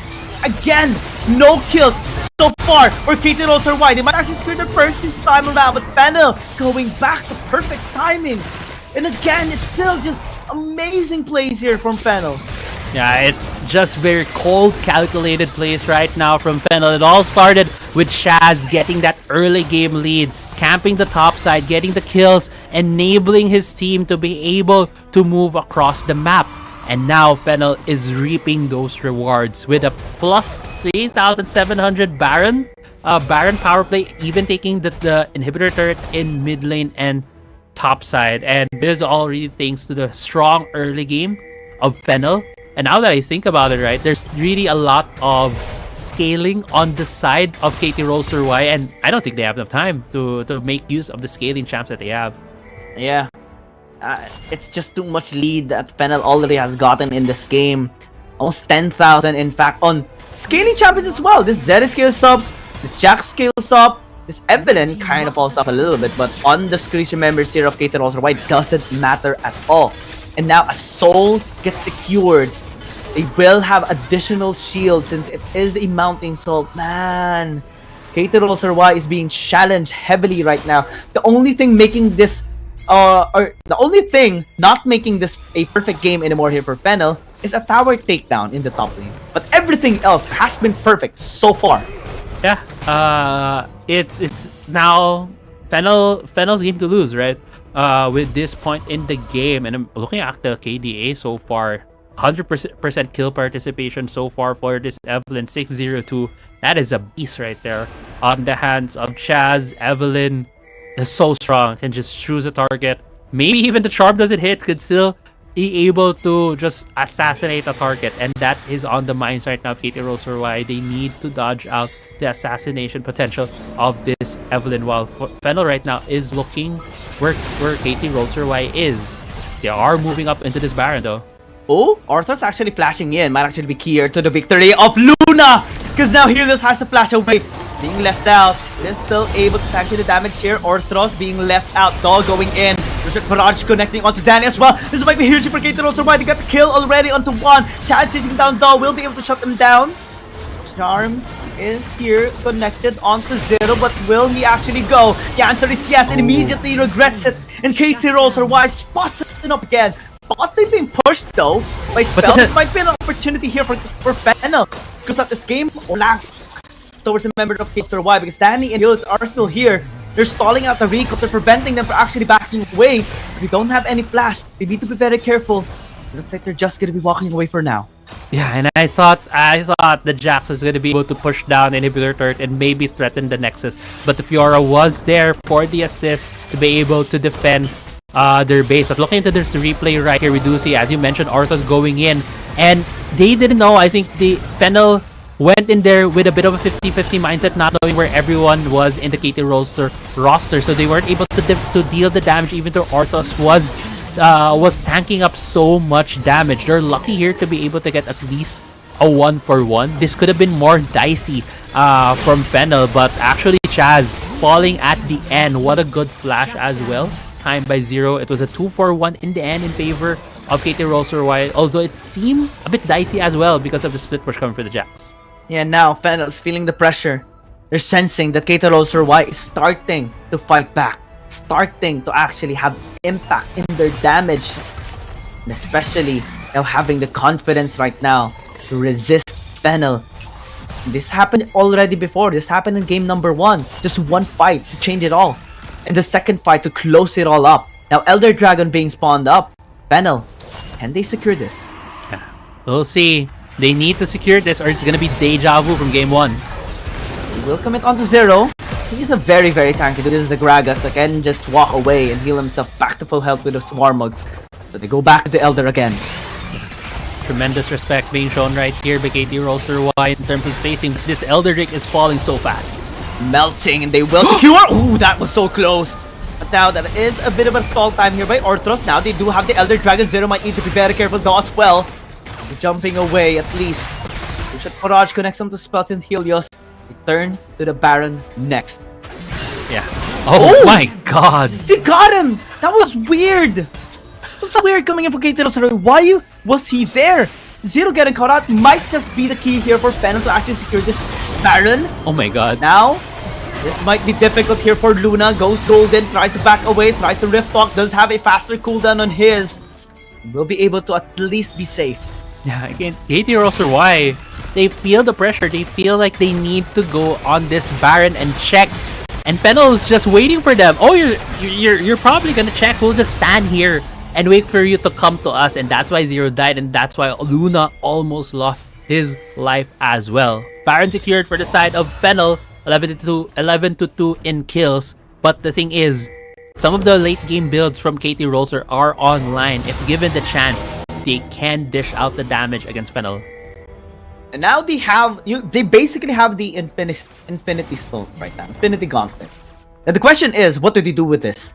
Are they going to be able to fully utilize these amount of lead and scaling massive objectives, massive buffs to end this game and push it to game number 3? Chad is stalking. Acrobat will spot him out. Almost. Now goes golden. Is it going to be enough to actually take? The answer is going to be called out here for Natel to be taken down, able to still stay alive. Dash and impenetrates here in the bottom lane.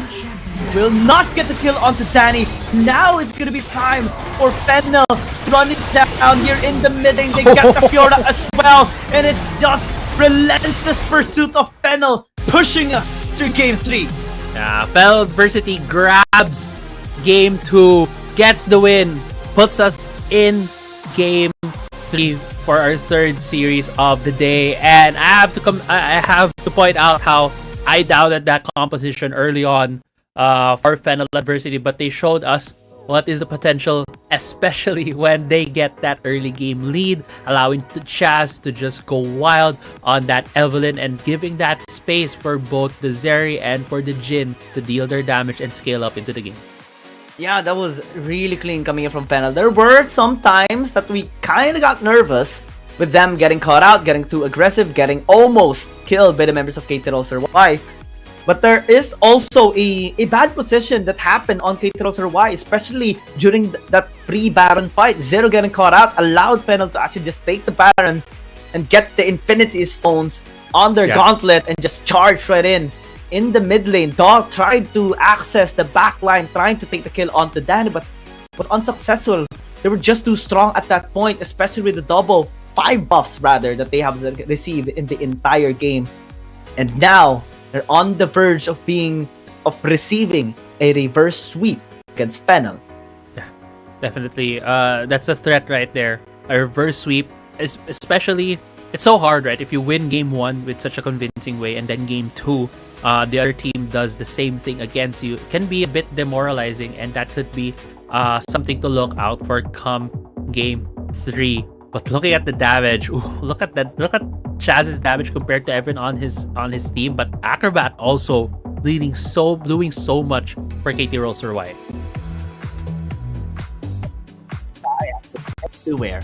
He gave Bratel a hard time, he gave Luna a hard time, he gave Acrobat a hard time, especially in that last fight. And just influenced the whole map. And this is a really great way to redeem his performance after his loss against G2 Blacklist in that game number 3. This time, it was the key for Fennel to push this to a game number 3 against KT.RY. Yeah, definitely. Chaz just had a really great showing. Like, look at the numbers speak for themselves for this game. It's game 1. It didn't really say the whole story because of how objective and macro based it was. Here, it says a whole lot because he was just almost everywhere. For the most part, that game he had 100% kill participation. Just lost out on 1, and probably that was at the later part of the game when they were already winning so heavily. Man, I just have to say, Chaz's influence and pressure the entire game, very OP. It gave Helios and Danny confidence as well. And he's very deserving of this MVP. 10, 1, and 2, 92 kill participation. Well deserved on his second MVP, and definitely is giving momentum right now for Fennel for game number 3. Yeah, and I'm looking forward. What is going to be the adjustments for both of these teams? Fennel coming off from high. We'll see in game 3. Yeah, before that, of course, we're just gonna be by a short break. This is Giang and Crazy Apple. We'll see you in just a bit.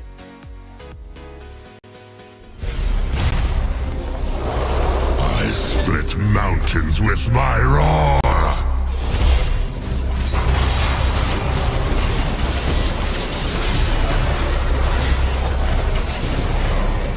All will crumble.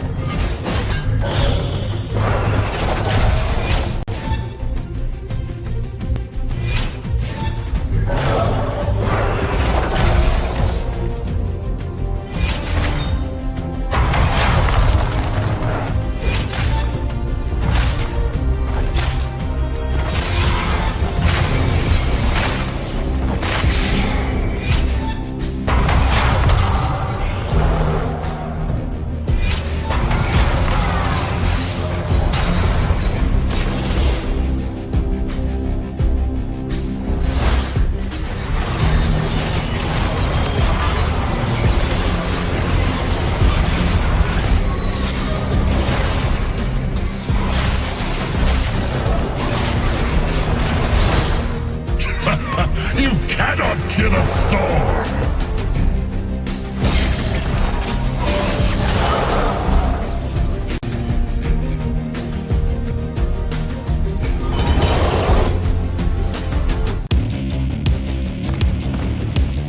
There's something about games. What you doing there gives you real chills. There is one thing that can't be stopped. Feelings. And if you can feel it, it must be real, right? And that's real magic.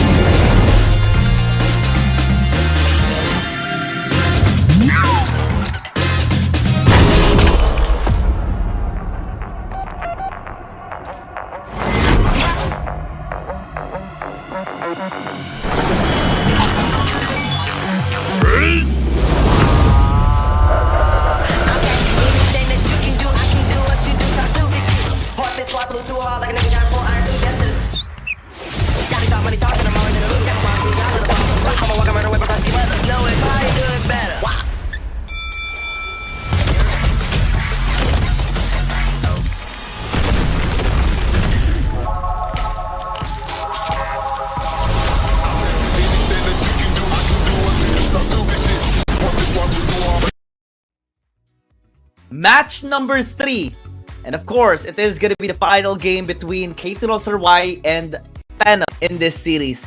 We have seen a great redemption in game number 1 for KT.RY, especially with Doll's influence to get the Baron and the Elder Dragon. But after game number 2, we have seen Fennel get everything, every objective in an almost really clean movement in the whole of game number 2. And they were able to beat down KT.RY as smoothly as they can. Now, both teams have only one chance to claim this throne right now in this series. Let's see who's gonna get it. Again, of course, we're your casters, Kyung and Crazy Apple. We're very excited for this series. Definitely. Both teams have shown what is like a lot of good things, both in game 1 for KT.RY, while in game 2, as you mentioned, for Fennel Adversity, they showed so much in terms of how good they are when Chaz showed us how to dictate the early parts of the game. I started off with an early invade on the Kazakhs, stealing away that blue buff, putting him off tempo, while he was the one who kept dictating where he was gonna go gank. Even that double dip on the top side, didn't able to convert to the kill, but still stayed there and waited for the Fiora to walk up and then getting the kill. It's just the patience as well from Fennel, and in facing that kind of adversity.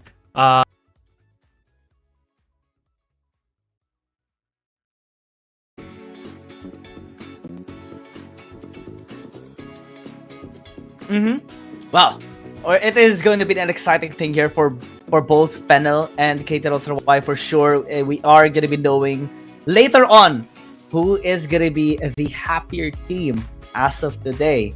It's right now, Korean fans are cheering on the PC version, right?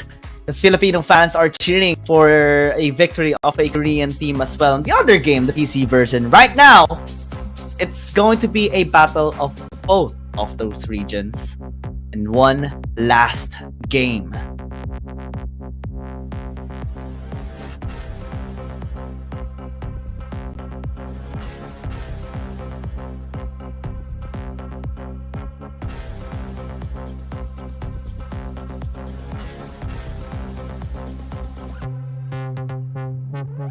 Let's see.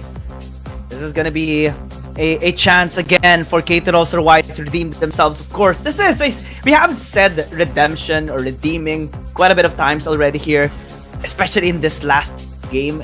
But it makes so much sense, right? Because this is a really tight series between these two teams. It's not just a one-sided beatdown from game 1 and then another one-sided from game 2. No, it's a tight game from game 1. Possibly one of the longest series we have seen as well. So many preparations, so many adjustments have we seen from both of these players or from both of these teams as well. The influence of the Fiddlesticks still left open in game number 2, but we saw a different approach with KT.RY taking the Kazakhs away from Chaz himself and him being able to show some light with his Evelyn, redeeming his performance from the last time that he has used this. Spells as well being so good on the Jax. Rettel being a little bit bullied, but maybe still will have the confidence to pick up maybe the Fiora.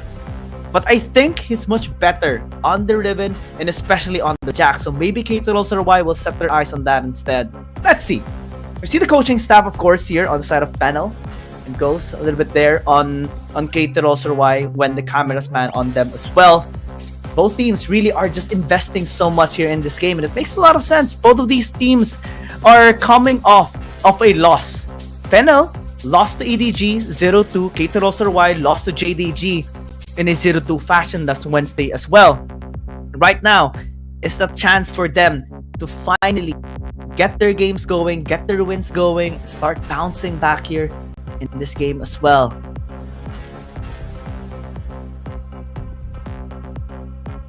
Look back to the game number 2 a while ago as well. One of the things that actually allowed Fennel to make sure they win on a double marksman lineup. Zeri and Jin, two very vulnerable champions as well that they locked in against a Fiora, Kazakhs, Kassadin, and the Gert lineup by KT was heavily influenced and made work by Fennel through Chaz's influence. I think if he can actually do that again in game number 3, maybe they can try it out once more. KT.RY surely will have a backup plan for that as well. Maybe add in more of early game damage dealers and not invest on 3 scaling champions, because Ezreal kind of struggled there for Acrobat, wasn't able to deal that much damage as much as KT.RY actually wanted to. And despite the attempts there of Daw to penetrate, to enter towards the back line to reach Helios and Danny, wasn't really able to land the damage because follow-ups from Zero was okay, but he doesn't actually deal damage. He needs someone that can actually go in alongside with him. Possibly the Ribbon can actually make work here for KT.RY if they do plan to pick up another Kha'Zix. Maybe Aatrox would be better here for Doe as well, to be the hero, to be the carry here of KT.RY. That's something that we are somehow trying to anticipate as of the moment. The game will commence, and it's gonna be KT.RY being on blue side this time around. This is the side that they've won a while ago during game number 1. We saw the great redemption coming in from Doe as well, with his amazing Baron takedown not being stolen by Chaz, and also them being able to take the Elder Dragon through taking down Chaz early into the fight. And we see the respect as well on the Evelyn. This is massive respect by KT.RY. Vladimir getting taken away by Fennel. Very similar bans as we have seen during the past few games. But Ornn will always be locked in this time around by KT.RY. This is the first time they're also going to be using this champion in this series, because most of the time we do see this champion being banned away. But since KT.RY had to ban in the Evelyn as well, now they open it up. Now they take it. Fennel does get the Ziggs here. Possibly for Helios once again here. This is, or Danny rather, since they have used this champion in game number 1. Though it did have some struggles being able to stay safe, especially with the amount of engage that KT.RY had, especially with their crowd control. So possibly we would see the Ashe being banned away later on in the second rotation of bans. Not that it was being hovered. Or Orthros, he was really good with this champion in game number 2, able to catch the members of KT.RY off guard, and able to sustain himself, outplaying even in some scenarios. But right now, outplays would be much more difficult as the Yone, even the Gwen, gets picked up. This is massive late game scaling coming from the side of KT.RY. And also backline access. It's going to be so complicated to approach KT.RY, especially with this Gwen. It makes it so difficult to catch him. You have to be in range, almost melee range, just to get the kill onto the Gwen. You can also deny the Mega Inferno Bomb from Danny. So now they have to invest on melee champions. Aatrox being hovered for the meantime might actually be good, since the sustain is massive, and now that Fennel isn't being threatened by so much crowd control by KT.RY, it's not anymore a 5 champion with crowd control. This Aatrox might actually have a standing chance to free hit and regenerate through his Darkened Blade and through the resets. Ashe gonna be respected as assumed already by us. Fennel, what are they gonna be banning out next here is the question. KT.RY, they can pincer out the ADC department here. Possibly take out the Zer, possibly take out the Zaya here for Fennel. Remove those champions that has massive, kiting ability. But they actually focused on the Vi, anticipating that this Aatrox will go either in the top lane or in the mid lane to battle against this Gwen of Ratel. Kha'Zix as well for Chaz is going to be denied. We see the Lucian being hovered here for Helios in the mid lane. And it's actually a proper response, proper blind pick here against KT.RY if ever this is going to be another scaling champion in the mid lane for them.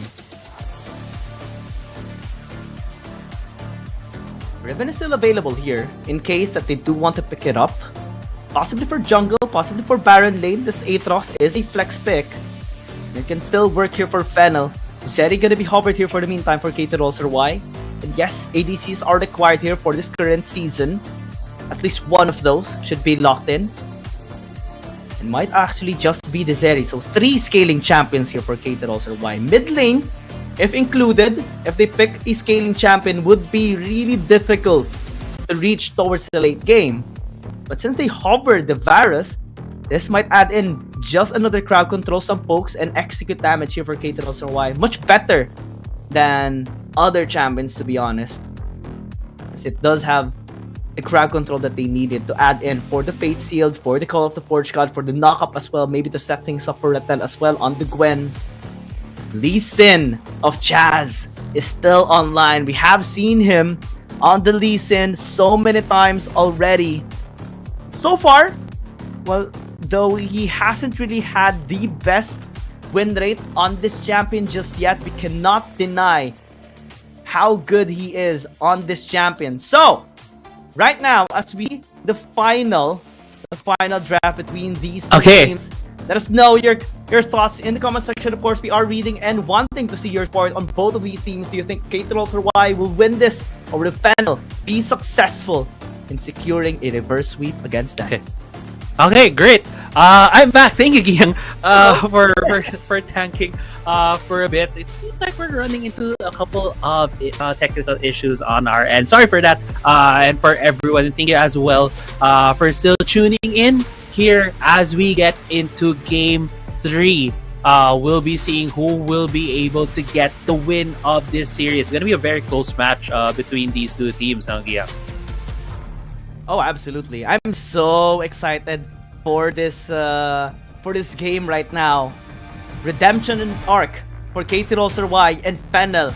Only one team will prevail. We see double ADC for the side of KT.RY, while Fennel tries the Aatrox one more time, tries the Ziggs one more time, or potentially the last time here in this series to maybe successfully secure a reverse sweep against KT. Yeah, we'll see. It's something in store as well. They're looking at if you're gonna see any early game shenanigans. We did see a bit earlier in Game 2 where it is a very aggressive setup coming from Fennel, but now it seems like it's just gonna be the same standard setups right now. In the bot side, we're really seeing the Ziggs and Nautilus going against a Varus and an Orc. They should augment on the supports, of course, to maximize the amount of slows and crowd control that they do possess already.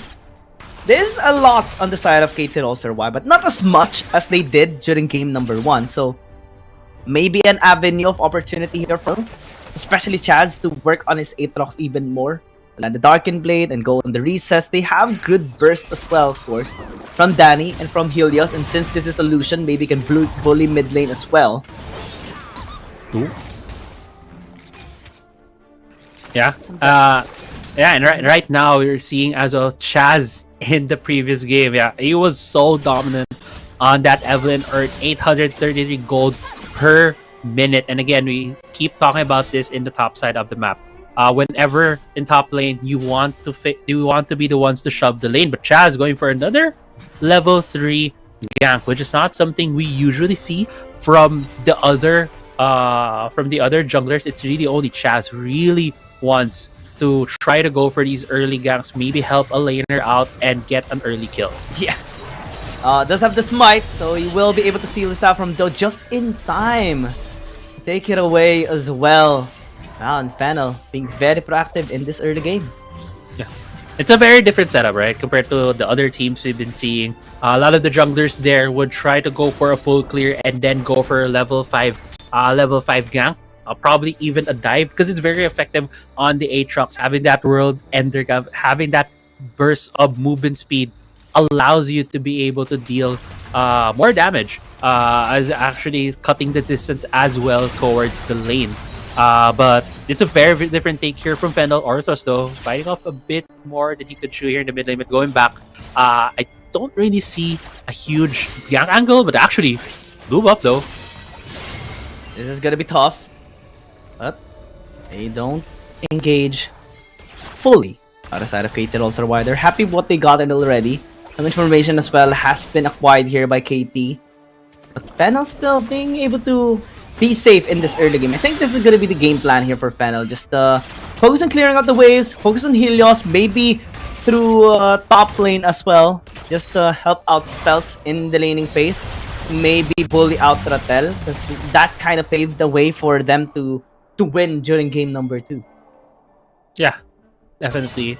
And now, I like also the answer from KT.RY where you saw earlier, right? They took the blue buff, they equalized the buff for both of the junglers, and also punish the bot lane essentially from Fennel because Danny and Orthos wasn't able to shove the wave. So Luna and Zero had more of able to help out if ever there was going to be a full commit to the fight in that blue buff. And that was also something that Fennel recognized. That's why they didn't really commit to try to challenge the blue buff. And something to keep in mind right now that earlier on we saw in game 2 a lot of the early game control being forced by Fennel against KT.RY, and now KT.RY has also adjusted and is answering back that early game pressure that Fennel was giving them back in game 2. Oh yeah, they're playing this more safe as well, not really, going around and investing too much, being too aggressive. They know that they have the upper hand in terms of scaling as well, since they have invested so much in the late game scaling champions. When Yone, even Varus and the Zeri can actually be really amazing in the late game, especially when given the space. And now, still actually starts to be extra aggressive. Chaz just being chipped down a little bit, but not enough threat to actually take him down. Yeah, Chaz just walking away, just seeing that, hey, he has a timer. He's just gonna go back to where he came from, and that's exactly what happened there with the just trying to damage out Chaz so that it's easier to delay a back, or even if they were able to have a bit more space, maybe get a kill somewhere, or maybe even get just some damage and an opportunity to push these objectives. But we're back to a slow-paced game here, Giyang. No kills yet, and we're about to reach the 5-minute mark. They're just playing it out safe. Spouts as well is taking his time. He knows the threat of the Gwen. He knows the potential comeback that this can actually do. But now, Fennel actually committing in this bottom side river. Acrobat and Zero are here. The rest is not really following up as of the moment. RH being started by Do, but now the commit. Call of Portugal here by Zero as a counterplay. The Dragon is still gonna get taken here by Fennel. No contestation, just a trade there by Do. Yeah, gonna be the trade. Herald does go to the side of KT.RY. Infernal Drake was secured here by Fennel. Whoa, mid lane though. Fate Seal, Danny might actually be in trouble, gets taken down. Chaz trying to chase, but will find nobody, and the tower got taken down by Herald. Actually much better here for KT.RY for now. Yeah, it's a kill and a turret for them. That's a big gold infusion right now. It's also first turret that they're getting, and Do would be the recipient of most of that gold, being the one who has released the Herald in that mid lane. But going to this replay right here, they did see Zero with a good start to that fight, knocking up both Danny and Orthos, allowing Do to get to Danny even though he was so far away and getting the kill, even getting so much gold. This Yone right now is very much accelerated in terms of his items. We might be seeing a lot more damage output from him later on. And a lot more fear being instilled onto the members here of Fennel as well. KT.RY has been very clean in this early game, slowly building up momentum, slowly building up gold lead, and slowly getting the objectives taken as well. Fennel secured the first dragon, but can be contested heavily later on the succeeding dragon stack. So they need to find ways to bounce back their momentum, maybe equalize the gold lead through some picks, but they have to rely on Chaz. But so far, since he did pick up a scaling champion, it will take some time before he actually reaches his power spike. Right now, it's unfelt. Pops in the World Ender, visits Acrobat, completely gets denied of anything. Yeah, and yeah, looking at the rotations as well. Zero though, yeah, just putting down some vision, trying to figure out if there is maybe a ward in that brush, maybe preparing another dive in the bot side of the map. We see a lot of members right now for KT.RY. And again, this is a slower game. These teams will be waiting for their objectives before they fight. The one thing that Fennel needs to look out for is that there's 2 marksmen on the side of KT.RY, meaning that they have a lot of damage when it comes to these objective picks. Chain. Okay, Acrobat will not commit on the Chain of Corruption right there. Helios is gonna be safe. But that was really scary, Crazy Apple. Yeah. I think if Orthros was not in front of the Lucian, it would have been an immediate Chains of Corruption and immediately trying to burst down Helios. But Orthros having that in mind, that bush They didn't have vision of it, complete vision, complete control. Just keep standing in front of his marksman, so that he is very much well protected. Now at this point, KT.RY just needs to play the game. Just needs to play the game out. They don't really. They are not required to do a lot of these like big plays. They have the late game potential. They have the Gwen, they have the Yone, they have the Zeri. They're gonna do so much damage. Seal, Chaz is still alive, but being chased down here is so fast. Man, World Ender, more like a boosting of the movement speed, doubling down and just becoming Usain Bolt at this point. It's like a secondary ghost at this point. Yeah, a ghost with a shorter cooldown for him. So yeah, it can just really spend it for those escapes. But no, Danny is in trouble. Is able to satchel charge away and flash as well. But exhaust just in time to deny 1 damage. 1 it would have been enough to actually take him down. Yeah, if he wasn't able to cast that, or if that was a different champion with the same damage output, right? If that wasn't a Zeri with slow with its damage like not as just one big auto, small autos coming in, and then you hit the exhaust, it means the other part pellets gets weakened, right? So that was the effect of the exhaust, and that was like just really kudos there for him for not dying. And now these teams still no kills other than the 2 that we've seen earlier on. Oh yeah, Fennel now moving towards the bottom lane. They want to secure, or bottom side river, they want to secure this dragon already for the 2nd time around. KT.RY is in the vicinity. They are trying to check them. What is going to be the spot? They're just closing in. Might get taken out. Chain of Corruption already has been used. Orthros just buying some time. Fate Seals will connect on the healers. It's going to be big. Taking down the Lucian. Orthros as well going to be next. Chaz a little bit late on the part, but Raquel is still able to stay alive as much as possible. Spells as well into the backline, but he has his flash away. Danny just trying to pre-hit, trying to throw in the grenades, the bombs. Acrobat is so low. Danny still stays alive. Bouncing grenade here onto Luna, trying to kite away. Spells as well able to kite back. Chaz might be in trouble. Daw is here, but his soul unbound, and Chaz will get taken down. And now it's gonna be Danny next. Man, it's Daw making the highlights right now, and they get the 2nd dragon for them. Yeah, KT.RY winning that prolonged fight right there. 4-for-1 was the exchange at the end, even securing the Drake and going to this replay right here. At the start, felt like Fennel, they just needed to burst down this Drake, but with Orthros getting caught out, they need to react it, and Helios getting caught out as well with the Fate Unsealed. It essentially made this fight in a majority 4v5 situation, and there were moments here that felt like Fennel might be able to win this. They had a lot of AoE damage that were throwing down on KT.RY, but just the repeated autos from Luna just tickling her way into destroying the health bars of Fennel allowed Daw for this re-engage and get 2 more kills as well as the dragon for his team. Extended team fights, man. If you don't catch the Zeri, you're gonna get caught. You're gonna get tickled down, like what you mentioned. That's a perfect way, because so far, right now, he only tickles, but he tickles a lot. And slowly, as he stacks the damage, you will eventually feel the damage. And Daw is just gonna be there to clean things up. Perfect timing. And now there's 3 structures up against Fennel. They have tied up the score in terms of dragon stacks. Now they're also leading by 5,000 gold. Spells is gonna be in trouble. Let's see if he is gonna be able to parry his way away. Now it's being chased down. Will get taken out as well. Fennel, no answer so far. Unless this Baron is gonna get started. Luna's gonna be here. Zero gonna be trying to maybe go in, knock up. No, call of the force card this time, but Hill's gonna get taken down. Fate Seal as well into the front line. Remember the bomb, not getting the steal. The Baron gets stolen instead by KT. Yeah, thank you for the leash right there. KT.RY says to Fennel, stealing that Baron away. And Fennel right there, that was the call. They wanted to try to capitalize on the catch on their Fiora, and looks like this mid laner is about to fall down.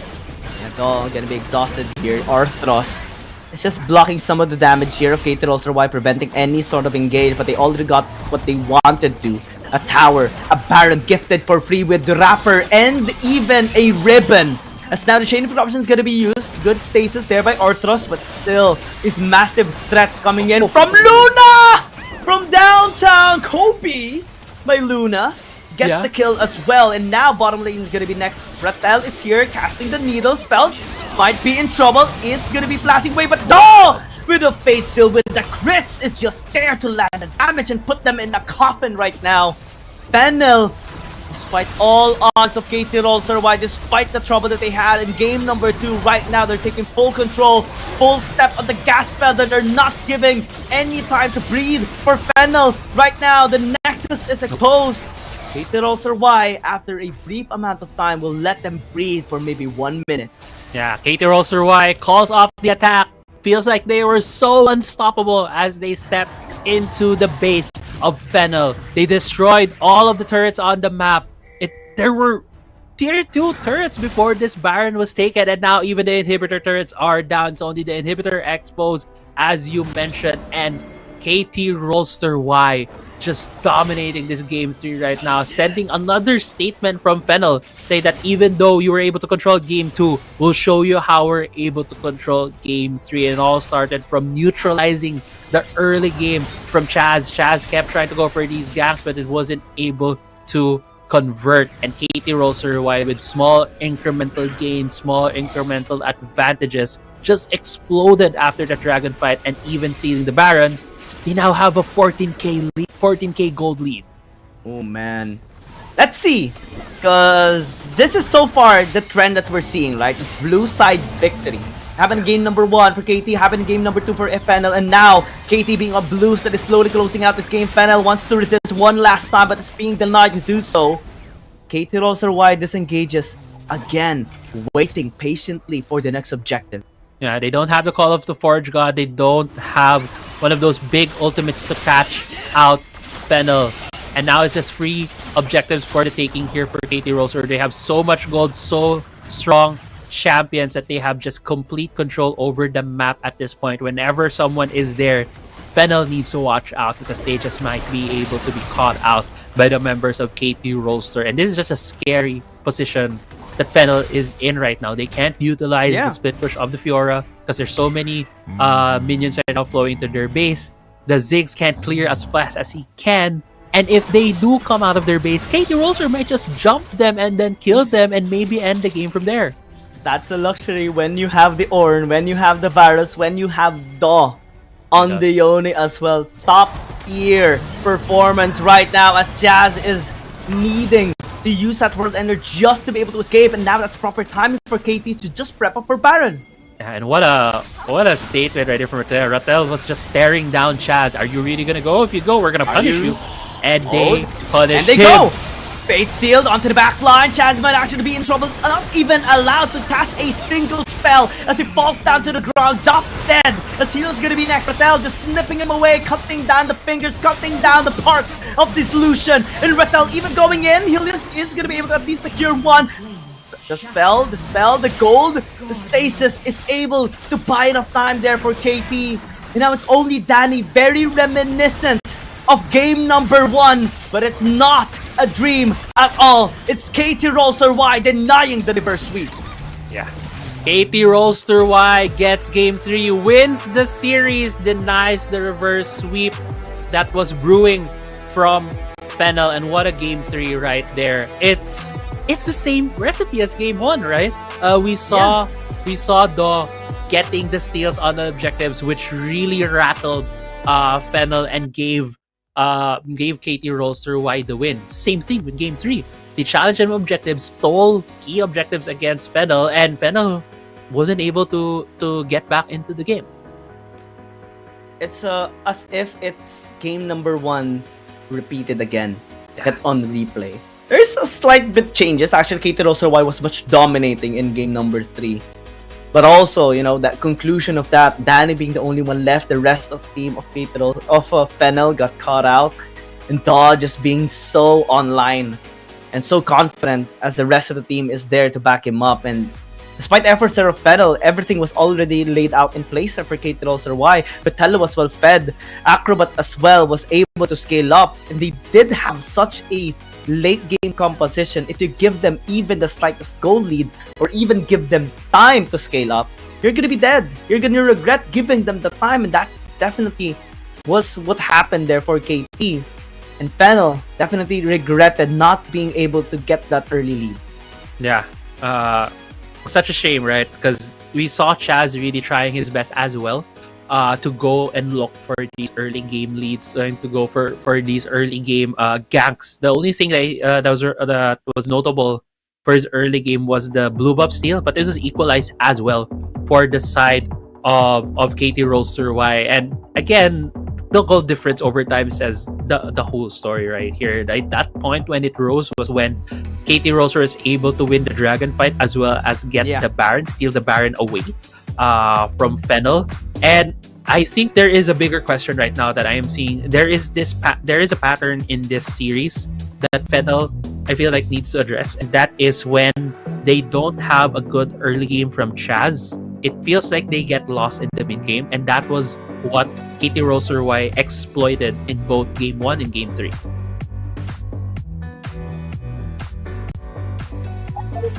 They could actually turn the tides around, but they got turned instead. KT.RY got their eyes burning in sensation, looking at them, staring them down with their death stares as well. Just had them locked in the series as well, denying this reverse sweep from Fennel. Absolutely glorious to see this kind of redemption for KT.RY. But props to Fennel still. They were able to pull off a massive game number 2 with great clean movement, decision making as well. If you can do that again their next game, it's gonna be really great for them. But for the series, it's gonna be DO that secures the MVP for game number 3. No deaths at all. This is his second MVP as well. Yeah, well-deserved MVP from DO. He was really dominating that game 3. And kudos as well to KT.RY because he needed the help after Chaz essentially stole the blue buff. KT.RY reacted immediately and also went back and tried to get, succeeded in getting the blue buff for him. So DO, with the help of the whole roster, really was able to carry this game. This is the part where we saw Luna being able to chip them down, and then DO just cleans them up, taking Chaz down, taking Danny down, and then the Baron steal. This was the time that Spelt was able to buy so much time, was able to be taken down by KT, but then Fennel tried to go in for the Baron. Zero interrupted, and then DO fate sealed in, taking Chaz and taking the Baron, saying thank you along the way. Yeah, unfortunately, Fennel didn't have the fastest Baron clearing team. They only had Lucian mostly as that marksman, and also Danny was there. Spelts could have been one of those champions. Did see that highlight of the snipe from the Zeri, which caught Orthos. And this part of the highlights is just really when KT.RY was in almost full control of the game. They were slapping Fennel with their fat wallets, and Fennel couldn't fight back. Oh yeah, Rattel was just too fed at this point. We saw some resistance from Spelts. Props to him. But again, this game is just fully taken over by KT.RY, and Luna's gonna be the MVP. Actually here, 37% in popularity, 27 in damage, and definitely is a really impactful player on the side of KT.RY as a mid laner now, transitioning from the Dragon lane. Yeah, Luna was very much effective as well. We did see a lot of his highlights on the game. We are going to be having an interview, by the way, here on KT.RY, and man, it has been a while as well that we have seen them being interviewed since the last time we saw them, right? Against JDG, they kind of struggled and received a 0-2 loss against them as well. So now, we're just going to be waiting for them to be ready as well. Hopefully, we do get to see Acrobat this time around, possibly Zero being interviewed as well, as he is now transitioning towards the support, right? Acrobat being the new Dragon laner, Luna being in the mid lane right now. But here's today's result.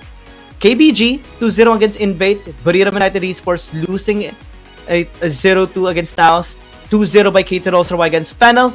And now we go to the interview. 很高的机会以2-0解决到比赛。那么他们可能会下去之后觉得第二局的问题主要是出在哪里呢？ Hi dude, congrats on taking them down. And so, like, what is your problem you think in the game 2?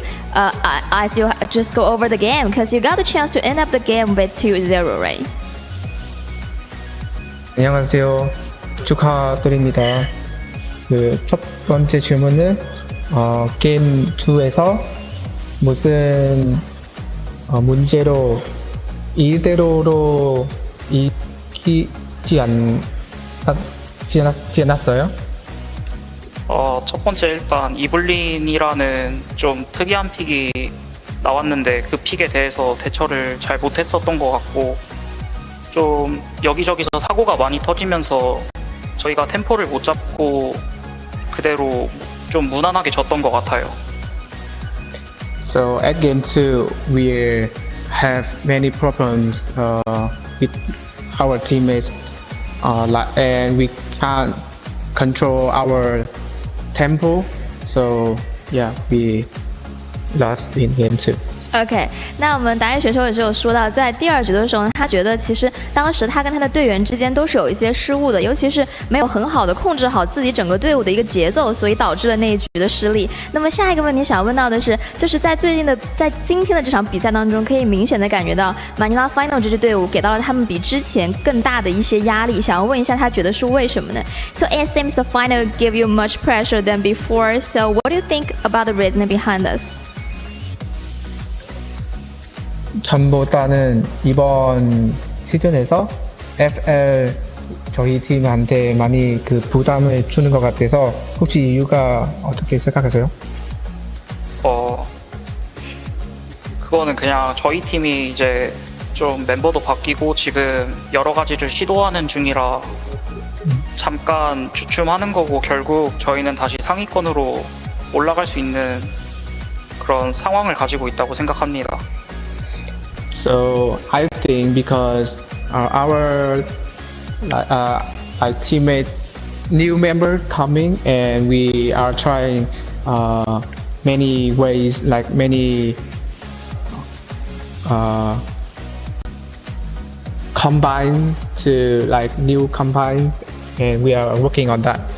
OK， 那我们对位选手说到呢，他觉得可能是因为在这个赛季他们有一些新选手的加入，所以他们现在还在不断的尝试各种各样一些新的组合，所以可能还没有完全的去磨合好他们整体的一个节奏。那最后一个问题想问到的，其实他刚刚也有大概提到，就是他觉得还有没有在这个赛季当中他们还是有任何需要去承待解决的问题吗？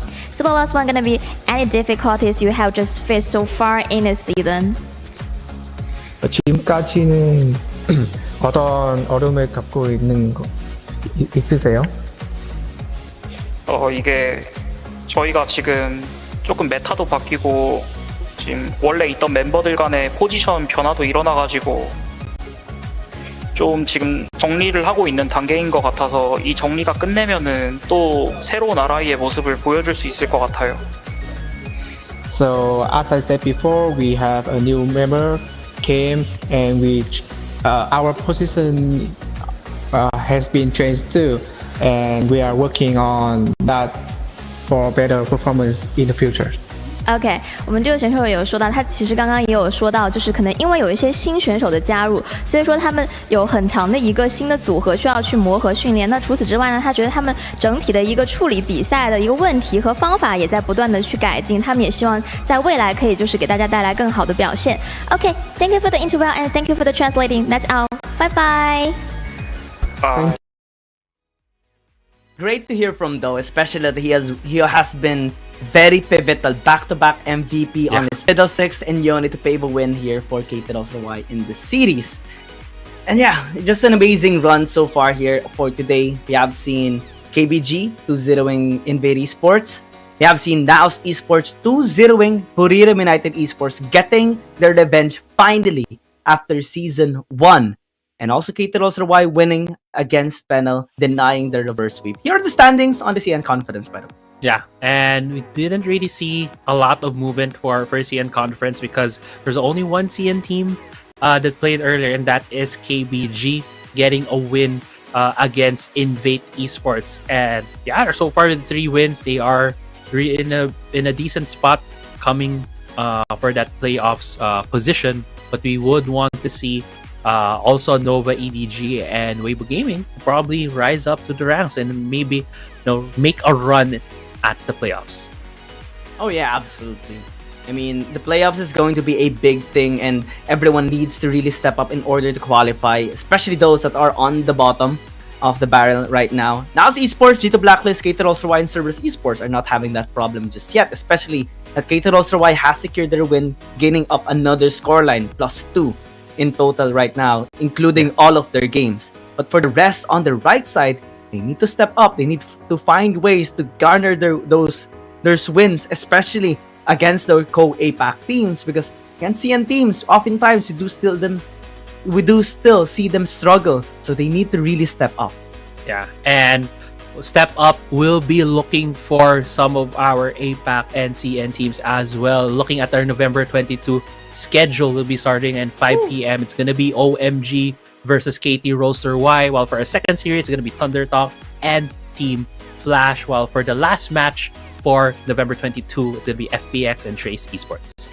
Oh man, I'm actually excited for the FPX versus Trace Esports. Two teams that reverse swept Keep Best Gaming will battle against each other to say that we're the better team. We're the better team because we defeated Keep Best Gaming. And man, it's an amazing turnaround of events. Anything you want to say before we head out? I just want to say it's been an amazing showing of Wild Rift today. I'm loving the level of action and strategy these teams have been showing, and I'm looking forward for more Wild Rift action next time. Absolutely. We do appreciate having you here as well here in Wild Rift League Asia. It has been really fun casting alongside with you for 2 set of days here and weekend, but we will be looking forward to seeing you once again in the next coming weeks. This is today's schedule. We'll see you on Wednesday once again, but for now, we're going to be bidding goodbye.